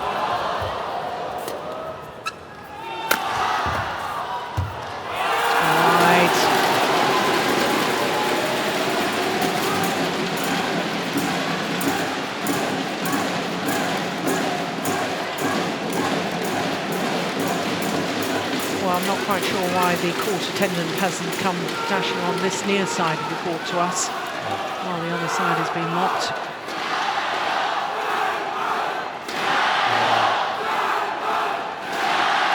Vittinghus is normally soaked at 2-all in the first game. Well, there's Suwadi, who played so well in the previous match. Former Olympic champion, is Tier 1, looking anxious.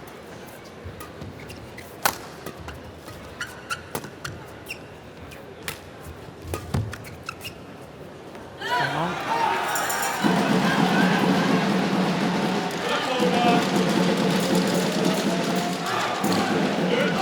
The situations where we saw Vittinghus take a small break against Riichi Takeshita. Not happening this time. What a fantastic smash. Yeah, all about angle and placement. No real power in that. Look at Axelsen.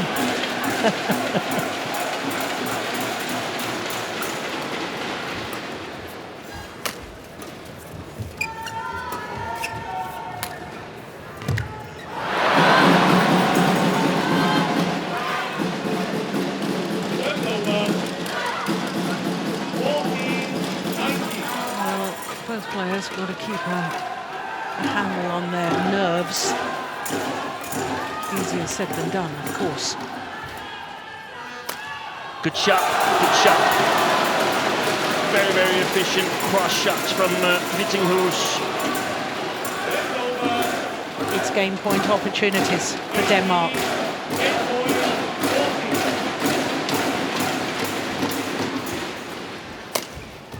Oh, hesitation.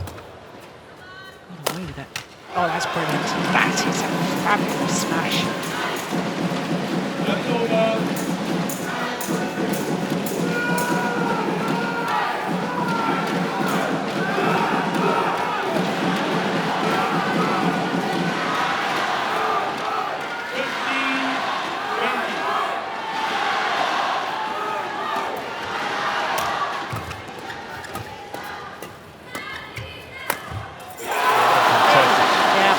Opening game to Denmark. Denmark just one game away from creating history. This their 9th Thomas Cup final. Never have they lifted the trophy. No team outside of Asia has ever lifted the trophy. But Denmark are just one game away to win 50 opening game in 20 minutes. Kamu mesti baca di sini, karena dia juga udah baca kamu gerakan dia masih ngangkat, dia nggak maju. Jadi netball dan kamu mesti berani netball bagus supaya dia ngangkat tanggung. Ganti kaos dua. Jadi net kamu menentukan antara taruh lawan netball aja. Nah gitu ya. Nanti angkat tanggung atau penonton dia jadi gampang. Banyak juga dia juga nggak bisa serang ya. Sekarang dia kalah angin, dia pasti mau dorong. Kamu tenang aja.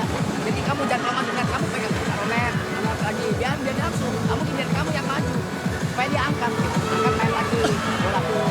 Ya, ya. Ya, jangan bikin masalah malah kamu bisa main. Ya, oke ya.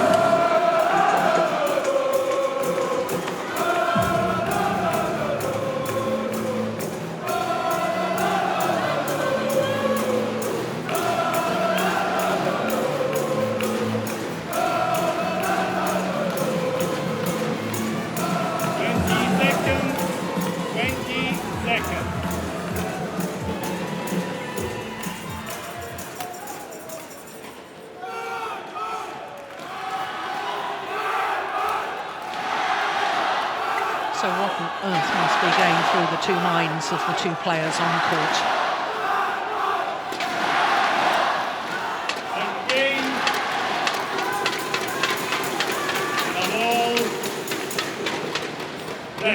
Denmark, so close to creating history.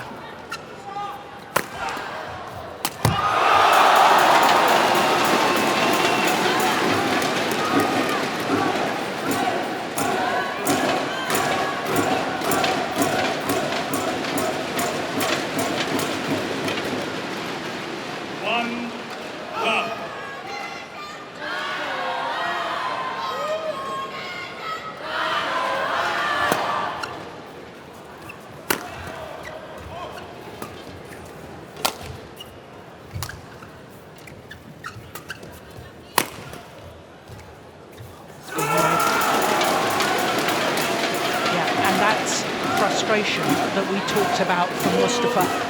You know, he's beginning to wonder, throwing everything I've got at the Dane, I'm still not winning. Trying too much. I mean, he's on the side now where he plays with the ball, so his attack should have a little bit better chances from here. But what he can't do is he can't gift points away. No.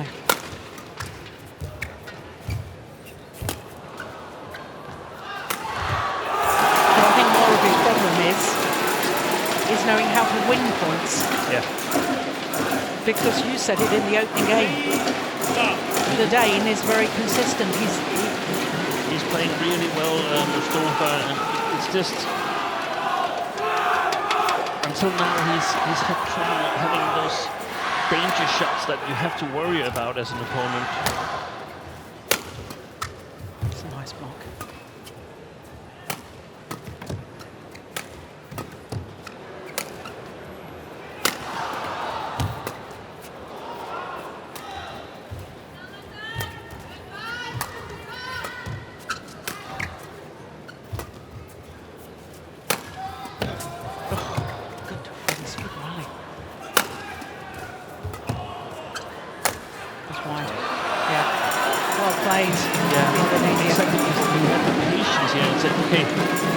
if I can't score, then I have to make sure that my opponent can't score either.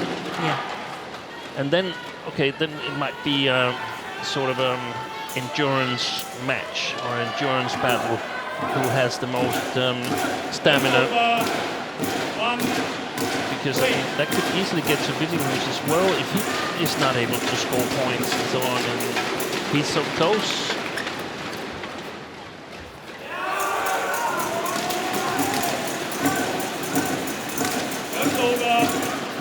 The real problem for Mustafa is that he'll have trouble playing the baseline with accuracy.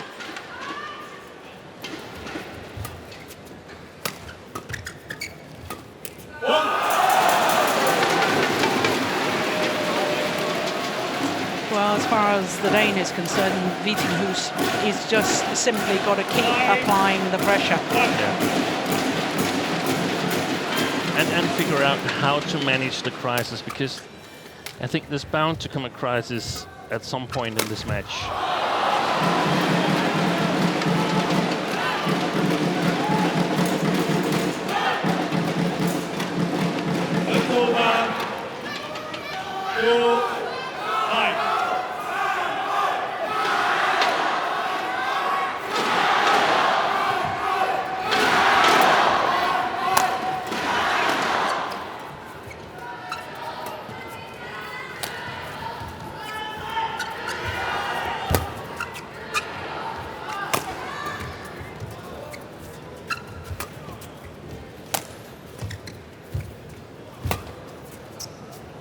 Good lift.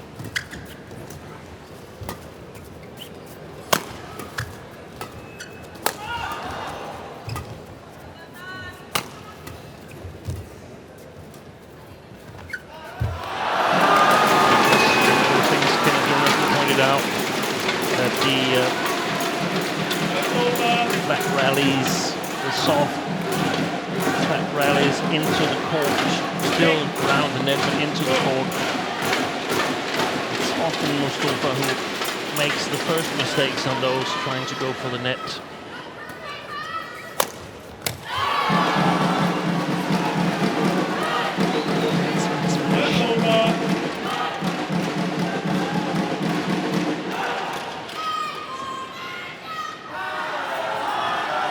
Cracked at the frame of his racket. Taking a new one anyway.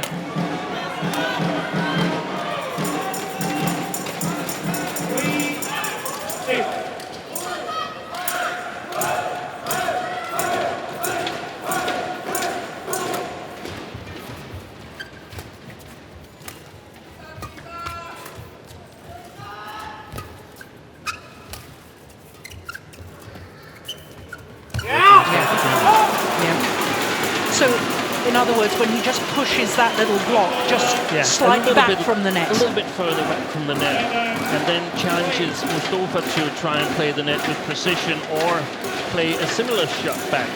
Yeah. And a number of times Mustafa has sort of fallen into the trap and tried to play the net, which is really, really hard. Often you make mistakes or you make it spin too far away from the net and you get lifted.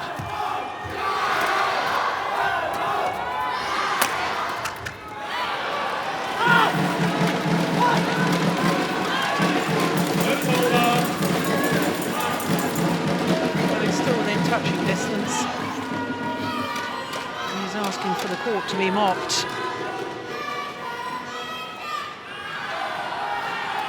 Yeah, I mean, this is far from over.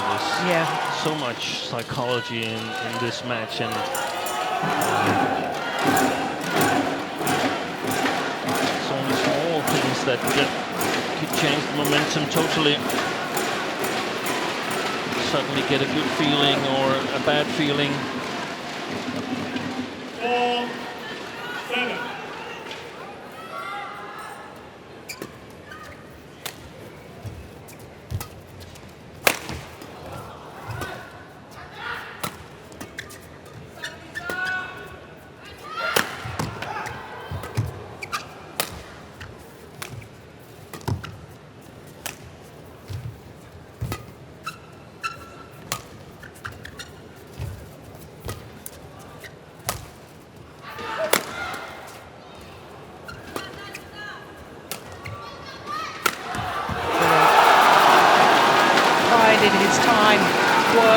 rally, worked the point.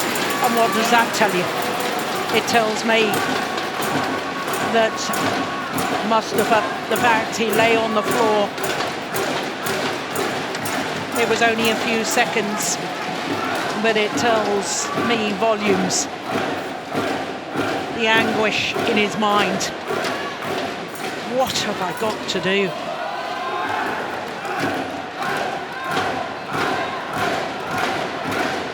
And by that I mean, what have I got to do tactically? There's confusion. Yeah. He's really got to be careful now, Mustafa, that he doesn't overdo it in the next couple of rallies, because he felt that, okay, this was a long rally and I didn't win it. Yeah. He has to try some of the same.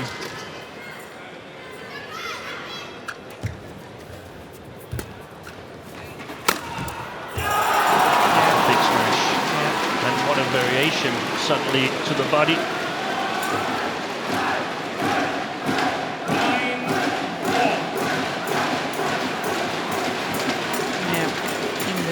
Faces tell the story.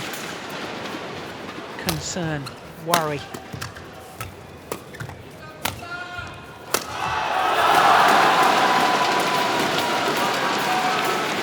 Well, 10-4 advantage as far as Denmark are concerned. Oh, they would love to go to the mid-game interval with a 7-point advantage. Yeah. Or they'd rather like the interval to be cancelled and just play on. Yes.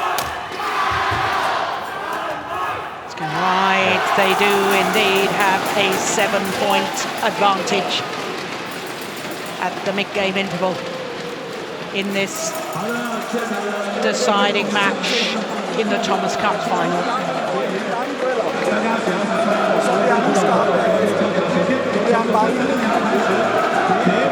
Træd frem på mellembanen.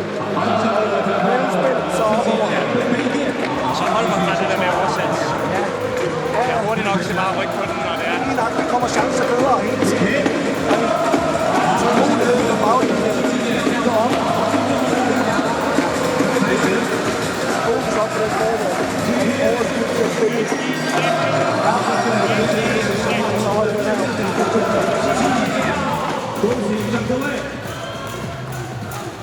One of the same things emphasized again.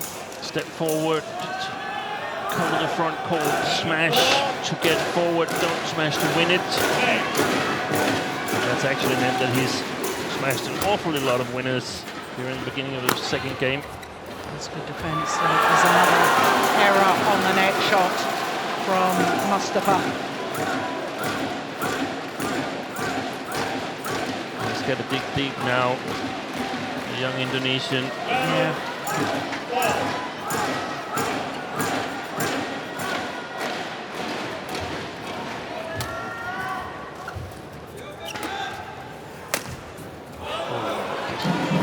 Wide. Mustafa was nowhere near that one.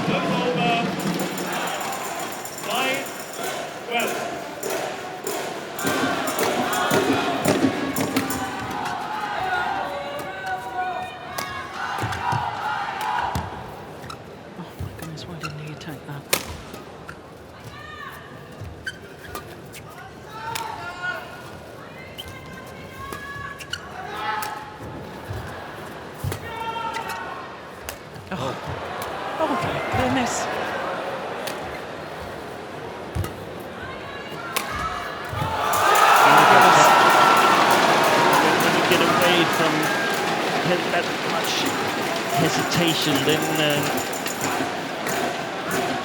I suppose you feel pretty secure. Another rally of 29 shots.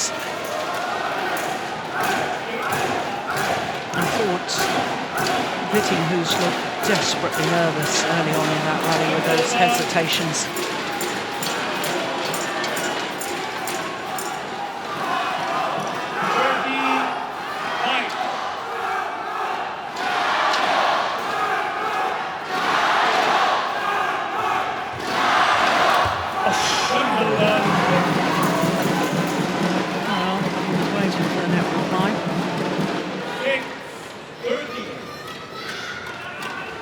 think it's about now if we are to see a comeback from Mustafa. Yeah.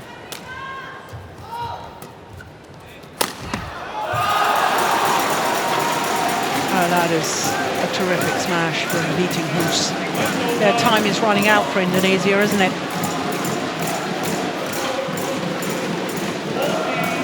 8 points advantage to Denmark.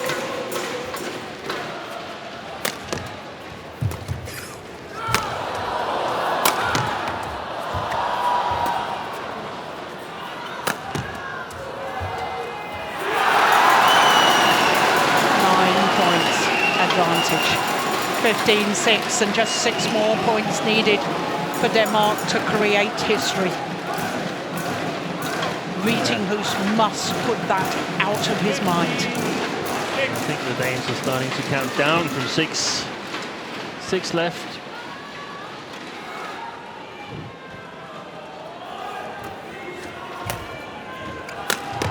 That's nice. Well done. Yeah. Come on, keep fighting. That's what he's saying to himself.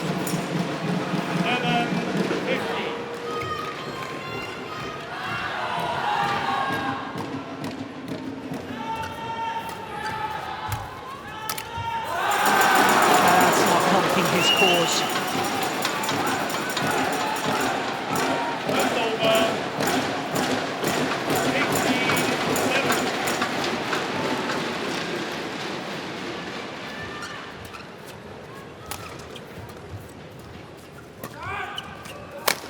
Oh, missed it.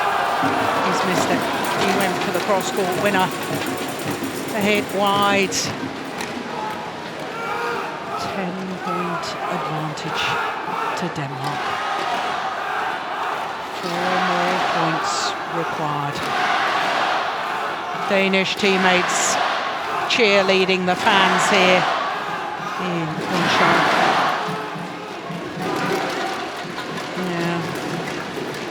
I think they've roped in a couple of Norwegians, as far as I can tell. Some of the Norwegian delegates.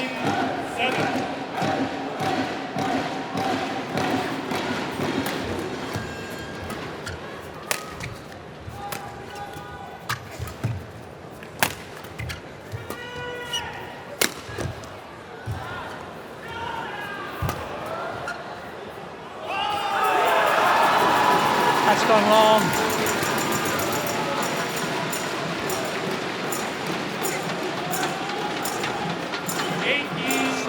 Points away.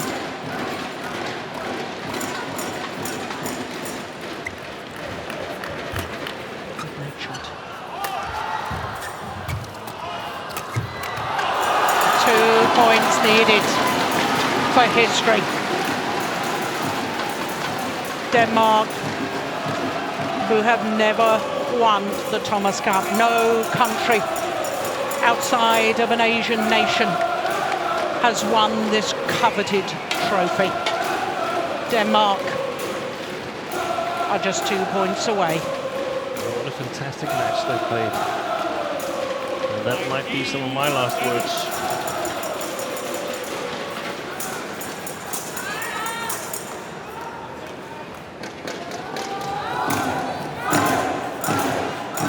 Well, the calmest stain, I think, in the whole stadium looks to be this man. He's not inside.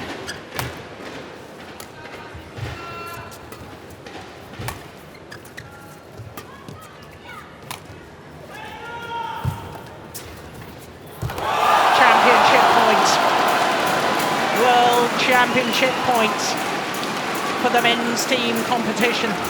Played for the Thomas Cup. A little wry smile from Beatinghouse. 13 match point opportunities. Danish teammates are ready to leap over the banisters at the back of the courts. Championship points. They've done it. Denmark have won the Thomas Cup.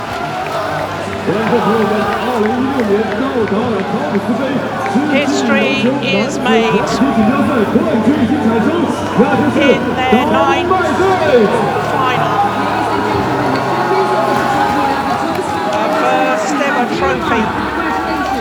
for Denmark. The first time a European nation has won the World Men's Team competition. The Danes celebrates, but please spare a thought for the most successful team in the history of the competition, Indonesia, bravely with a very young team and beating hosts while embraced by his teammates, needs to find his opponent and thank him for this match and this opportunity for such joy for the Danes. Well, Denmark will celebrate long into the night. Axelsen in tears. Matthias Bo, who's been in the World Championship final and Olympic final. He has played his part in winning gold here this week. Let's enjoy the beautiful performance.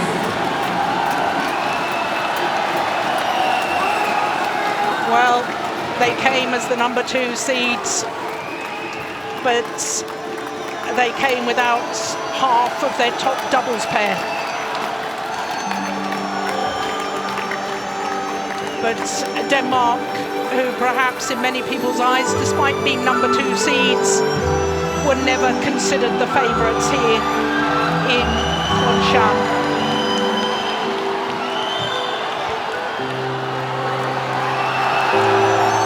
Oh, such joy for Denmark. Well, they become only the 5th country ever to lift the Thomas Cup. 2 years ago, Japan became the 4th nation to lift this coveted trophy. For 2 Thomas Cups running, history books are rewritten. Unreserved joy.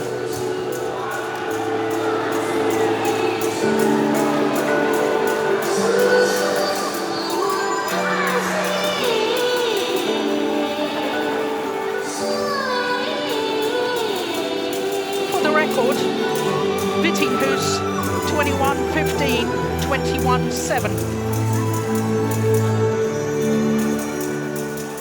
But more importantly, Denmark 3, Indonesia 2 in the Thomas Cup final.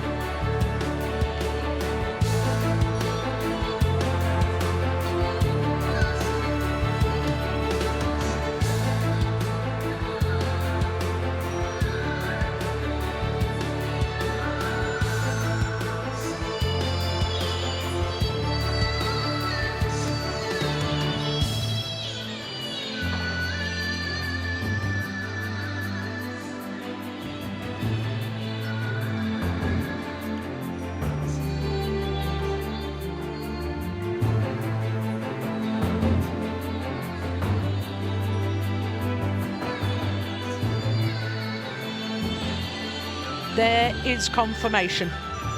Denmark win the Thomas Cup, beating Indonesia.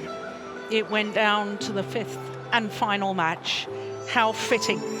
Such a wonderful competition, finishing in such wonderful fashion, going the full distance to that 5th tie. Denmark dominant in the singles, taking all 3 singles matches. Indonesia dominant in the doubles. That's what was expected from Indonesia in the doubles disciplines. And it all came down to the 3rd singles.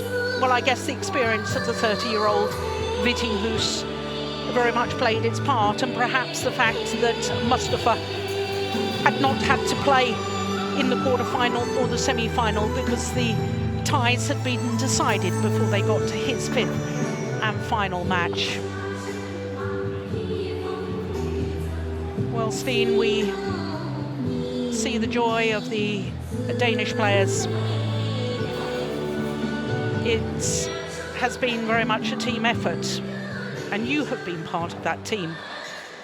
You, of course, as head coach in past years, maybe influenced some of the players. Certainly, I know the head coach now was influenced by your guidance.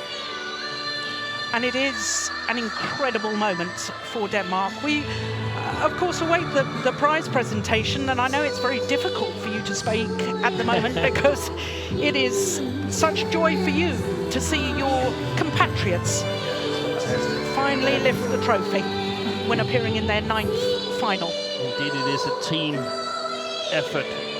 The last man, the one with the back at the camera here, Janne Jorgensen, was the last man they needed to get up in gear, and he certainly did that today. And this is just amazing for Danish badminton to be able to lift the Thomas Cup trophy. Yes, can I say, also it's great for European badminton. I mean, we always, it's a bit like Andy Murray. He's British whenever we want him to be British. But it is a European country have lifted the Thomas Cup. And then, I mean, the nations will say, okay, if Denmark can, we're close to them in Europeans and so on, then we can do it also. We can produce players. And we've seen Spain break new grounds in women's singles, inspiring all other nations. And it's just fantastic. And there's some young players on this team here that we'll hear more to in the future. And there's some older ones who gets that gold medal. Yeah. You can see that the director of sports, Finn Trerup, with his shirt off there, he's not been out in the sun much the last week. Well, I asked you yesterday for a player of the Uber Cup competition, in your view, a player of the Thomas Cup. It's again something about value. It's not necessarily the best player, but the most valuable player. Given the results today, my selection goes to Victor Axelsen in the top competition with Vittinghus, who was the finisher against Japan. And today, it has not been his normal role, so to speak. On the contrary, it's fantastic for him to experience this. Yeah. Half a year ago, he was not sure whether he could continue his career, and today he won the decisive match in the World Championships. I know that there's a TV crew that has followed him throughout this period here, and what a fantastic ending, or perhaps not the ending, but what a wonderful height in the story. Yeah. Well, I think we're just about ready for the prize presentation. Ladies and gentlemen, the award ceremony of the BWF Thomas Cup Final 2016 now begins. Let's welcome the winning teams with one applause to the podium. So Malaysia and Korea will come in to the stadium to receive their bronze medals.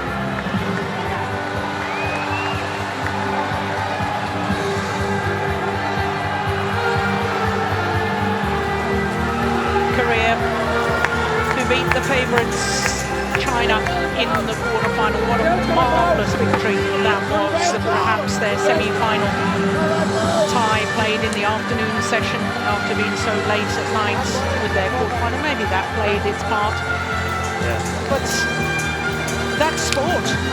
You have to deal with it. But for Denmark, this is a moment that they will savour and remember forever. Indonesia, well, of course, they're disappointed. And I feel for Mustafa, because as the last match on, he's not to blame. It was the team that lost, but of course the focus sadly will be on him losing the match that really counted. His fellow single teammates, they weren't able to do much more than he did, so exactly. 有请世界羽联赛事主席比特·塔卡拉为获得季军的马来西亚队颁发铜牌。 Now let's welcome Mr. Peter Takara, BWF Chair of Events, to present bronze medals to Malaysia. So, Peter Takala,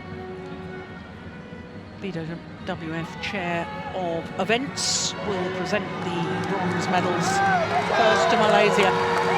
Chong Wei Feng. Lee Chong Wei, who remained undefeated throughout. Hu Kian Kiat. Good to see some young players in the Malaysian team as well. And as far as their performance director is concerned, he will be very happy that the youngsters have played their part, and no more so than this young man.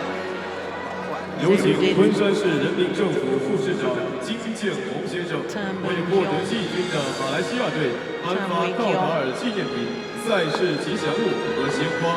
Now let's welcome Mr. Jim Jianhong, Deputy Mayor of Kunshan Municipal Government, to present the top souvenirs, muskets and flowers to Malaysia. And the coaches as well.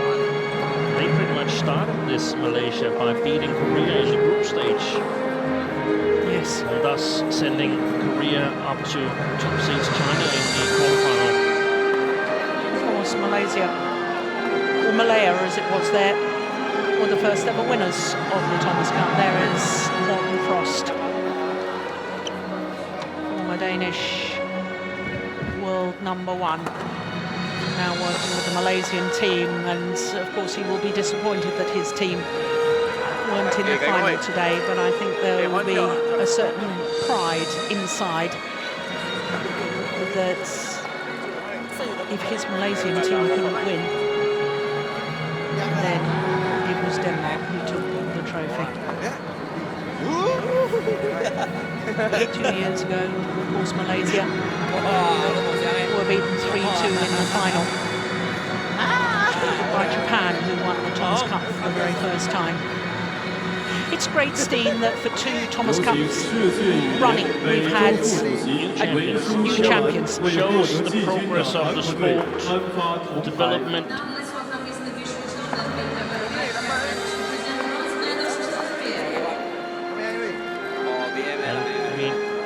Denmark won quarterfinal, semi-final and final, all matches 3-2, so there's a lot of competition in international badminton.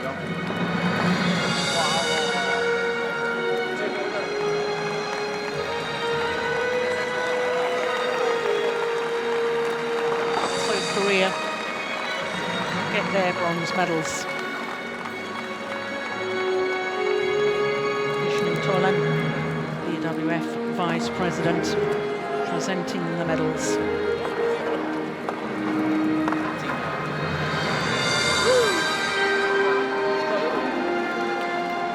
Well, Korea, having put out #1 seeds and favourites, China, in that quarter-final, must have, in many people's eyes, been the favourites then to take the Thomas Cup for the first time. Twice they've been in the final. 有请昆山市人民政府副市长汤楚云先生为获得季军的韩国队颁发道达尔纪念品、赛事吉祥 They 物 lost 和 both 鲜花。 doubles. Korea with 3 pairs in the top 6 in the world in the doubles.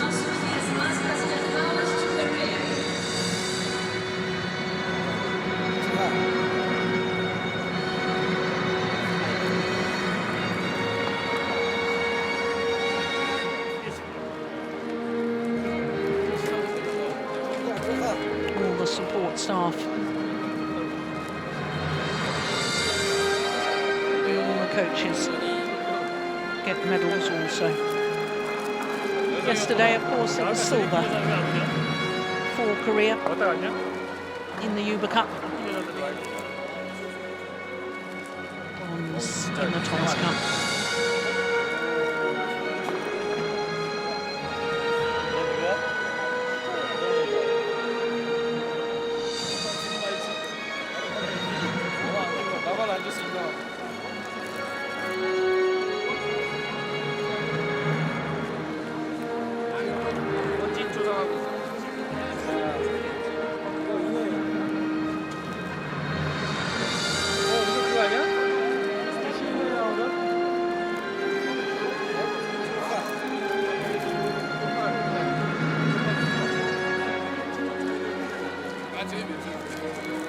반갑습니다.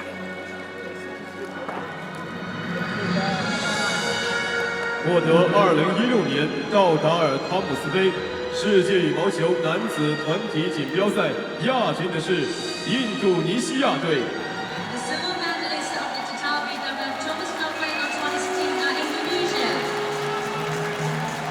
有请世界羽联亚洲副主席安东苏伯沃为 Well, 亚军队 Indonesia 颁发 may 银 not 牌 have。won today, but they still remain the most successful team in Thomas Cup history. To contest a 19th final in only the 29th Thomas Cup competition really is very special. Anton Subowo, BWF Vice President, an Indonesian himself, congratulates the silver medalists there. Jonathan Christie not selected for today's final. Tommy Sugiarto. It's a lovely touch by the Vice President. Congratulating all his players. Kevin Sukamuljo with the man next to him, Gideon Marcus Finaldi, played their parts earlier on in the competition. Mohammed Hassan played wonderfully well in the doubles today. The coaches also congratulated.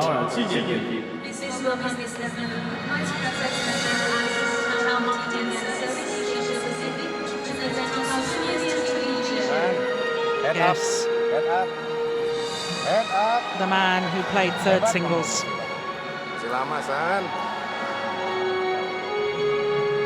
Yeah, telling him he should be proud of the part he's played. Anthony Ginting. Well, he's a huge talent. Of course, doesn't get too much today, but valuable experience for the future for the Indonesian men's singles. Rexy Maneki. Terima kasih.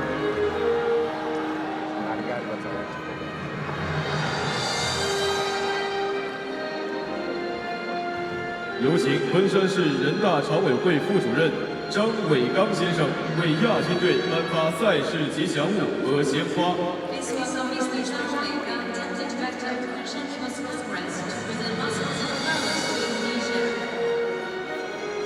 Well, as far as the young Indonesian men's singles players, just to pick up on your point there, Steen, I mean, I can remember a year or so back and, you know, Indonesia was saying, okay, we really need to encourage the young players, and they selected them for team competitions that I think drew a little bit of criticism in some places in the media. They've been proved absolutely right, because the youngsters are now performing right at the top of world badminton. And certainly with some of their young doubles players such as Kevin Sukamuljo and their three singles players. And there's another fourth very good singles player, Kolik, back home in Indonesia. I think Indonesian men's badminton is in very good hands, and I think they can only get better.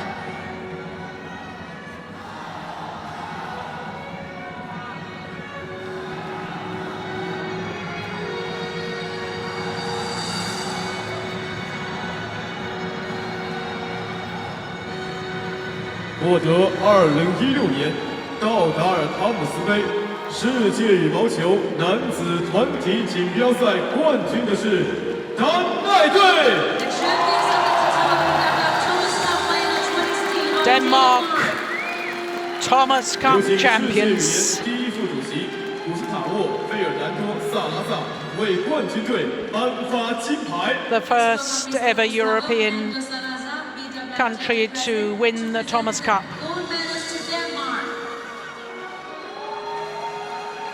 The World Team Championships for men. Gustavo Fernando Salazar, Deputy President of the BWF, the Badminton World Federation, presents the medals, the gold medals, to Denmark.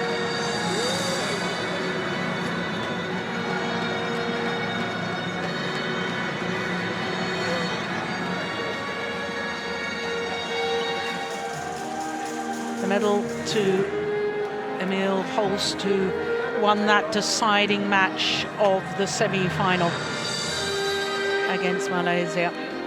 Finally gold at world level for Matthias Bo.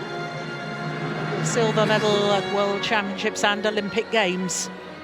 And now an ever so precious gold. The man who won the winning point, Vitinghus. Mads Skoling, the doubles specialist.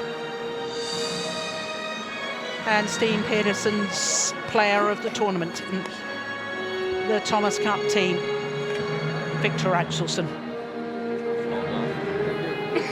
Head coach Lars Uar, the team physio Michael Rees, for a number of years the team physio, video operator Christian Thelin, the sports psychologist Jakob Hansen, and of course finally the singles coach Kenneth Jonassen. And what a triumph for him. All three men's singles came out victorious in the final. Please welcome Mr. Francois Deonet, Senior Vice President of Marketing and Service Asia, to present our souvenirs to Denmark.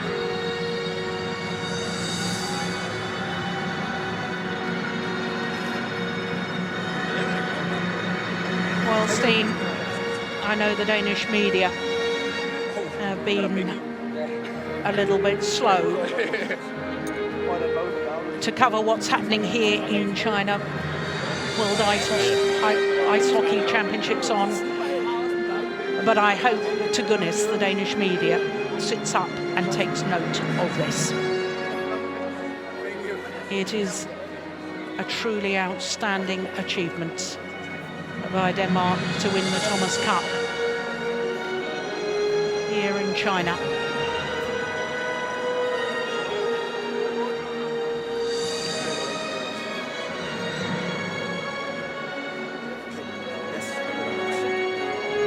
有请昆山市政协主席冯仁兴先生为冠军队颁发赛事吉祥物和鲜花。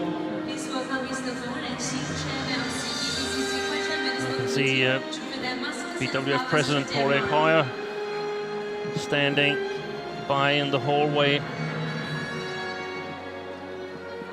20 years ago, Denmark lost the final to Indonesia. Paul Erik was the first singles then. He later went on to become Olympic champion that same year. What a fantastic experience that Denmark finally succeeded at Thomas Cup.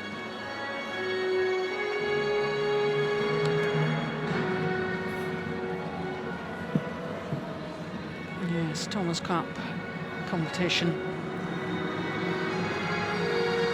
that dates back 67 years.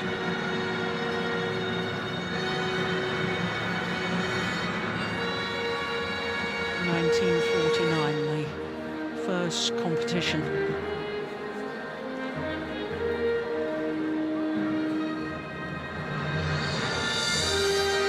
And the trophy itself is something to behold.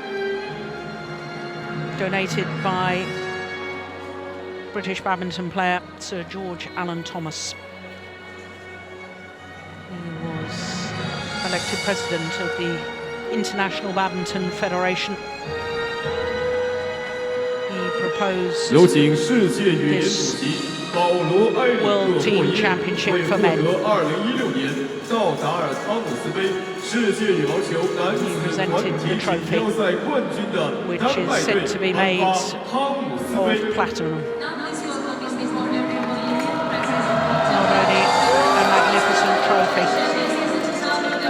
the status that goes with it, unrivaled.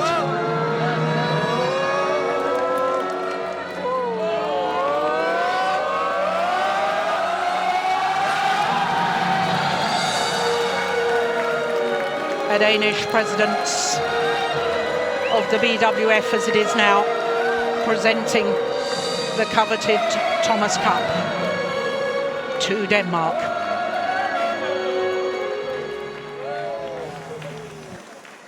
请全体起立，升丹麦国旗，奏丹麦国歌。 To the national anthem of Denmark. Yeah, I'll spare you for singing along.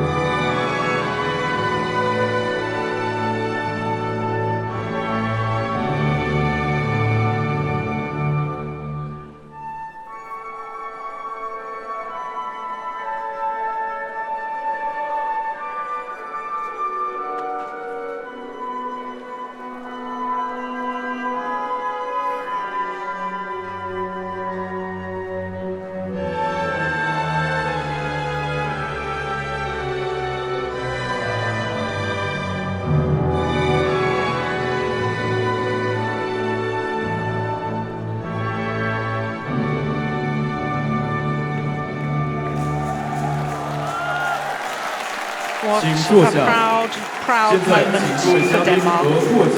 And I do wish we'd had more close-ups of the players, because they were booming out the national anthem in huge pride, as indeed they should. And I can tell you, Jill, they are playing much better badminton than they are singing. Well, they can be forgiven that. Well, Danish fans, Danish team will remember this night for a long, long time to come. As they posted the photographs, Steen, final thoughts on this week here in Kunshan. Of course, China winning the women's competition, the Uber Cup, but what a great way to finish a fifth and final match in the Thomas Cup final. Fantastic tournament, lots of upsets during the tournament, and a lot of good matches, a lot of tight matches in the Thomas Cup tournament. Yes, and it's always good to see close matches. The whole formats, I think, where we can see players that we normally wouldn't be able to watch in Super Series competitions, third singles players, and my goodness, how well all the players have done this week, because they have provided us with a wonderful spectacle. China win the Uber Cup, and for the first time ever, Denmark lift the Thomas Cup trophy. Every player having their turn to hold the Thomas Cup.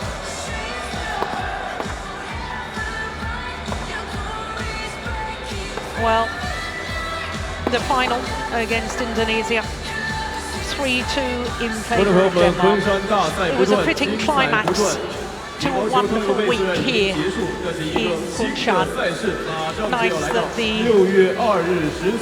Malaysians walking in front of the podium to shake the hands of the Danish team. Well, that just about concludes things from the 2016 Total BWF Thomas and Uber Cups. We've had a great week here. Until the next time, from all of us here, especially from Steen Peterson, myself, Jill Clark, bye for now.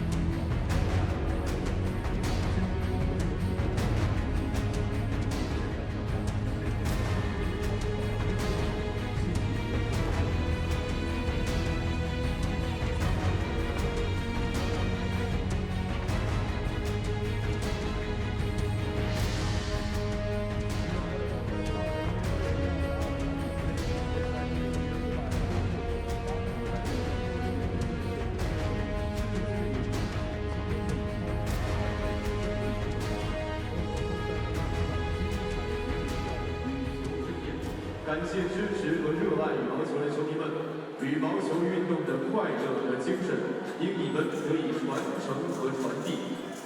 地柳黄莺起早春，古桥俊水岁红尘，昆山的确是。